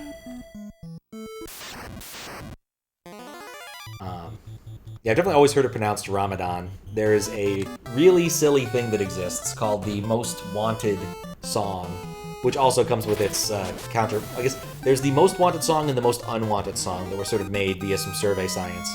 The Most Wanted song had things like romance and smooth jazz. It turns out to be like just a very bland, annoying piece of art. Like, it's elevator music, effectively. But the Most Unwanted song is kind of amazing. It's got, you know, like, kids' choirs, it's got advertising, it's got a rapping opera singer who's rapping about being a cowboy. There's all sorts of weirdness going on in this song. And one of the things is that you got these kids, and holiday songs. And so it's like, these kids saying, Ramadan, Ramadan, lots of praying with no breakfast. Ramadan, so much fun. Do all your shopping at Walmart. And so we would definitely we'd definitely sing that song at my Muslim buddy's expense. He found it funny enough, at least. But yeah. Oh, the D letter in Arabic is pronounced as Z further east. Interesting, I didn't know that. I know nothing about Arabic script or reading Arabic. I probably should at least learn a little bit about how it works, because it's a script language and is actually kind of interesting in that. If nothing else in that respect. But yeah, the Most Unwanted song is about 10 minutes of kind of hilarity. It's not great, but that's kind of the point. Not quite there yet. Goes on for 20 minutes, you'll probably be numb by the end of it. Yeah, that's the other thing, is that it does go on for quite some time. Both of the songs are about, like, 10 to 20 minutes long. Like I said, it's silly. It's very silly. It's meme music, and I have no problem with that. There's other children singing holiday songs that end in shop at Walmart, but I can't remember what the other ones are.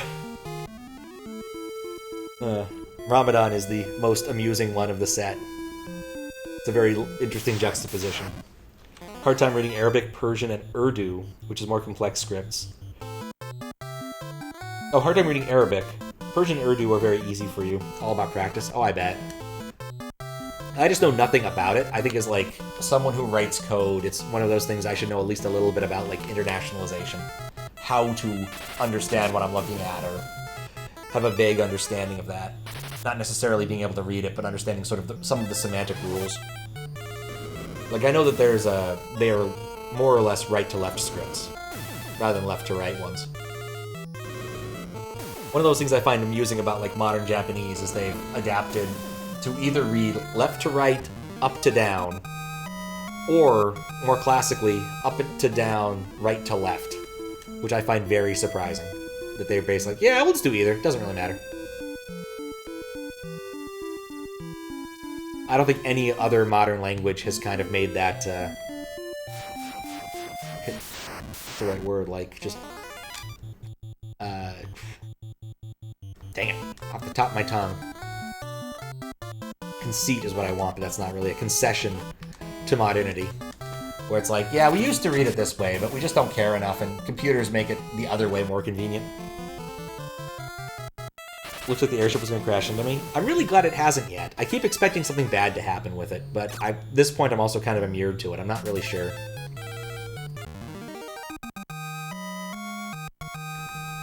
There we go. Take the canoe a couple steps. The walls around these things are really annoying. They just make you walk a lot further to get to places.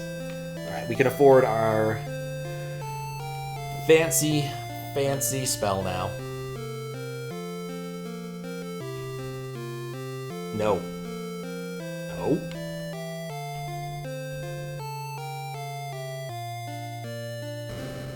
But yeah, it certainly makes writing word processors easier. Blizzard! Alright, cool. We have 3 spells available now. On Boober. Guess we're going to heal up anyway, so probably should... Probably should go to the inn, because I don't really care too much about Minwu's levels.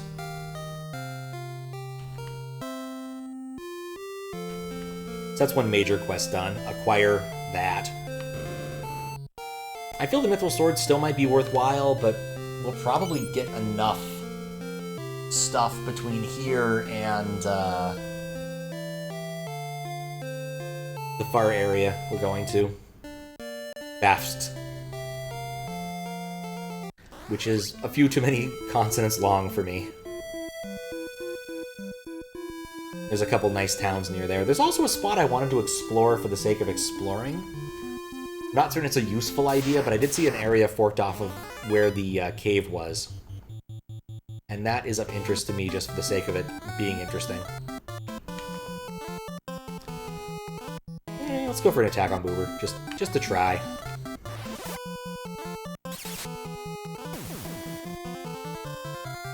See what happens. Nothing happens. And it's interesting, the letters have an initial form, a medial form, and a final form. The initial and medial forms are almost identical for every letter, with like 1 or 2 exceptions. But the final letter is kind of like a capital letter. The final letter in words is larger, or the same size,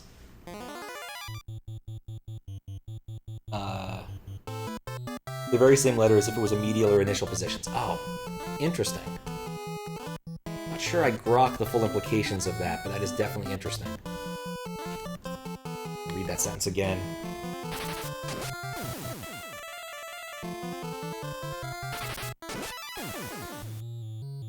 Yeah, sure. I think my stuff has reached a point where it won't crash if I get an Arabic character or 2. And if it does crash, I restart the bot. Who cares? It's not currently hooked up to anything important. Used to be that Max would keep trying to crash my bot by typing in a weird word in Polish, but I think I fixed that eventually. I think it was only for a channel point request thing, which also helped. Alright. Lizard the back. You know, I feel like I'm going to try to have a character attack Boober. It should be Butts. His attacks are slightly less dangerous than Himbo's.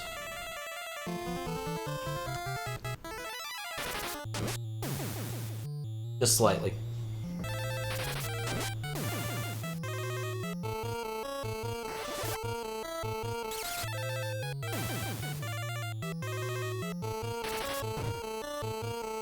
$41 damage! That's good!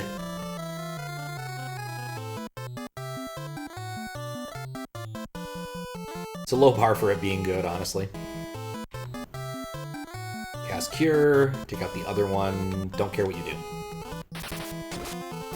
Minwu was fast.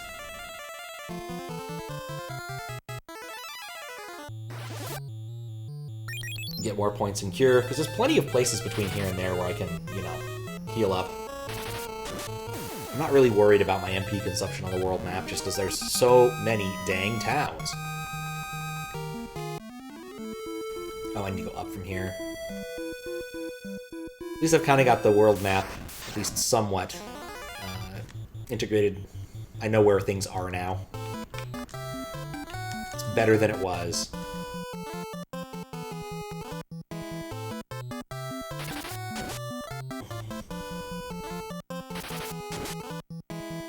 Soldiers are still kind of badass. I think they mostly just have, like, really high defense. I wonder where you get the multiplier for attacks. Because I'm pretty sure Himbo is getting them more frequently than Butts is, but I'm not really sure why.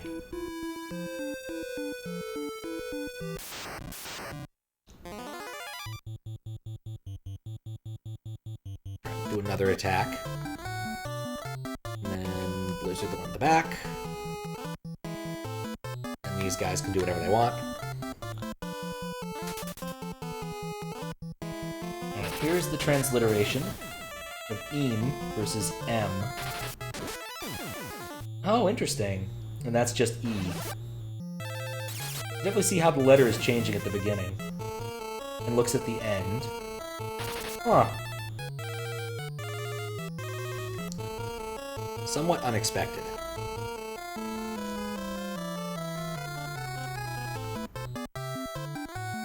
That seems somewhat complicated, but it probably makes a lot of sense once you learn the basic rules.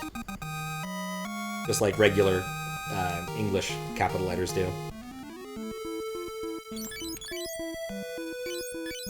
Almost at Cure 2.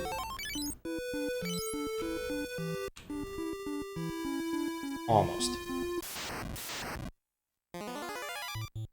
That's a lot of goblins.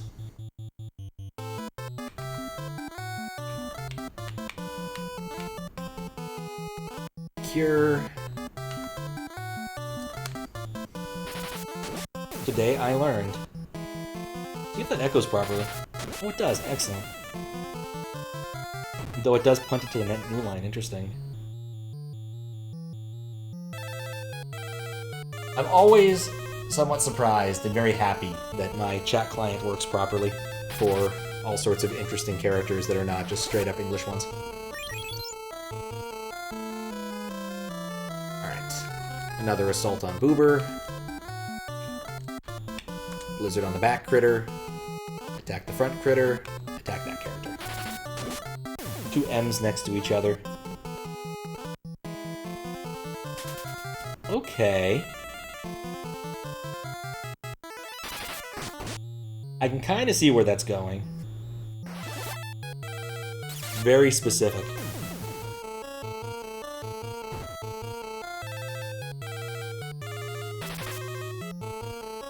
I'd say I'm grateful for English, but honestly, English has enough interesting rules that are exceptions of other rules that can't say that for certain. Exact letter. Same exact letter, just the initial position is small, the final letter is this thing shape. Gotcha. Dang, I want to cast Cure in battle.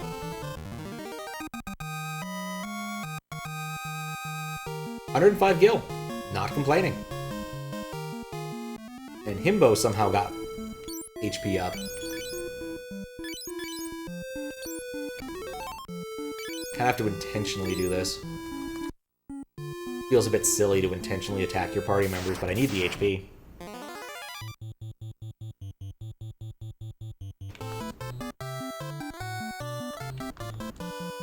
I so need the HP.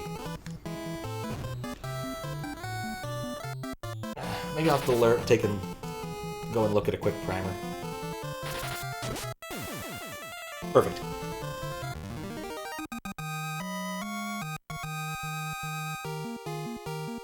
And stamina up. It's like 2 bonuses. I wonder what the conch shell does. It's an odd item to just have equipped. I'm trying to think about what that could possibly do. Okay, we've gotten here. There's people in my way. Let's do a wee bit more healing. Save a little bit of money. I mean, a lot of bit of money, honestly.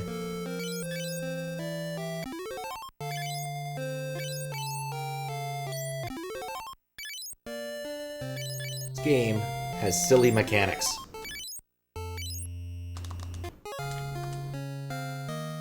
Save so much money by healing yourself first before you go to the inn.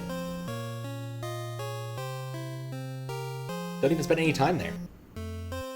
Just immediately leave. How much cash do I got? 200, nowhere near enough to afford mithril crap.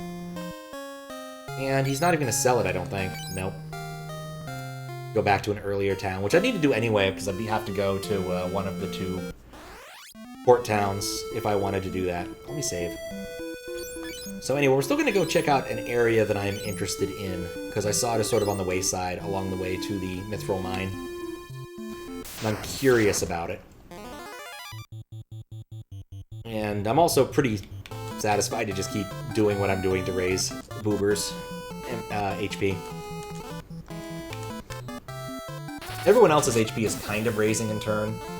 Admittedly, Butts is not going very quickly, because I think Butts has the shield. So I probably should attack Butts periodically with Himbo. But the attacks on Boober are working really well. It's enough damage to take her down, but not enough to actually kill her. Can't wait to see how so many of these mechanics work when you beat the game. I'm hoping I'll at least figure out some of the mechanics along the way. Like, no guarantees, of course. But I'm hoping I'll figure out at least a few of them before I get all the way to the end. I guess we won't be doing any more weird things this turn. Got the Gill. Boober's getting more HP. Boober will probably have more HP than Butts very soon. And of course, it's completely intentional. Like, I've just decided to take it upon myself to raise her HP, because I'm tired of being worried about having a 20 HP character. So I could also go to the north here. That's another option. Which I haven't really pursued. Attack him, and get rid of the other one. Probably some things I won't be able to figure out, because they're such curveballs. We'll probably figure out a good deal of it. I hope so. I remain cautiously optimistic. Like, I think there are some things I can definitely figure out. I've got a pretty decent mind for solving puzzles. I've got good odds on a few things. I guess this was also an area I didn't explore. I've saved recently, so I don't really care if they murder me here. Nope, still sprinters. Just do this fight according to how I want to play this. We'll kill one of them.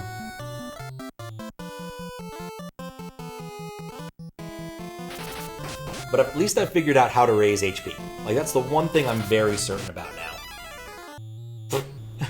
That wasn't ideal. Oh, mistakes were made. This entire round has gone poorly. Oh well, we'll fix this. Attack the lower one. Cast life. At least Himbo takes some damage. Bring Butts back up. That probably should still get him an HP bonus, though. Even if he does fall down a bit. Like I said, optimistic. Off they go. Stamina up, HP up, intellect up. Okay, you know what? It worked. He's still not doing well, but it worked.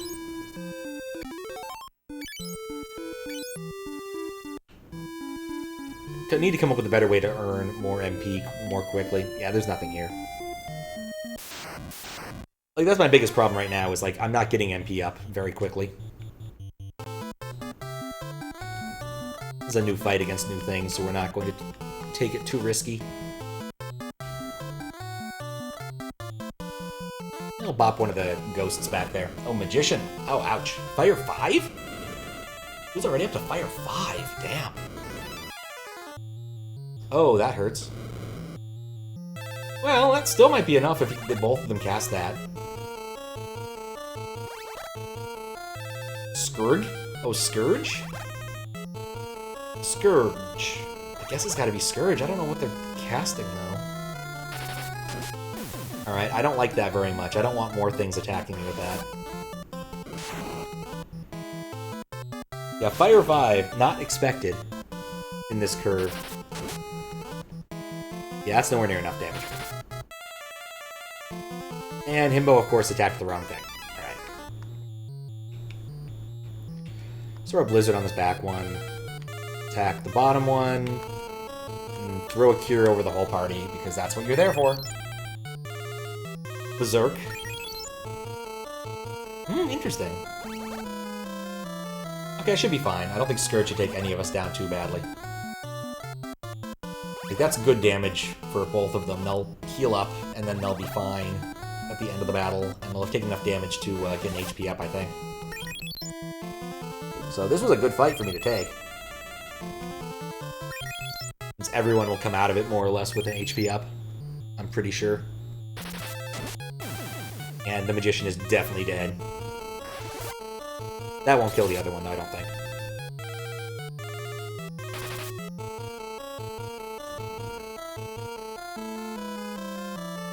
Another Blizzard. I don't think it'll actually matter.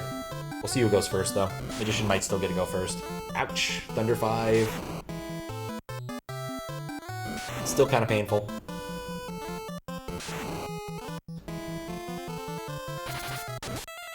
At least we have a kind of a preview of what bosses are going to look like later when they start casting mass spells. Gives us an idea. You won! Hooray! Strength up, magic power up, stamina up, MP up. MP up? No one got HP up for that? Thunderbook. Alright, nice that they're giving us extras.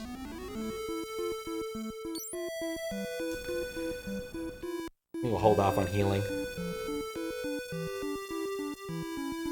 But MP up is one I'm always happy to see. 27 is much nicer than what I had before. Alright, I'm gonna save before I attempt this, because I get the feeling that this might just be a really bad idea.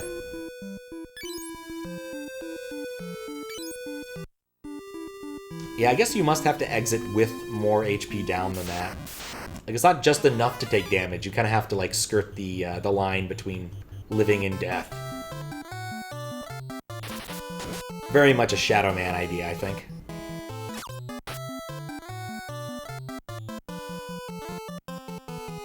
Thankfully, this guy is pretty wussy. 126 damage. Himbo is coming along just fine.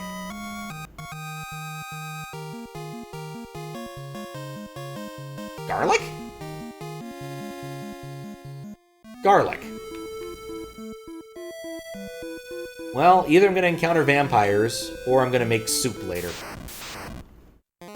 One or the other, I'm pretty sure.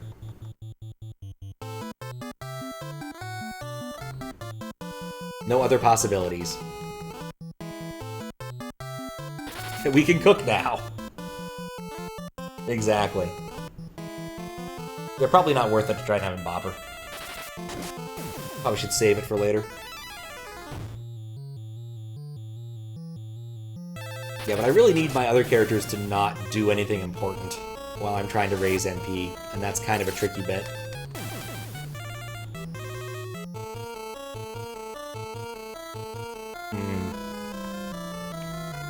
Because like, I'm definitely embracing the ideas here.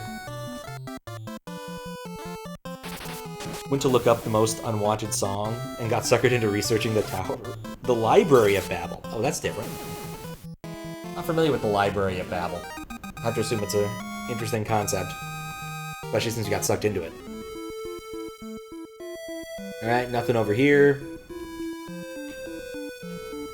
I'm gonna bet this is just a really large, open, boring area.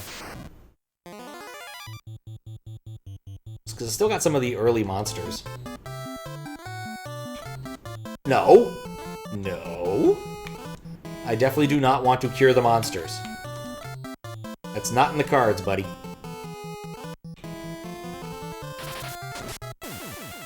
Not in the cards at all.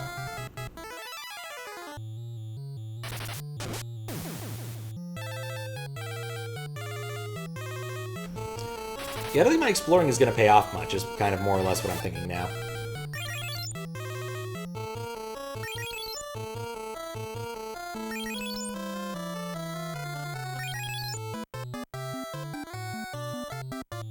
Alright, butts.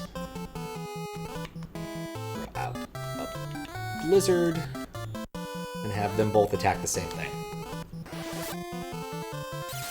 If Butts doesn't get to hitting Boober, it's fine. Not a necessary part of this fight. I gotta move my legs. Spirit up. Cool. Alright, use the canoe. Boy, if I was thinner, I could fit through there. Ah, I see.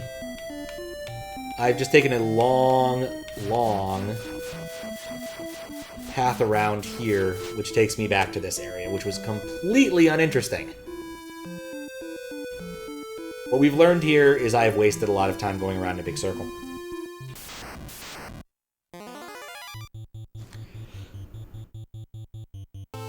Scenic might be one way to refer to it.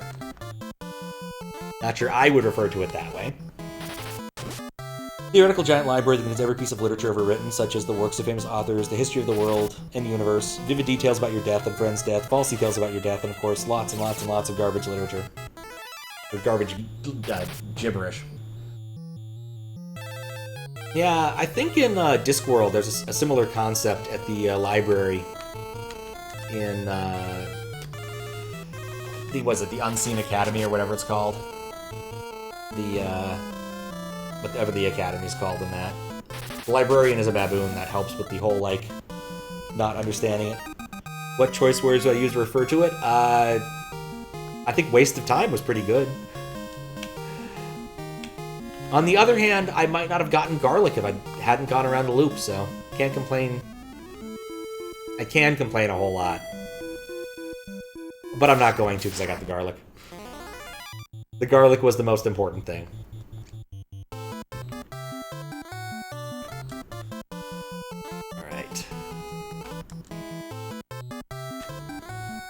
I have been improving stats, it's true. Like, my characters are ultimately getting stronger because I've started hitting them in the face with swords.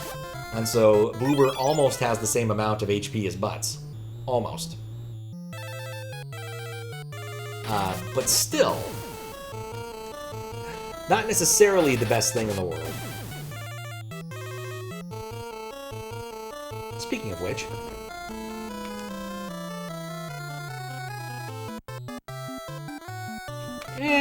we'll let him attack himself and see what he does.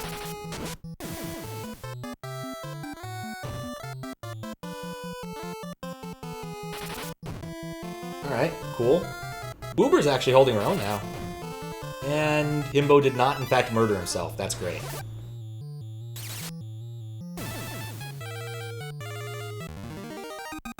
I won! Himbo, stamina, HP. Nothing for Boober. Not terribly surprised at this point. Alright, cool. We made it around the loop. Just need to cure everyone up. I guess I probably could have done this in the city.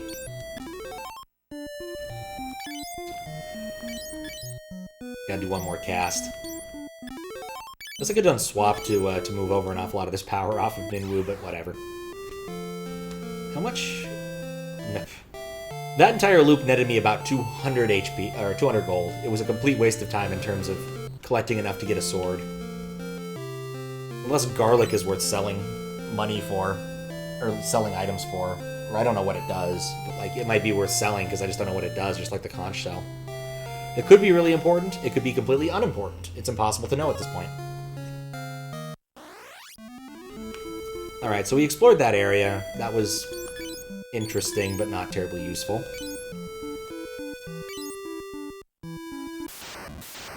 And now we go over here. And continue the same sort of silliness that we've been doing before. I'll have Himbo attack himself, because it's also fun.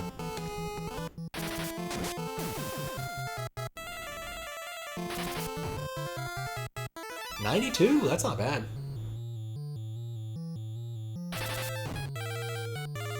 Yeah, 57. That'll get her a raise, I think.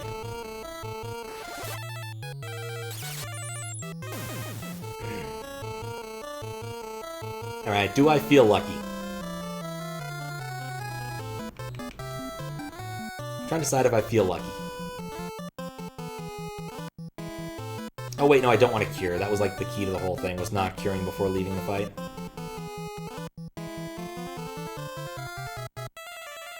Just attack. Or, no, magic. Better to raise up my magic skills. I'm gonna risk it. It's probably a bad idea, but it may not even land. Alright, let's one of them down.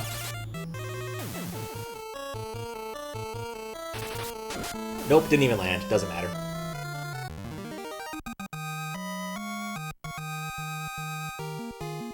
Uber up, Himbo up. Beautiful.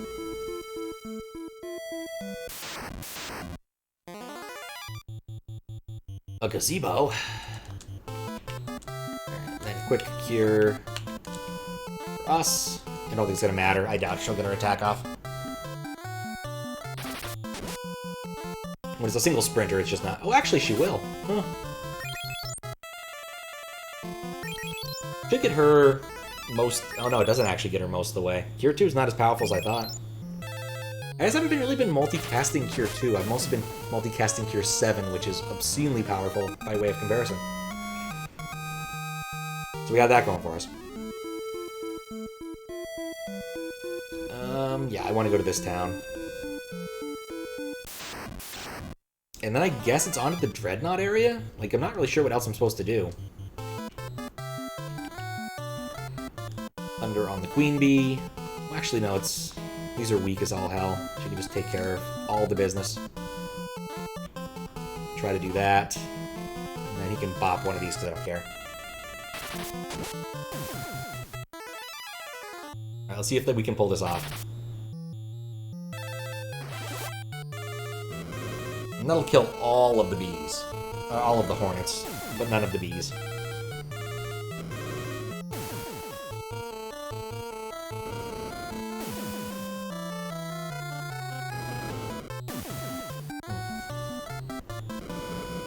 Alright.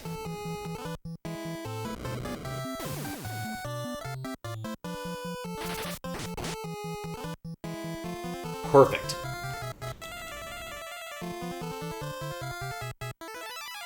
Absolutely perfect. I'll just sock this thing so I don't even live that long. Yep.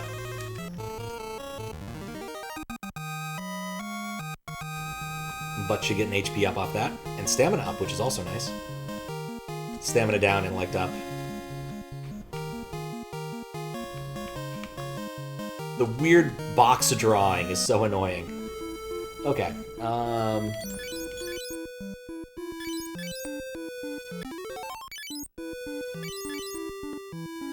That's fine for now. I'm about to go to town. And then we'll fix up the rest. I still can't afford any of the good stuff, can I? No. Go to the inn first and take care of that business. Then go to a pub and talk to Sid, see if he's willing to help us out with stuff. I get the feeling that his stuff, he might know something important about the Dreadnought, because, you know, he's all about the airships.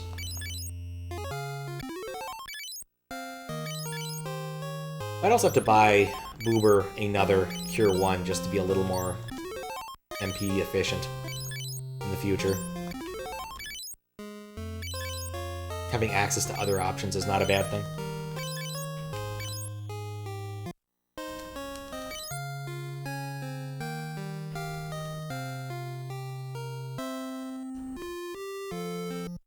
Wait a second. I forgot that this patch came with the other one. I applied both patches that were in the zip file. I've been walking around slowly the whole time. I could have been zipping around.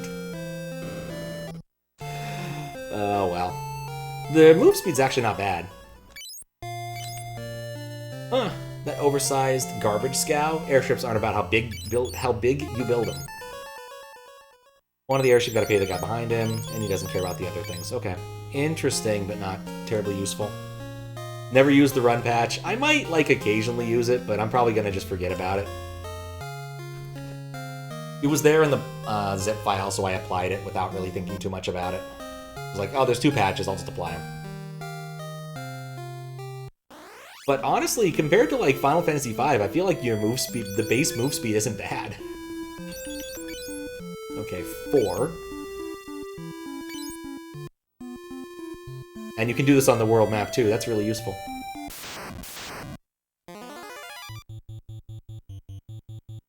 Yeah, the base move speed isn't bad, so I don't really feel the need to use it. But I completely forgot about it. I was just like, wait a second, I applied this. I can use it. In Final Fantasy V, I consistently use it. It's one of the 2 patches that I just always want to have on. Run on the overworld like Sonic. Sonic should run on the overworld more often. Just how it should be. Alright, so that was the other town. Here's the Dreadnought.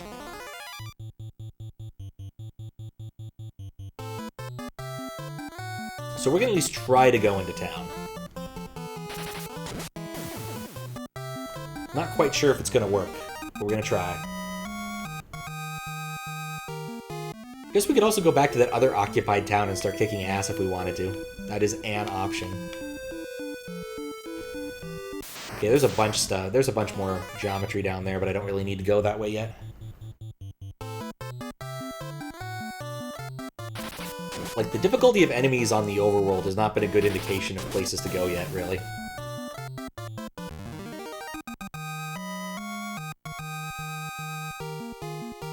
Agility up. Didn't even do anything, we got agility up. Okay, let's save. Because we're about to enter hostile territory.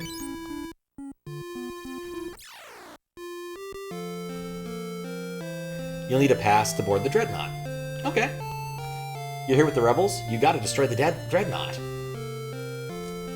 So the Dark Knight, is the Dark Knight ever going to return? There's a rebel spy masquerading as an Imperial soldier. Go talk to him. Interesting.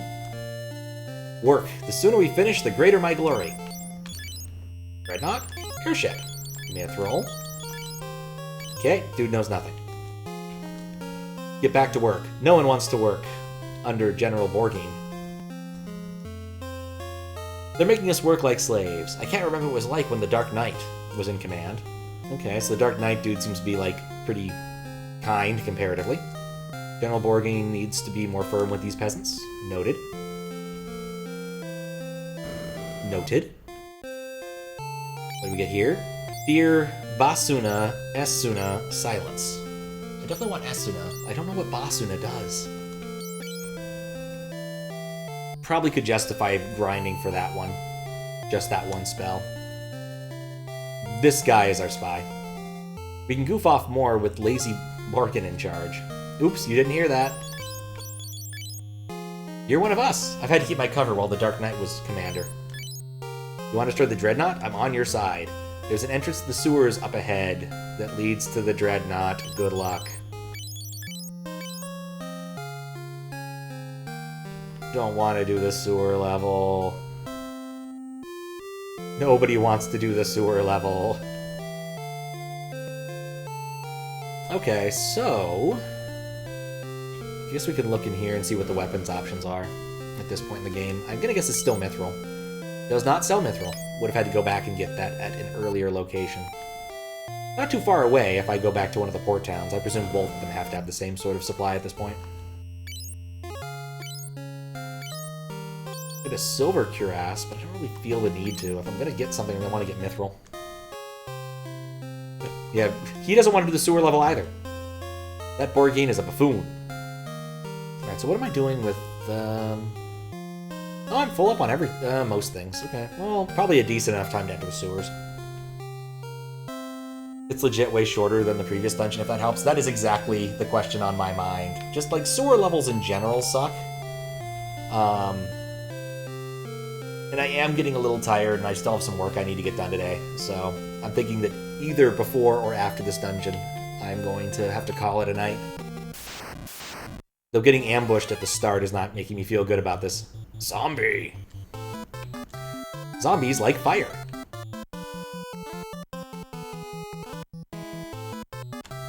Way shorter? Alright. We'll go for it. Alright, well, that fire 2 better do a lot of damage. Also, zombies seem pretty wussy. 25? That's not nothing. Zombies are completely wussy, and I should always multicast fire on them. That's what we've just learned. Stamina up. Strength up. All good things. Intellect, no one cares. Longsword. Okay, I could sell that to get some stuff. That's a collection of critters. Magic. Do I want to go? I think I just want to kill the purple one. I think the purple one is the most dangerous one. I might be wrong, though. I also think I played this badly. Because I think... Oh, no, I got rid of the front row. Okay, that's fine. Front column, I suppose. Envenomed. It happens. But I should get rid of the front row with this. Leg Eater escapes. And that's why we multicast. Goodbye, 2MP. It was nice while we had you.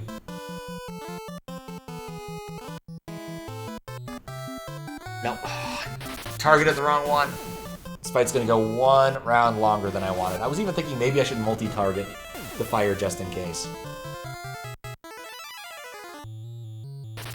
Oh well. Still not as stupid as the thing I did in the Dark Cloud fight, where I didn't equip shurikens on people for one round.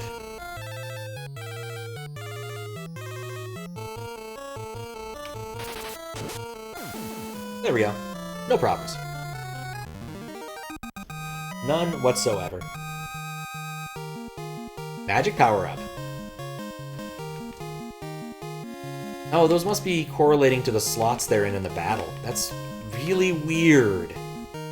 Kind of unnecessary, just like drawing over that block is.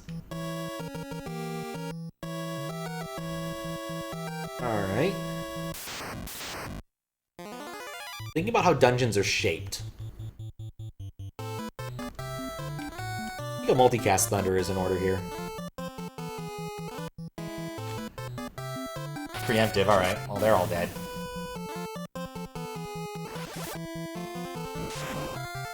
Nine damage. Multicast Thunder was not in order. Basically, all it did was take out the two I hadn't targeted. But I guess since it was a preemptive, it's fine. Really, no harm, no foul.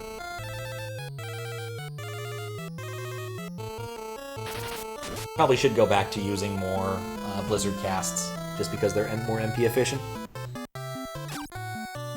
Making an excuse for using the right skills.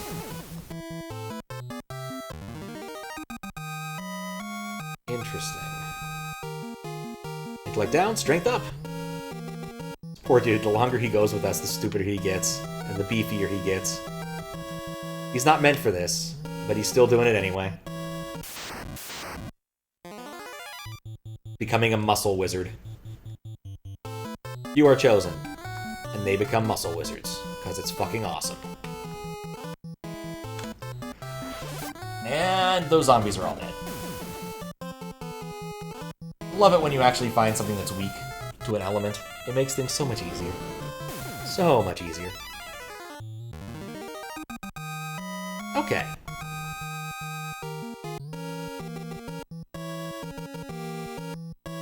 This is just the water from the overworld, but it's not animated. It's literally the same tiles, I'm pretty sure. Ambushed. Nuts. Miss. Miss. I feel like ambushes are almost always unsuccessful in this game. Like, they just don't really get much out of them, is the feel I get.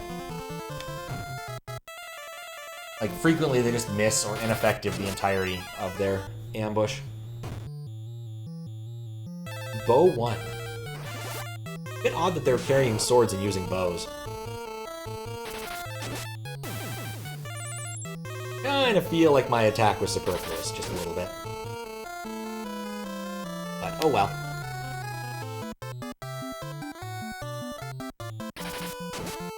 Bop, and is done. Okay. Wonder how much sewer there can be, especially if it's way shorter than the other dungeon. That probably means it's like one floor, if I had to make a guess. Also, hooray for more agility. I hope I don't end up losing agility over time. Being that I haven't learned how to raise it. Okay. Oh, look, balloons! Ambushed. Not effective. Okay, well that one hit. Not effective. Not effective. That's basically what you expect. Attack the front one. Fire the rest. Attack that one. Attack that one.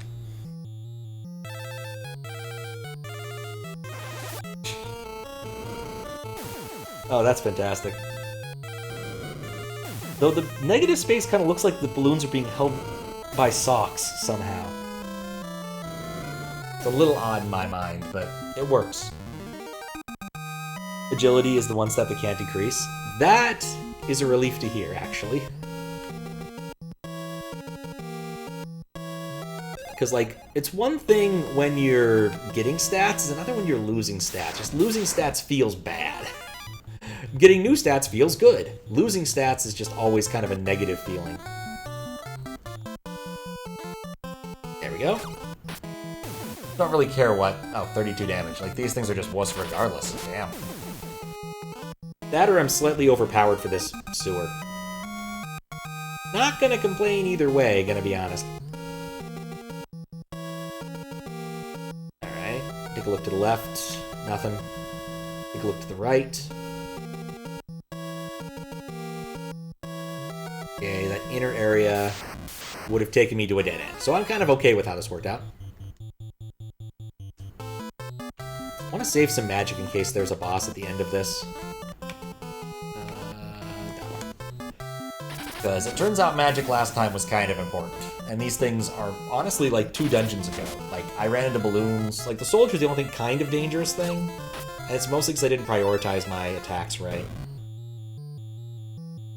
Eh. Hit Boober, I'm okay with that. Imagine if MP, or HP or MP could decrease though, that'd be really mean. Oh yeah, I didn't even think about that as a possibility, but that would suck.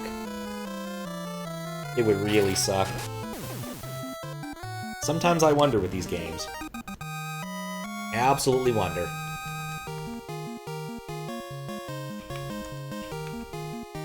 I'm starting to run out of space in my inventory. We may be needing to reevaluate how we do things. Oh good, this is a complete, utter waste of time. I'm definitely gonna sip a beverage in here.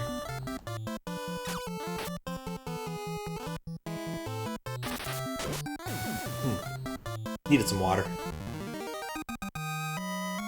Saving MP for the pending boss. Max MP failed. Don't use your inventory enough? Lose inventory slots. Don't give the guy ideas. He might make another Final Fantasy, with all of his bad ideas combined into one. Like, I'm pretty sure they kept the Final Fantasy II director away from Final Fantasy until 11, I think it was? Was the other one he got to direct? Oh, no, I want him to direct the upper one. Like, this guy was not allowed near this after this final... I wasn't allowed near the flagship series after this Final Fantasy. No, not Nasir. Nasir was the programmer. I think that was a different guy who was actually in charge of the whole project at Squaresoft in terms of, like, designing the game. Directed the Saga series. Hey, look! It's Count Chocula. Let's just get everyone up to full health. Just in case Count Chocula here turns out to be a dangerous cretin. Dark Knight. You fools! Thought I'd return to Palomancia before the Dreadnought was finished? Surrender before it's too late. Consider my words. We will meet again! Oh, Morgan. Ha! Serves you right. What? Oh, there goes the Dreadnought. Oh, that sucks. Let's find out what's behind this door. Is it another trapdoor? Nope, it's not. There's still monsters, but it's not a trapdoor. Yeah, it was way shorter. They did in fact finish the Death Star. I believe our entire City is doomed. We'll find out shortly. But they're probably doomed. Early bad end. Just reminds me of my favorite early ending in any game, Shadow Complex. Where quite literally, after stumbling across this conspiracy that gets your girlfriend kidnapped and everything, you can literally decide to just get in your Jeep and drive home. Just turn on the radio, forget everything you saw, and just like, no, I'm just out. Don't care. Don't care one whit. Very much a reasonable response to discovering a giant conspiracy like that. Unlike, you know, most video games where you then decide, I'm going to take this on as a one-man army. Rather than just, fuck this shit, I'm out. Alright, let's see what's in this chest. I'm excited to see what's in this chest. Like, got a bunch of shit we can sell, which means we can go buy mithril gear. Probably get some mithril gear at some point. Intellect down, strength up, yeah. Oh, I got the pass. I need the pass for something. Oh, look! Cool. Someone said I needed a pass for something, and he was, like, right here, so let's go talk to him. We're doomed. They finished the Dreadnought. We're doomed. Nothing here. Nope. Hey. You must tell Princess Hilda about the Dreadnought. Okay, I guess that's a decent enough spot to go and do things. Let's heal up first, though. Oh, we already healed up. Never mind. Let's not heal up at all. Let's get my MP back. Ow.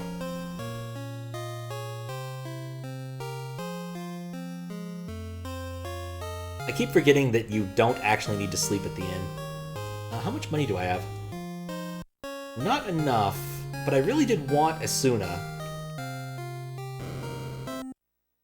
The Dark Knight and Borgin left their past behind, causing them to get kicked off the Not Death Star and fall to their deaths. The end. That would be pretty sweet. Oh, I can buy it. Yeah, Asuna. Thank you.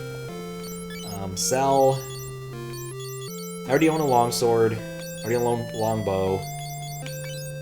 So I can get rid of these. I already bought these earlier, which makes me a bit of a chump. I have a lot of potions in my inventory. Let's just save. Let's just get rid of a couple. Got rid of one. Give Asuna to Uber. Probably should give it to other people too, but like level 1 spells with great effects are probably really valuable now that I think about it. Like Life is probably really good to use at this level. No ticket. Oh, that movie's got a lot of great exchanges. Ambush! That means I gotta sit through a bunch of attacks that are completely and utterly ineffective.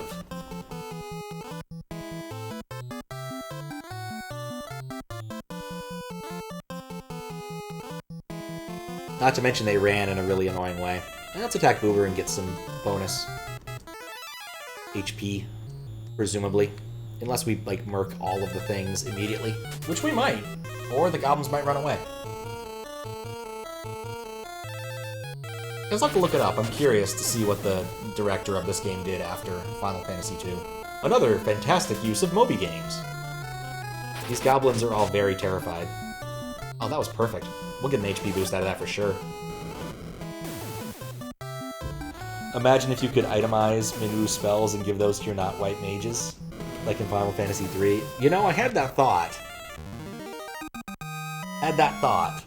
I think, like, some of them just be too high level to really use, though. Like, Cure 7 is nice. I can't really afford to use Cure 7 right now. With Boober only having, you know, what, 3 possible casts of it? It's good, but it's not that good. Hironobu Sakaguchi is the director of this game, which after this went back to the game designer chair. Huh. That makes sense, I think. We need to find the article I read about that. It's a long time ago, but I think I know where it is. There was a person doing like a Final Fantasy retrospective, going through all of them one at a time. And the first ones are good. The later ones he did weren't so great, unfortunately. But... I'll take it. We could take the ship. I don't want to take the ship. You know what? Let's take the ship. Just for the hell of it. I'm feeling spicy. Let's go for it. Let's see if we can get some HP for butts.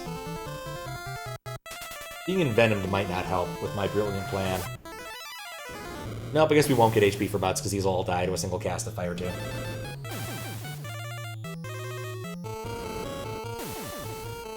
Seven damage. I think that's the lowest I've seen it roll.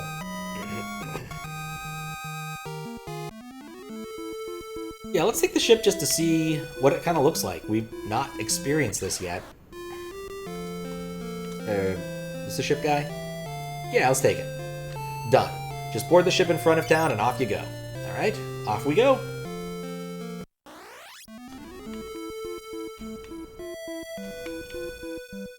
think I got ripped off. There's no ship here. I guess you have to take the ship there first before you can go back. Got curious and looked up Basuna. Would you like to hear? You know, let me try casting it once. Just to see if I can make a guess about what it does. Based upon what the game offers, and then I'll ask. It doesn't bring the ship over the lake. No, it doesn't. No, it doesn't. As we've learned. Not effective. Yeah, I'm happy letting you tell me what Basuna does. It's so close to Esuna, and I know what Esuna does because I've played enough Final Fantasies, but Basuna is... that means nothing to me. It'd be nice if it brought the ship over, but I doubt it does that. It was not effective. Maybe it just cures specific ailments? But that seems kind of silly.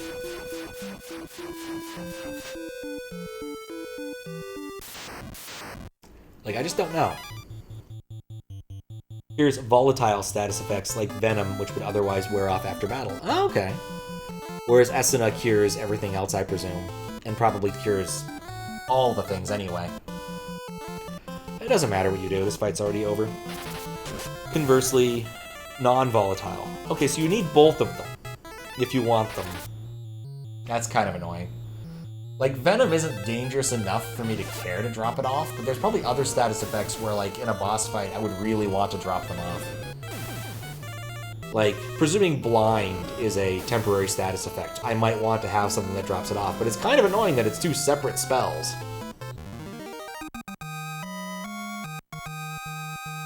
Yeah, I don't know if I would have tried that, just because I don't care enough about the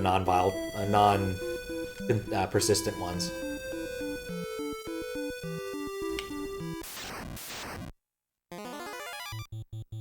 Which statuses they can cure also depends on their level? Oh, that's even worse. Battle Asuna? Oh, I could see that. Whether you're single or multicasting. Interesting. Interesting. Those sure are mechanics this game is offering. CLDC is here. Time to make oops all pumpties. It's what you can do, if you so desire to. How you doing, Fedora? It's an option. You're not required to do this. Yeah, I'm gonna be curious to see what people do for CLDC. I need to look at the timeline for it, because I want to set aside at least one Thursday stream for, like, CLDC testing for anyone who wants it. Right, to go right here. Not now, when we're closer to the deadline, because I have to assume there's only, like, a couple people who are already done. Like, Green Jerry usually turns his stuff in way early if he feels the need to. Let's get Butts some HP. Let's see if we can pull this off.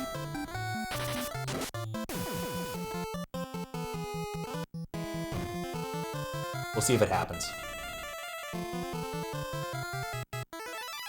Don't have the energy to SMW hack as much as you wish you could. That's fair. There's a lot of things I wish I had time to hack that I haven't found the energy and time for yet. Now that Messin works on macOS, I have less of an excuse to not be hacking. Like, it's annoying that I have to recompile it every time I want to get the new patches, but that's really not the end of the world. I just type make clean make.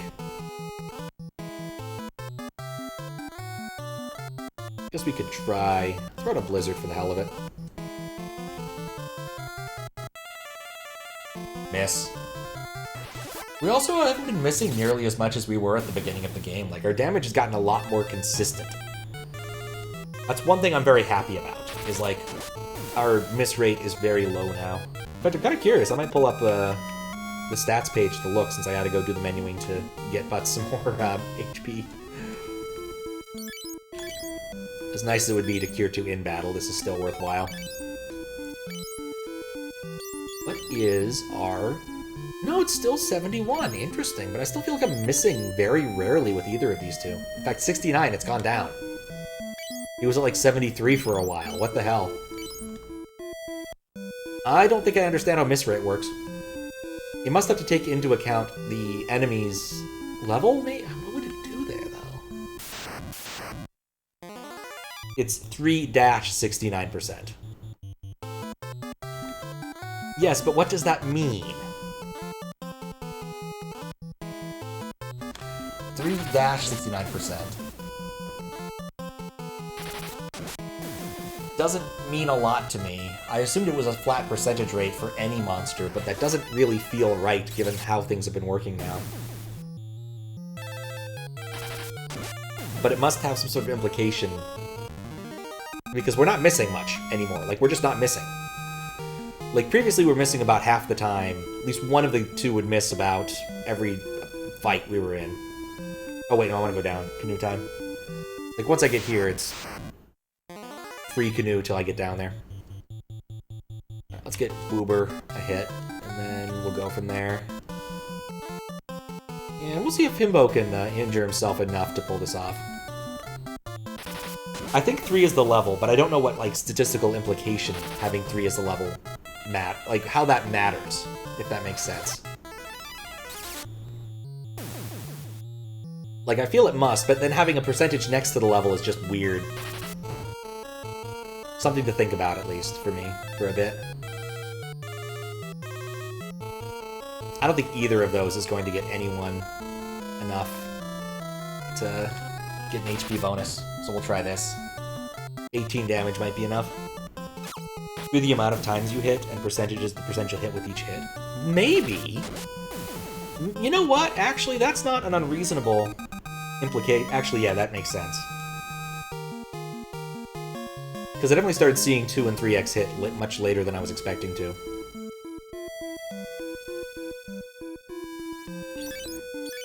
The way they lay these things out is tricky to understand at times. But that would explain why I'm no longer always... That would explain why I always get at least 1 hit, right? If my odd is like 69% or 75%, right? Your odds of getting 1 hit in are very high. And for these monsters, I only need 1 hit.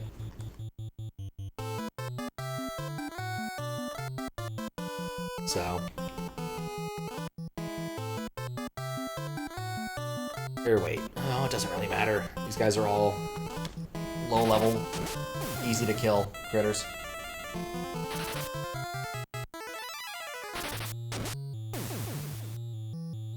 $126.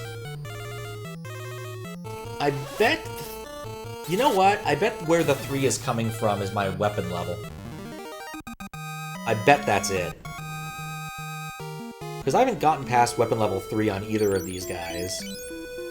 I feel like I'm close. 48, no I'm not. But yeah, that must be it. The weapon level must determine your number of hits. Because, like, yeah, 2, 2, there we go.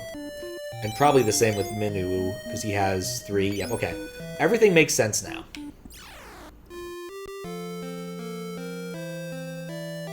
Yeah, we'd hit way more than 1 chance at 69. And that explains an awful lot of what we've been seeing. And how this game has been working. But honestly, just not missing as much makes a huge difference in terms of, like, everything. Because most of these enemies we're fighting still only have, like, 8 HP. So as long as I get 1 hit, they will die. I don't actually care about the real numbers, especially when, like, it's between, say, 6, I think is the lowest I remember seeing, and 20. I'm basically guaranteed to always kill them. There's a lot more people in here than there were before. The Dreadnought attacked. At least our hideout is safe. Sid might know if the Dreadnought has any weaknesses. He's the first person ever to build an airship. Where is Prince Gordon? I'm scared. Please, Lord, save our king. We don't destroy the Dreadnought, more people will die. Everyone who was outside the Dreadnought. Everyone who was outside is dead. Oh. Oh my. Everyone? Dreadnought attacked Altair. Fortunately, the hideout is unscathed. The townspeople have taken refuge here. Well, that's where they all came from. That makes sense. We'll stay here and hold out until you return. Yeah, totally safe from getting carpet bombed by the Not Death Star. Underground. It works. Let's go see how the king's doing, because that's a thing to do. It frequently works out well to go see what the king is up to. We've lost Scott. He was going to propose to Hilda, you know. I always thought he'd make a fine husband for her. The Empire is building what? No one told me of that. I see, they didn't tell me for fear of worrying me. Oh, poor king. Nothing here. The king is not well. He's never well. He hasn't been well the whole time I've been here. You know what? I just realized I never entered this door. You know, I'm not all that sad I never entered this door. There's nothing here. Alright.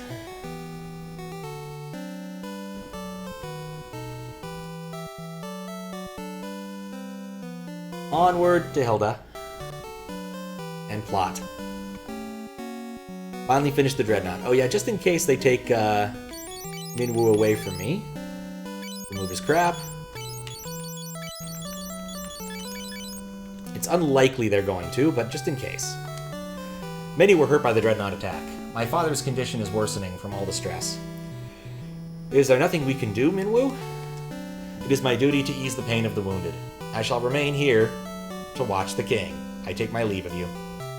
But waste no time in destroying the Dreadnought. Minwu leaves the party. Sad. So basically what we've discovered here is we probably... Oh, my father's condition is improving due to Minwu. Many lives were taken in the Dreadnought's attack. That thing is so horrible. Okay? Wonder what kind... What the kind's been... Oh, King's been doing the whole time, besides laying in bed and being miserable. Hope he's got a book or a DS or something. Yeah, I hope he's got a book. You could have chosen any direction, lady, and you chose this one. Well, I'm sad to have lost our incredibly proficient healer, and now I only have so much fewer HP. What's in here again? Oh, the statue I can't talk to. Alright, let's see. So, we've got some money, but not a lot of money. I was kind of hoping I could pick up a mithril sword, because I felt like that would be the best investment of the things I could purchase. We're not far off once we sell his stuff. Bronze. We're way far off. The town looks fine. You know, I mean, maybe some of these water holes didn't exist before. Alright. It's unlikely. Okay, yeah, the town does look fine. Alright, I'm gonna save. I think this will make it obvious which save I need to go to. And I think in the interest of things I need to get done today, it's time to stop playing Final Fantasy II for a bit. It's sad, but it's a thing that has to happen.